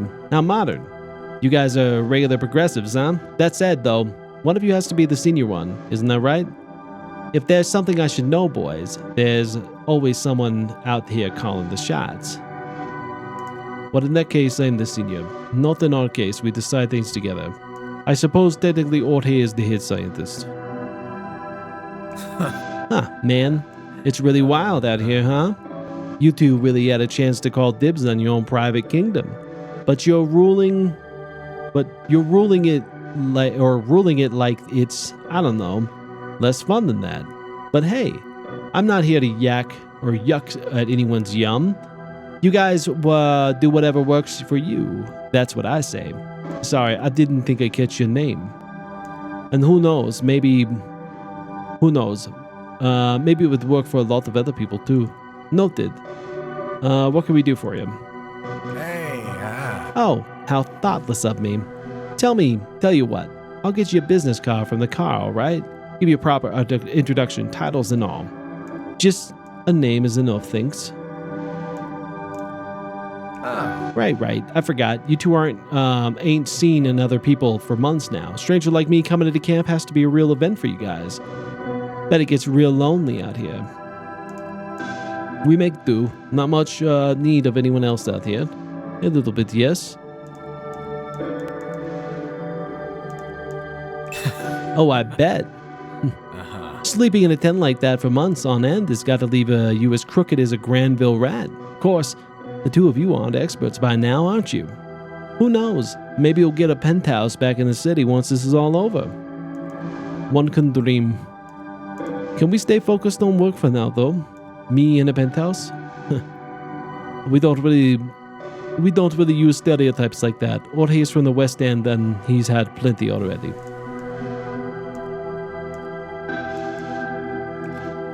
If that's what the Wasteland Democracy has decided, then sure. Let's get back to brass tacks. You sure? Where do you want to start? Well, I've never been one for long, tedious briefings here. Why don't you just give me the broad strokes on what's going on with your little, let's say, friend? The artifact is dead, unfortunately. We believe the artifact is incredibly dangerous, should stay out here with us. There is still a lot to learn. We've gained some expertise. It would be best if we were assigned. We did want to go with that. Both? Wait, was that wrong? I thought that's what we wanted. I don't think that's truly what we truly believe. Sorry. I think my colleague here is confusing our conclusion with an old hypothesis, right, Eli? My mistake. No, that's correct. My bad. I meant to say we should bring the artifact to the city and conduct the research with us, being experts in it. Is that so? Well, I can imagine the two of you hitting a wall in research could do out the desert, that's for sure. You said you became experts. What do you mean by that exactly? Exactly that.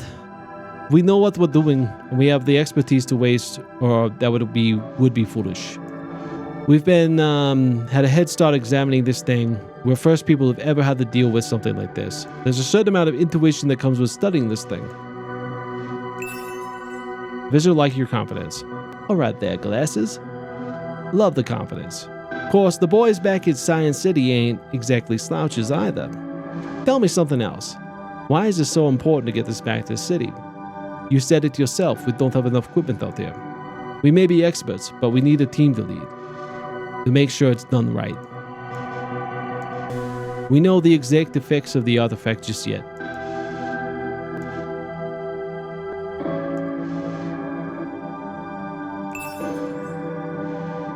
Right. See? There's a reason they send me out on these little excursions.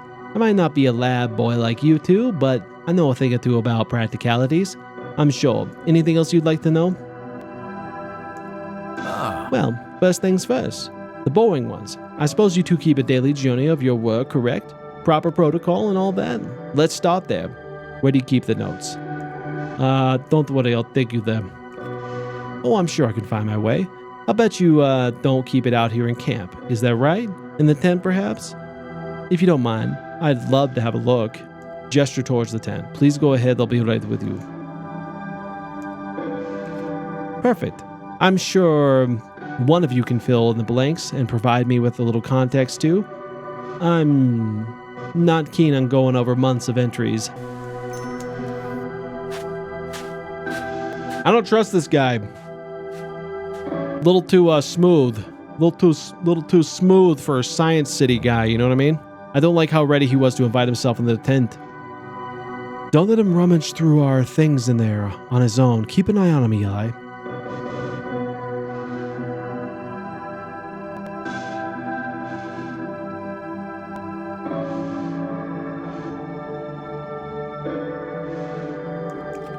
There's always a lead scientist, man. He's probably he's probably used to that by now. So anything other than that is, well, possibly suspicious. Might not have been the best thing to say, but hey, that's what we're sticking with now. You're worried then? Yeah, I better follow him.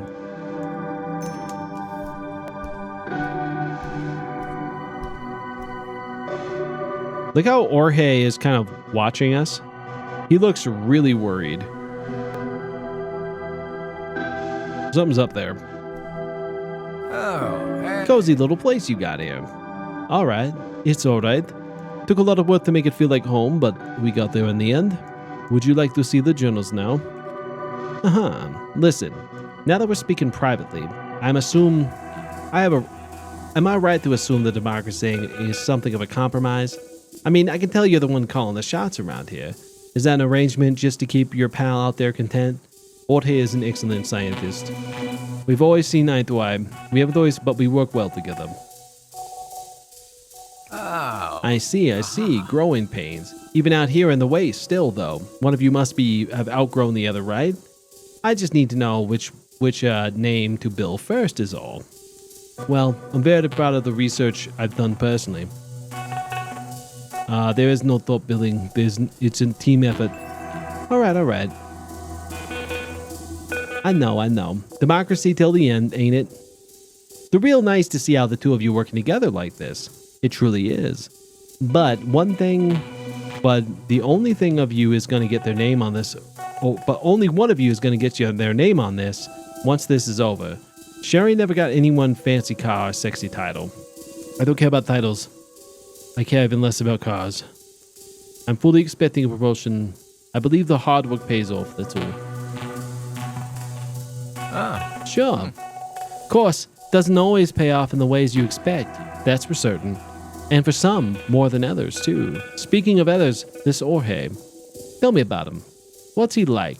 Not professionally, but as a person. What makes him tick? I don't think that's relevant to a conversation. He's a good man, a devout believer too. He's worked hard his whole life to be what he is. Today, I suppose, he's inspiring.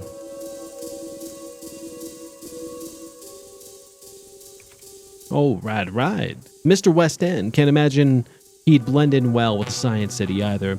Did you know him before he became a scientist of the century out there? No, we didn't move much in the same circles. No, as far as I know, Jorge kept to himself. Yes, actually, we're happy to get sent out to the assignment together. Ah. Got it. So you two weren't close then? Maybe you still aren't. All things considered. We're co-workers, that's all. We've slowly become friends during our time out here. We hit it off instantly actually. Is that so? Well, ain't that grand? Just two pals out here being pals, making scientific discoveries.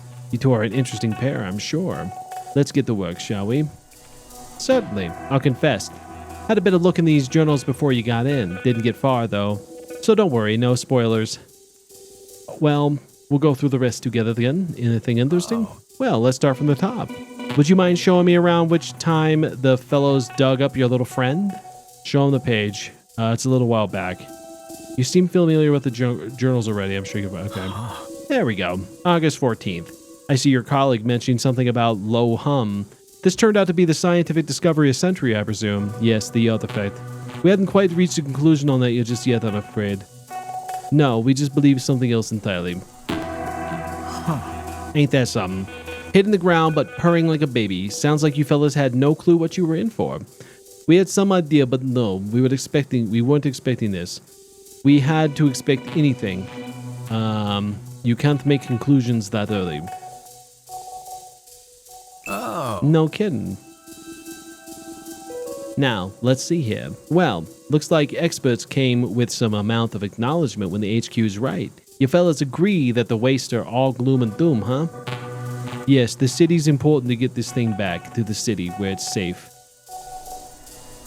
We did find life out there. Seems perfectly reasonable to me. Well, part of about bringing something to this strange into the city does raise some questions, but hey, I'm not a scientist, am I? Don't worry, we know what we're doing. I don't think so, are you? Oh. That's the spirit. How about we continue then? Certainly. Oh, a little curious about this part. I know you two are, democracy by now. What do you think made Orte insist that two of you start experimenting? There was a concern that someone else would try to take credit. We were worried about how long it would survive in these elements. To be honest, it was the discovery of the century. It couldn't wait. Ah, yeah. Says so right here, too. And well, you fellas had good reason to worry, didn't you? So it would seem. Oh. No doubt, no doubt. Got to say, Glasses, you got some immaculate notes at time. Love the writing, bud. Thank you. Try to see which passage. Oh, it's... Thank you. Of course. Anyway, looks like we're coming up to the end here. This entry's from this morning. Am I right? It looks like a pretty standard update. Looks like you guys were busy this morning, huh? Think there's more out here? You can never be too certain. No, but we had to pass the times. It's possible, yes. Of course, it's a little bit too late to be looking for other sites, no? Figured a pair of experts like yourselves would figure that out by now. Don't sound like the type to leave things last minute. You're right on one part. We are experts here. If we think there's a reason, there's reason. Nothing wrong with making sure. There's always a chance you miss something.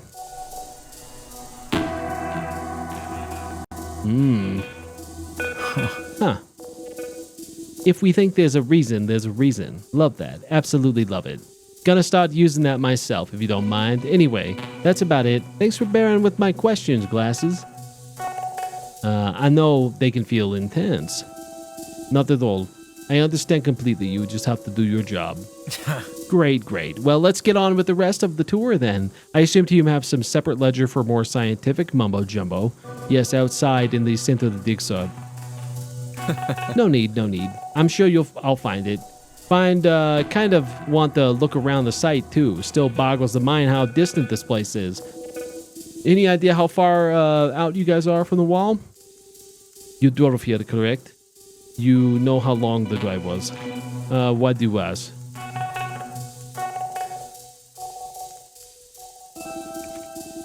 The just stuff you said about while you were on your road, shit. Just stuff you think about while you're on the road, shit. If you guys went missing, no one would notice. No one would know. That's a good thing we haven't gone missing then, isn't it?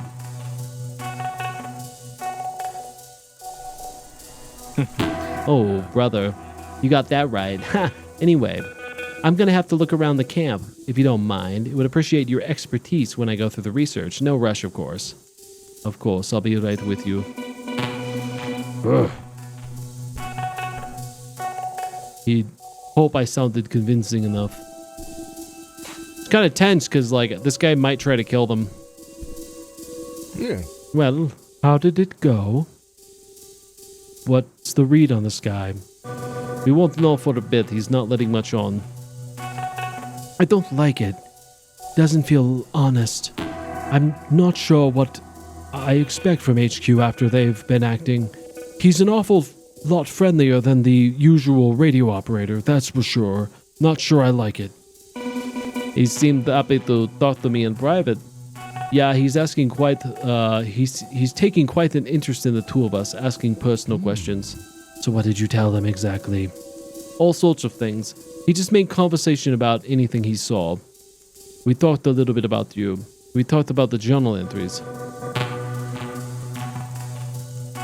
Yeah. Right. Don't tell him. Don't let him talk over or around you. Keep it focused. Don't let him try anything. And don't try anything yourself. Hold on. What's that supposed to mean? Don't worry.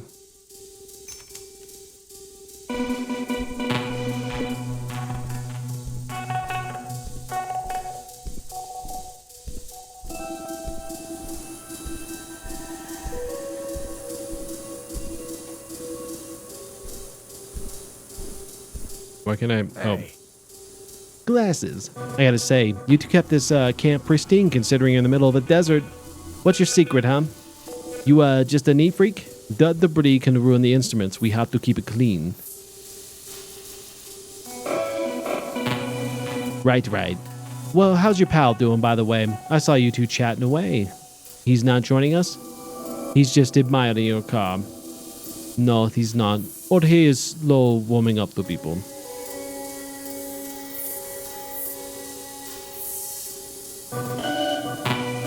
Right, of course. Listen, I keep thinking about what it's like out here. You know, being out in the wilds, the wilderness, the wastes. Like I said, it's fine, you get used to it. It's a struggle for sure, haven't given it much thought. Really, man, I can imagine. I'd go crazy in a day or two. I'm sure, in the heat, the dust, the emptiness, it indeed empty out here. Not worried something horrible is gonna come walking into camp one day and tear you fellas to shreds? That seems highly unlikely. We've never really considered the possibility. Nah. No? That's a relief then. A fellow is liable to make all sorts of mistakes when he worries his life is on the line. Makes you careless and nervous.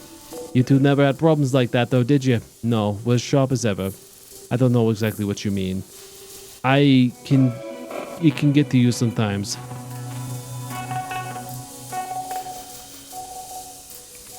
No doubt. Speaking of sharp, these ledgers are right here look like the research documentation of a super genius. Am I on the money on that? It's our work, me and Jorge's.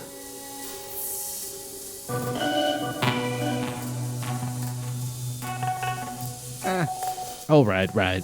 There's certainly notes, research, lots of words. Say, you wouldn't mind if I skipped ahead to the more crucial passages, would you? I do think context is fairly crucial. Of course not, we don't have all day.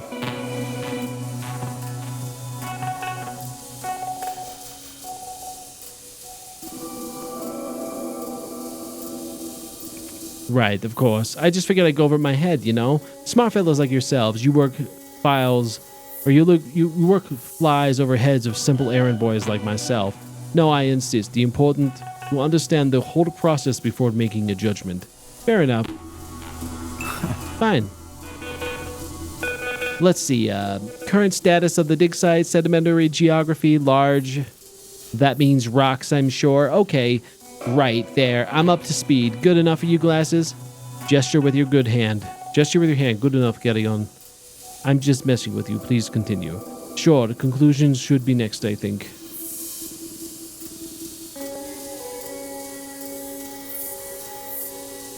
Huh. So, let's see. From what I gather from this, you fellas originally wanted to stay out here. Now, what exactly made you change your mind? Why move this thing to the city if you figure it'd be safer out here? Ultimately, it comes down to HQ, and they won't allow us to continue our research unsupervised out here. Growing concerns. We can contain more safely in the city. Ah, of course, that makes sense. Say, what about the people? Bunch of regular folk walk past Science City every day. Those people would be fine? Define fine. They'll be more secure in the long run compared to the possibility of a biochemical attack spreading from outside the wall. Yes, as long as it's safely contained, which it will be. Just settling each of all my concerns, ain't you, glasses? Good man. And Jorge, he's gonna be by your side all these grand schemes? I'm counting on it. Jorge can do as he pleases. He makes no difference to me. Huh. That's a good man. He's counting on you too. You fellas rely on each other. I'd like to think so, yes. We're in this together whether we like it or not. We do. All right. That's all I need to know. Confirming that you fellas are close-knit, and all that. Trusting, ain't you? Well, I'm not complaining. As long as you're in your little circle of friends now, too. Yes, of course. Well, I'm not one to reject a friendship. Yes, of course. Excellent. Just makes things run a little smoother, don't it? Yes, always good to know we can rely on each other. Something like that, yes. Good stuff, gotta say. All things considered, with what you have, it is impressive to work, or it's impressive work to have been done out in the desert. Limited tools, limited resources, scary stuff, but you guys made something of it. Bet you're happy all of this about all of this HQ support, huh? Yes, we wouldn't have made it without them. Sure, but we certainly rely on somewhat of our own adaptability and management as well. Frankly, they haven't much help.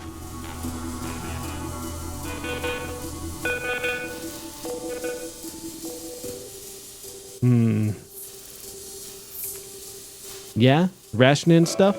That kind of thing? Well, you fellas seem to have done a great job at it. Hypothetically, if we were to just jump on the car and drive up, leaving you guys out here, how long do you think you would make it?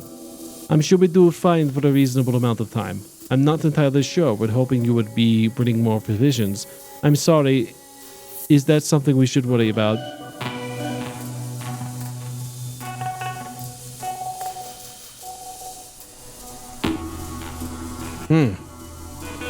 This is a tense conversation.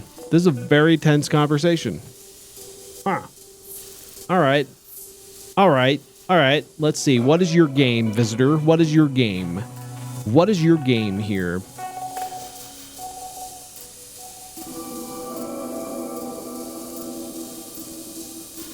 Oh, I don't know. Should you? Ha! I'm just pulling your late glasses. Relax. No need to worry about food. I've got you covered. Probably got a snack or two in the car for you fellas can have. Ha! Much appreciated. Don't mention it. Now, if you don't mind, I'm gonna have a look around the rest of this camp of yours, and we need to take a look at that little friend of yours too, don't we? Yes. Would you like to see the artifact now? In a brief moment, if you don't mind, I'm going to take a little stroll through the camp first. See if there's anything I missed. After that, you can show me this little discovery of yours, deal? All right.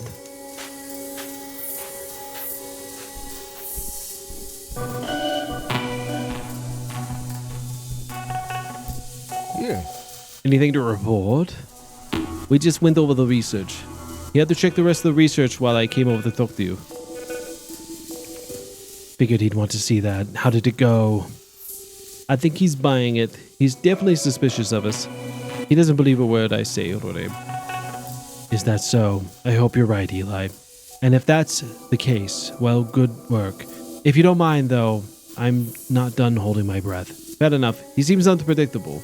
Makes worrying comments every once in a while. I think he's trying to keep us on our toes. Yeah. I worry I can't keep up with him. Threats, yeah. I got the same impression. He does employ it, Eli.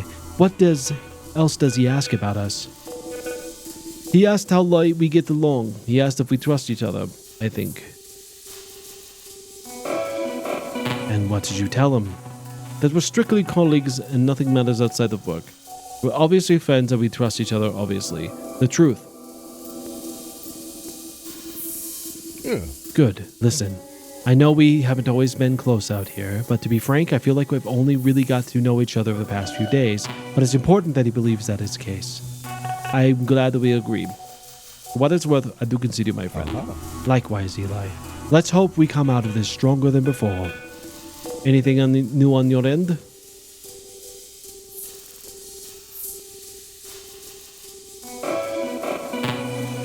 Yes, actually. I've been watching him carefully as you two have been talking, and I think I've spotted something pretty serious. Which was... He's armed, Eli. I wasn't sure at first, but he's got a gun under his jacket. That's not good. It's not. I understand needing one out here, self-defense and all that, but I don't like the fact that he's concealed. I had to check a couple of times to make sure. Regardless of the reason, it's good to know. I'm thankful you spotted it. So am I, but I'm glad to say I'm not entirely surprised. I remember what I said about the other expeditions. This seems like a likely explanation. Tell me, Eli. Does he consider us a threat? I don't think so. Don't think so. You need to be sure, Eli. Yes or no? I'm sure he thinks we're harmless. Alright, well, in that case, I'll keep watching you and you too. He's going to want to see the artifact next, I'm sure. Make sure to convince him of whatever you tell him, alright? We can't afford him jumping this to his own conclusions. You do that, I'll go join him. I'm nervous, that's for sure. But considering the circumstances, I'll take it. Go join him, alright? And good luck. You too. Do you guys think I'm going to survive this? Do you think these two are going to survive it? Hey. That's it, huh? A little guy. That's the specimen, yes. We try not to personify it. Yes, that's our little guy. Actually, we call it Bobby sometimes. Ah, I see, and that, I feel like I can hear it humming. That's the artifact. We're unsure exactly what causes it. It's just a containment though, don't worry about it.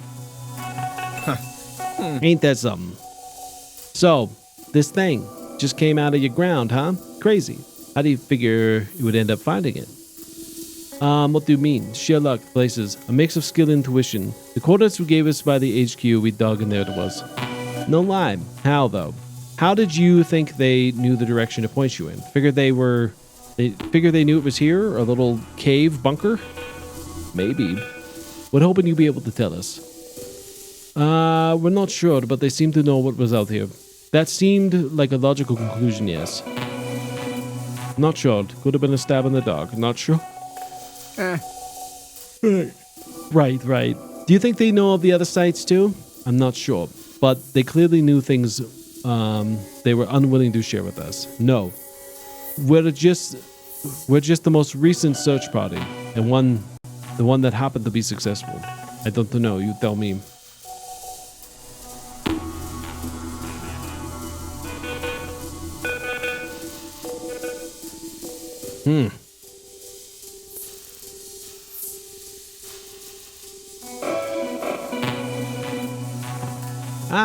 You know, it's funny. I actually told something very similar I was actually told something very similar not long ago.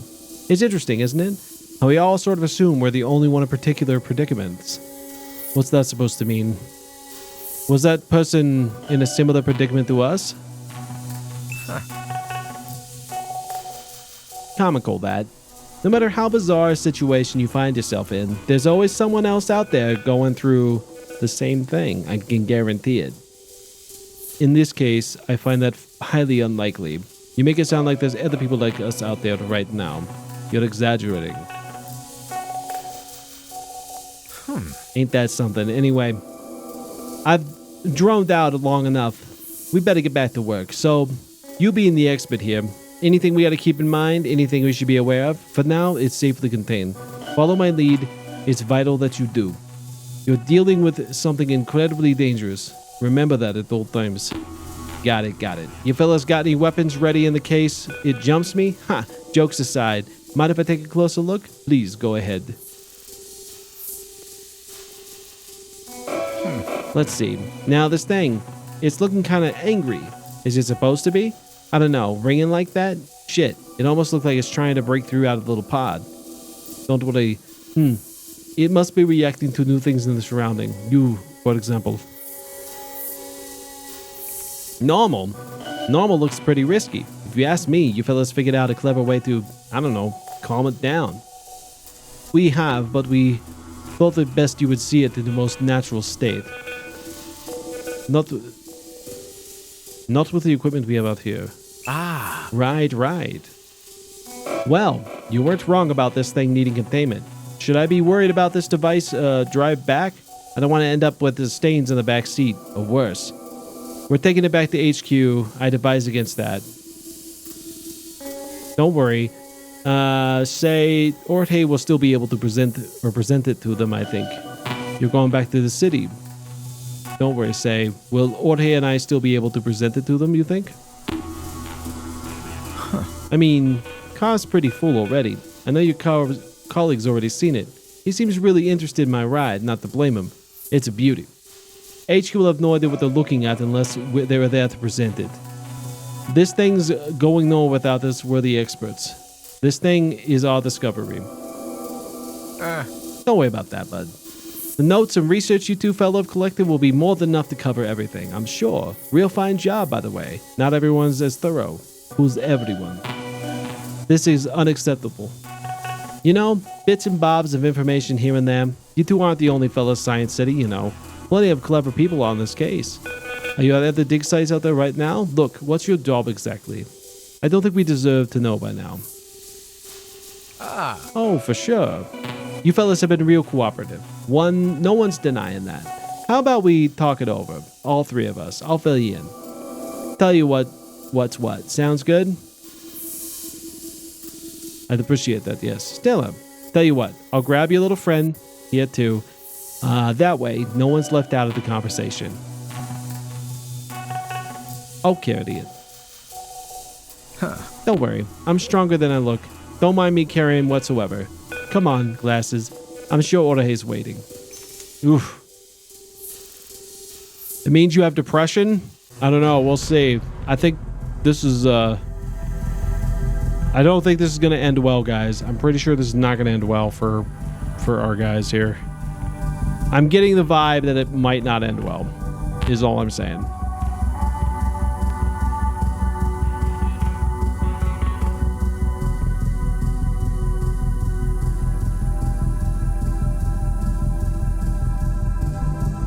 But maybe I'm wrong.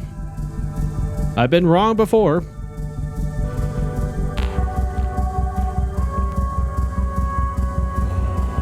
Come on, let's not keep him waiting.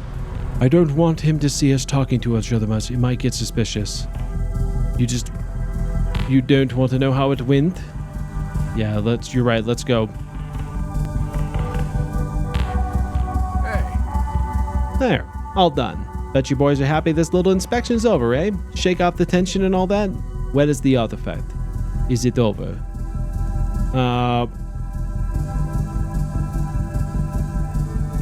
Safe and snug in my back seat. Let's just hope I don't hit any bumps on the road along the way. Anything else you need to know? Questions?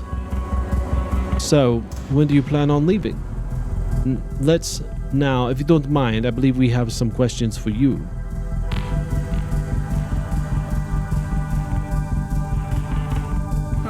Of course. If you don't mind, though, I still got to finish my report. We'll do a quick recap of everything, and then I can ask all the questions you like. Deal? Fine. Excellent. Let's start with the simple stuff, yeah? Usually, there's a whole section of personability and cooperation, personality assessment, if you will. Since we've done most of the talking, Eli, just put down the main subject. Is that all right with you? Whatever's fine. You two seem to have become fast friends anyway. What's that supposed to mean?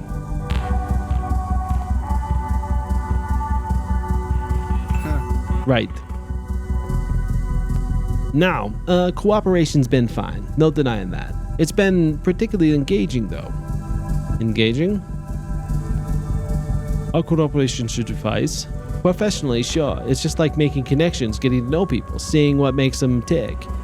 I don't mean any disrespect, but you fellas are gray as concrete. How could that not come across as disrespectful? Professionalism should be all that matters. Usually is. I'll be honest, though, as interesting as your work out here may be, I'm just not keen on dealing with a couple of bores. Was hoping you'd be more fun than others, more interesting, more charismatic. Oh well, more's the pity. The pity, what are you? There, I'll tell you guys. This thing's real uncomfortable. I'll have to get myself a new holster or something. Whoa. Okay, hold on. There's no need for that. Now, let's not get all jumpy. It's a gun. That's true. I've seen one before. There's no need for excitement. I agree, we can talk about this. No cause for threats. Listen, Glasses. The visitor considers you a threat to the HQ. Listen, Glasses. We've talked a lot by now. I've got a pretty good read on you. Both of you, even. I can even tell you formed a little faction out of here.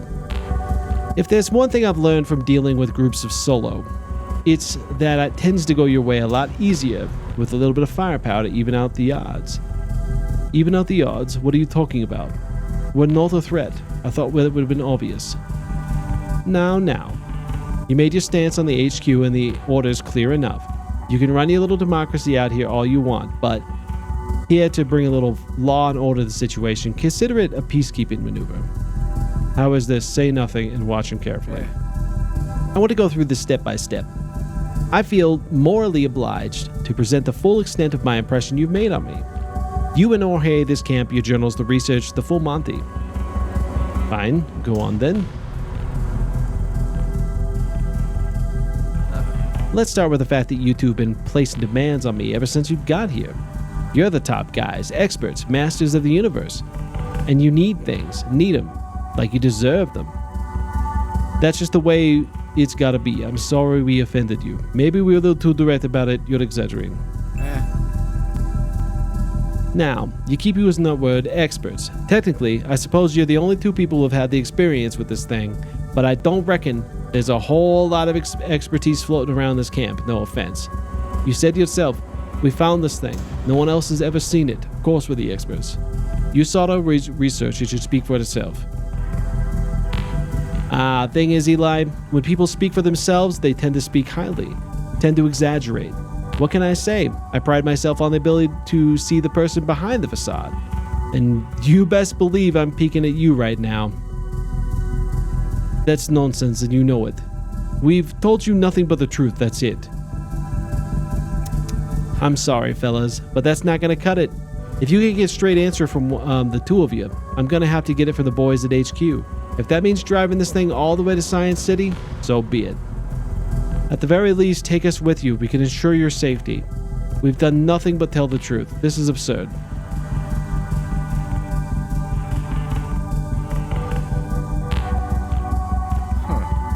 What can I say, Glasses? In this case, like many other times before, the truth don't matter all that much.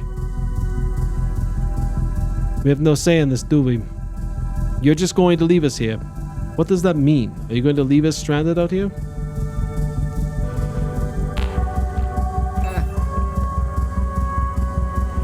I'll be blunt, fellas. I don't trust you. If I just leave the two of you, you're just going to start getting desperate. Maybe you'll fit around with the radio, attempt to build a car, or try your hand at weaponry, who knows? And that I can't abide. A car? Weaponry? So you're going to kill us instead. That's right, sorry boys, end of the line. It's not. No, it's not. What would HQ say about this? In this case, I have one last request. Sure, within reason, of course. You never told us your name. Make sure our families are taken care of. Turn to Jorge. I enjoyed working with you. Shame it won't be colleagues anymore. Make sure...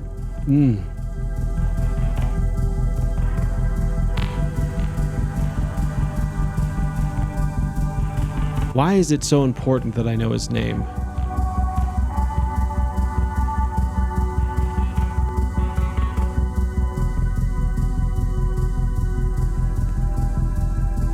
Ooh. I feel bad because they're about to die, and I feel bad.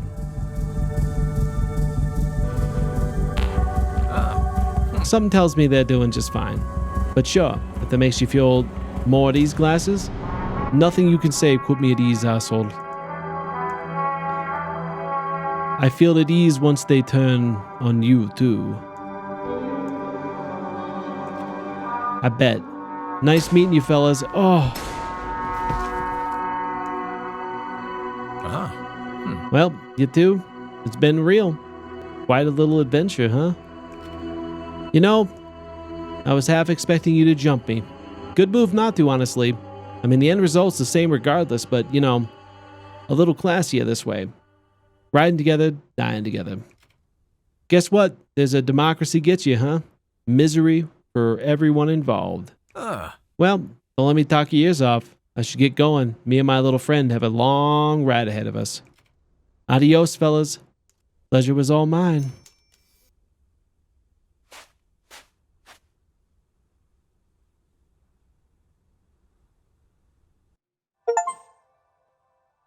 The dark sun set over the dig site on the day that Eli and Jorge were killed.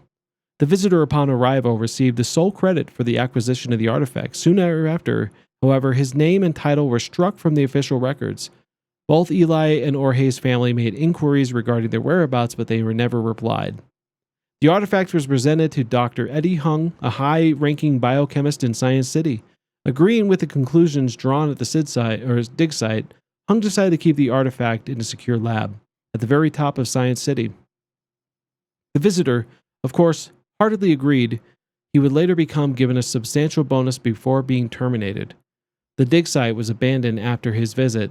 No official records or mentioned significance and location. The site remained untouched, decaying the wasteland for years until it was once again found. Someone or something had made its way back. Oh, I bet that was Howard in like the thing. Oh, I bet that was what it was.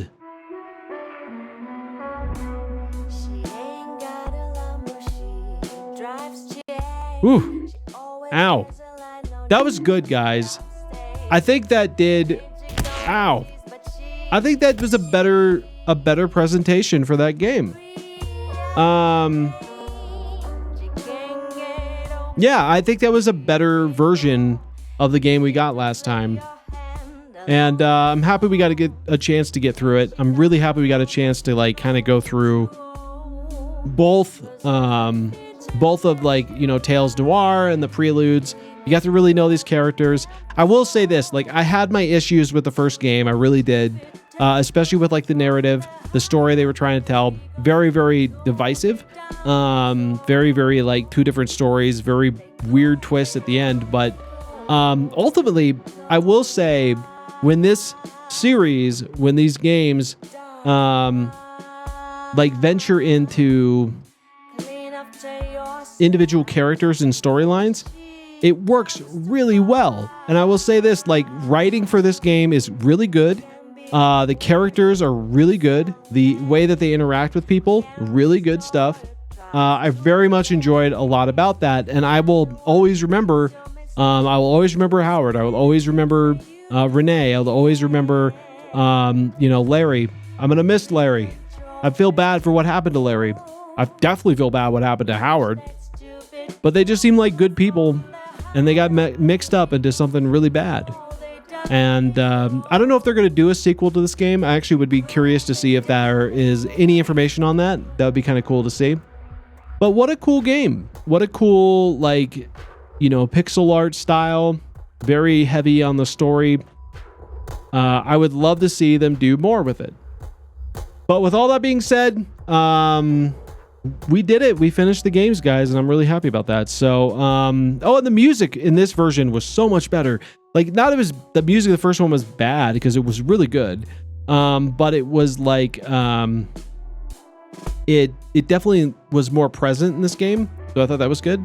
So, all in all, I would say both, like all of Tales Noir, is worth playing. I still think that. Yeah, I agree. I hope they do make a sequel because I would like to see where the story goes. And I would like to see if anything can happen with that. And they kind of hinted at it a little bit, right? Like they kind of hinted that might happen. So hopefully that's the case. And we'll see more of Howard and the team and Clarissa, and we'll get more of what's going on there. But that was awesome, guys. We got through the games. I'm happy to have done it. Stayed a little bit later than I was expecting, but that's okay. But we're going to go for now, and I'm going to send you guys over to Dark Scintilla, who is doing a little bit of Brock, the investigator. And hope you guys have a good time. A big thank you to Mishinta for the raid today. I really appreciate that. Big thank you there. And yeah, you guys have a wonderful time. I will see you guys. Was there anything else happening? And then also Sad Panda for the 100 bits. I really appreciate that. But I will see you guys tomorrow for some Phasmophobia, and we'll have a grand old time. So, Leem stink fight, maybe next time. But until then, guys, you guys have yourselves a good one, and I'll see you then. Goodbye.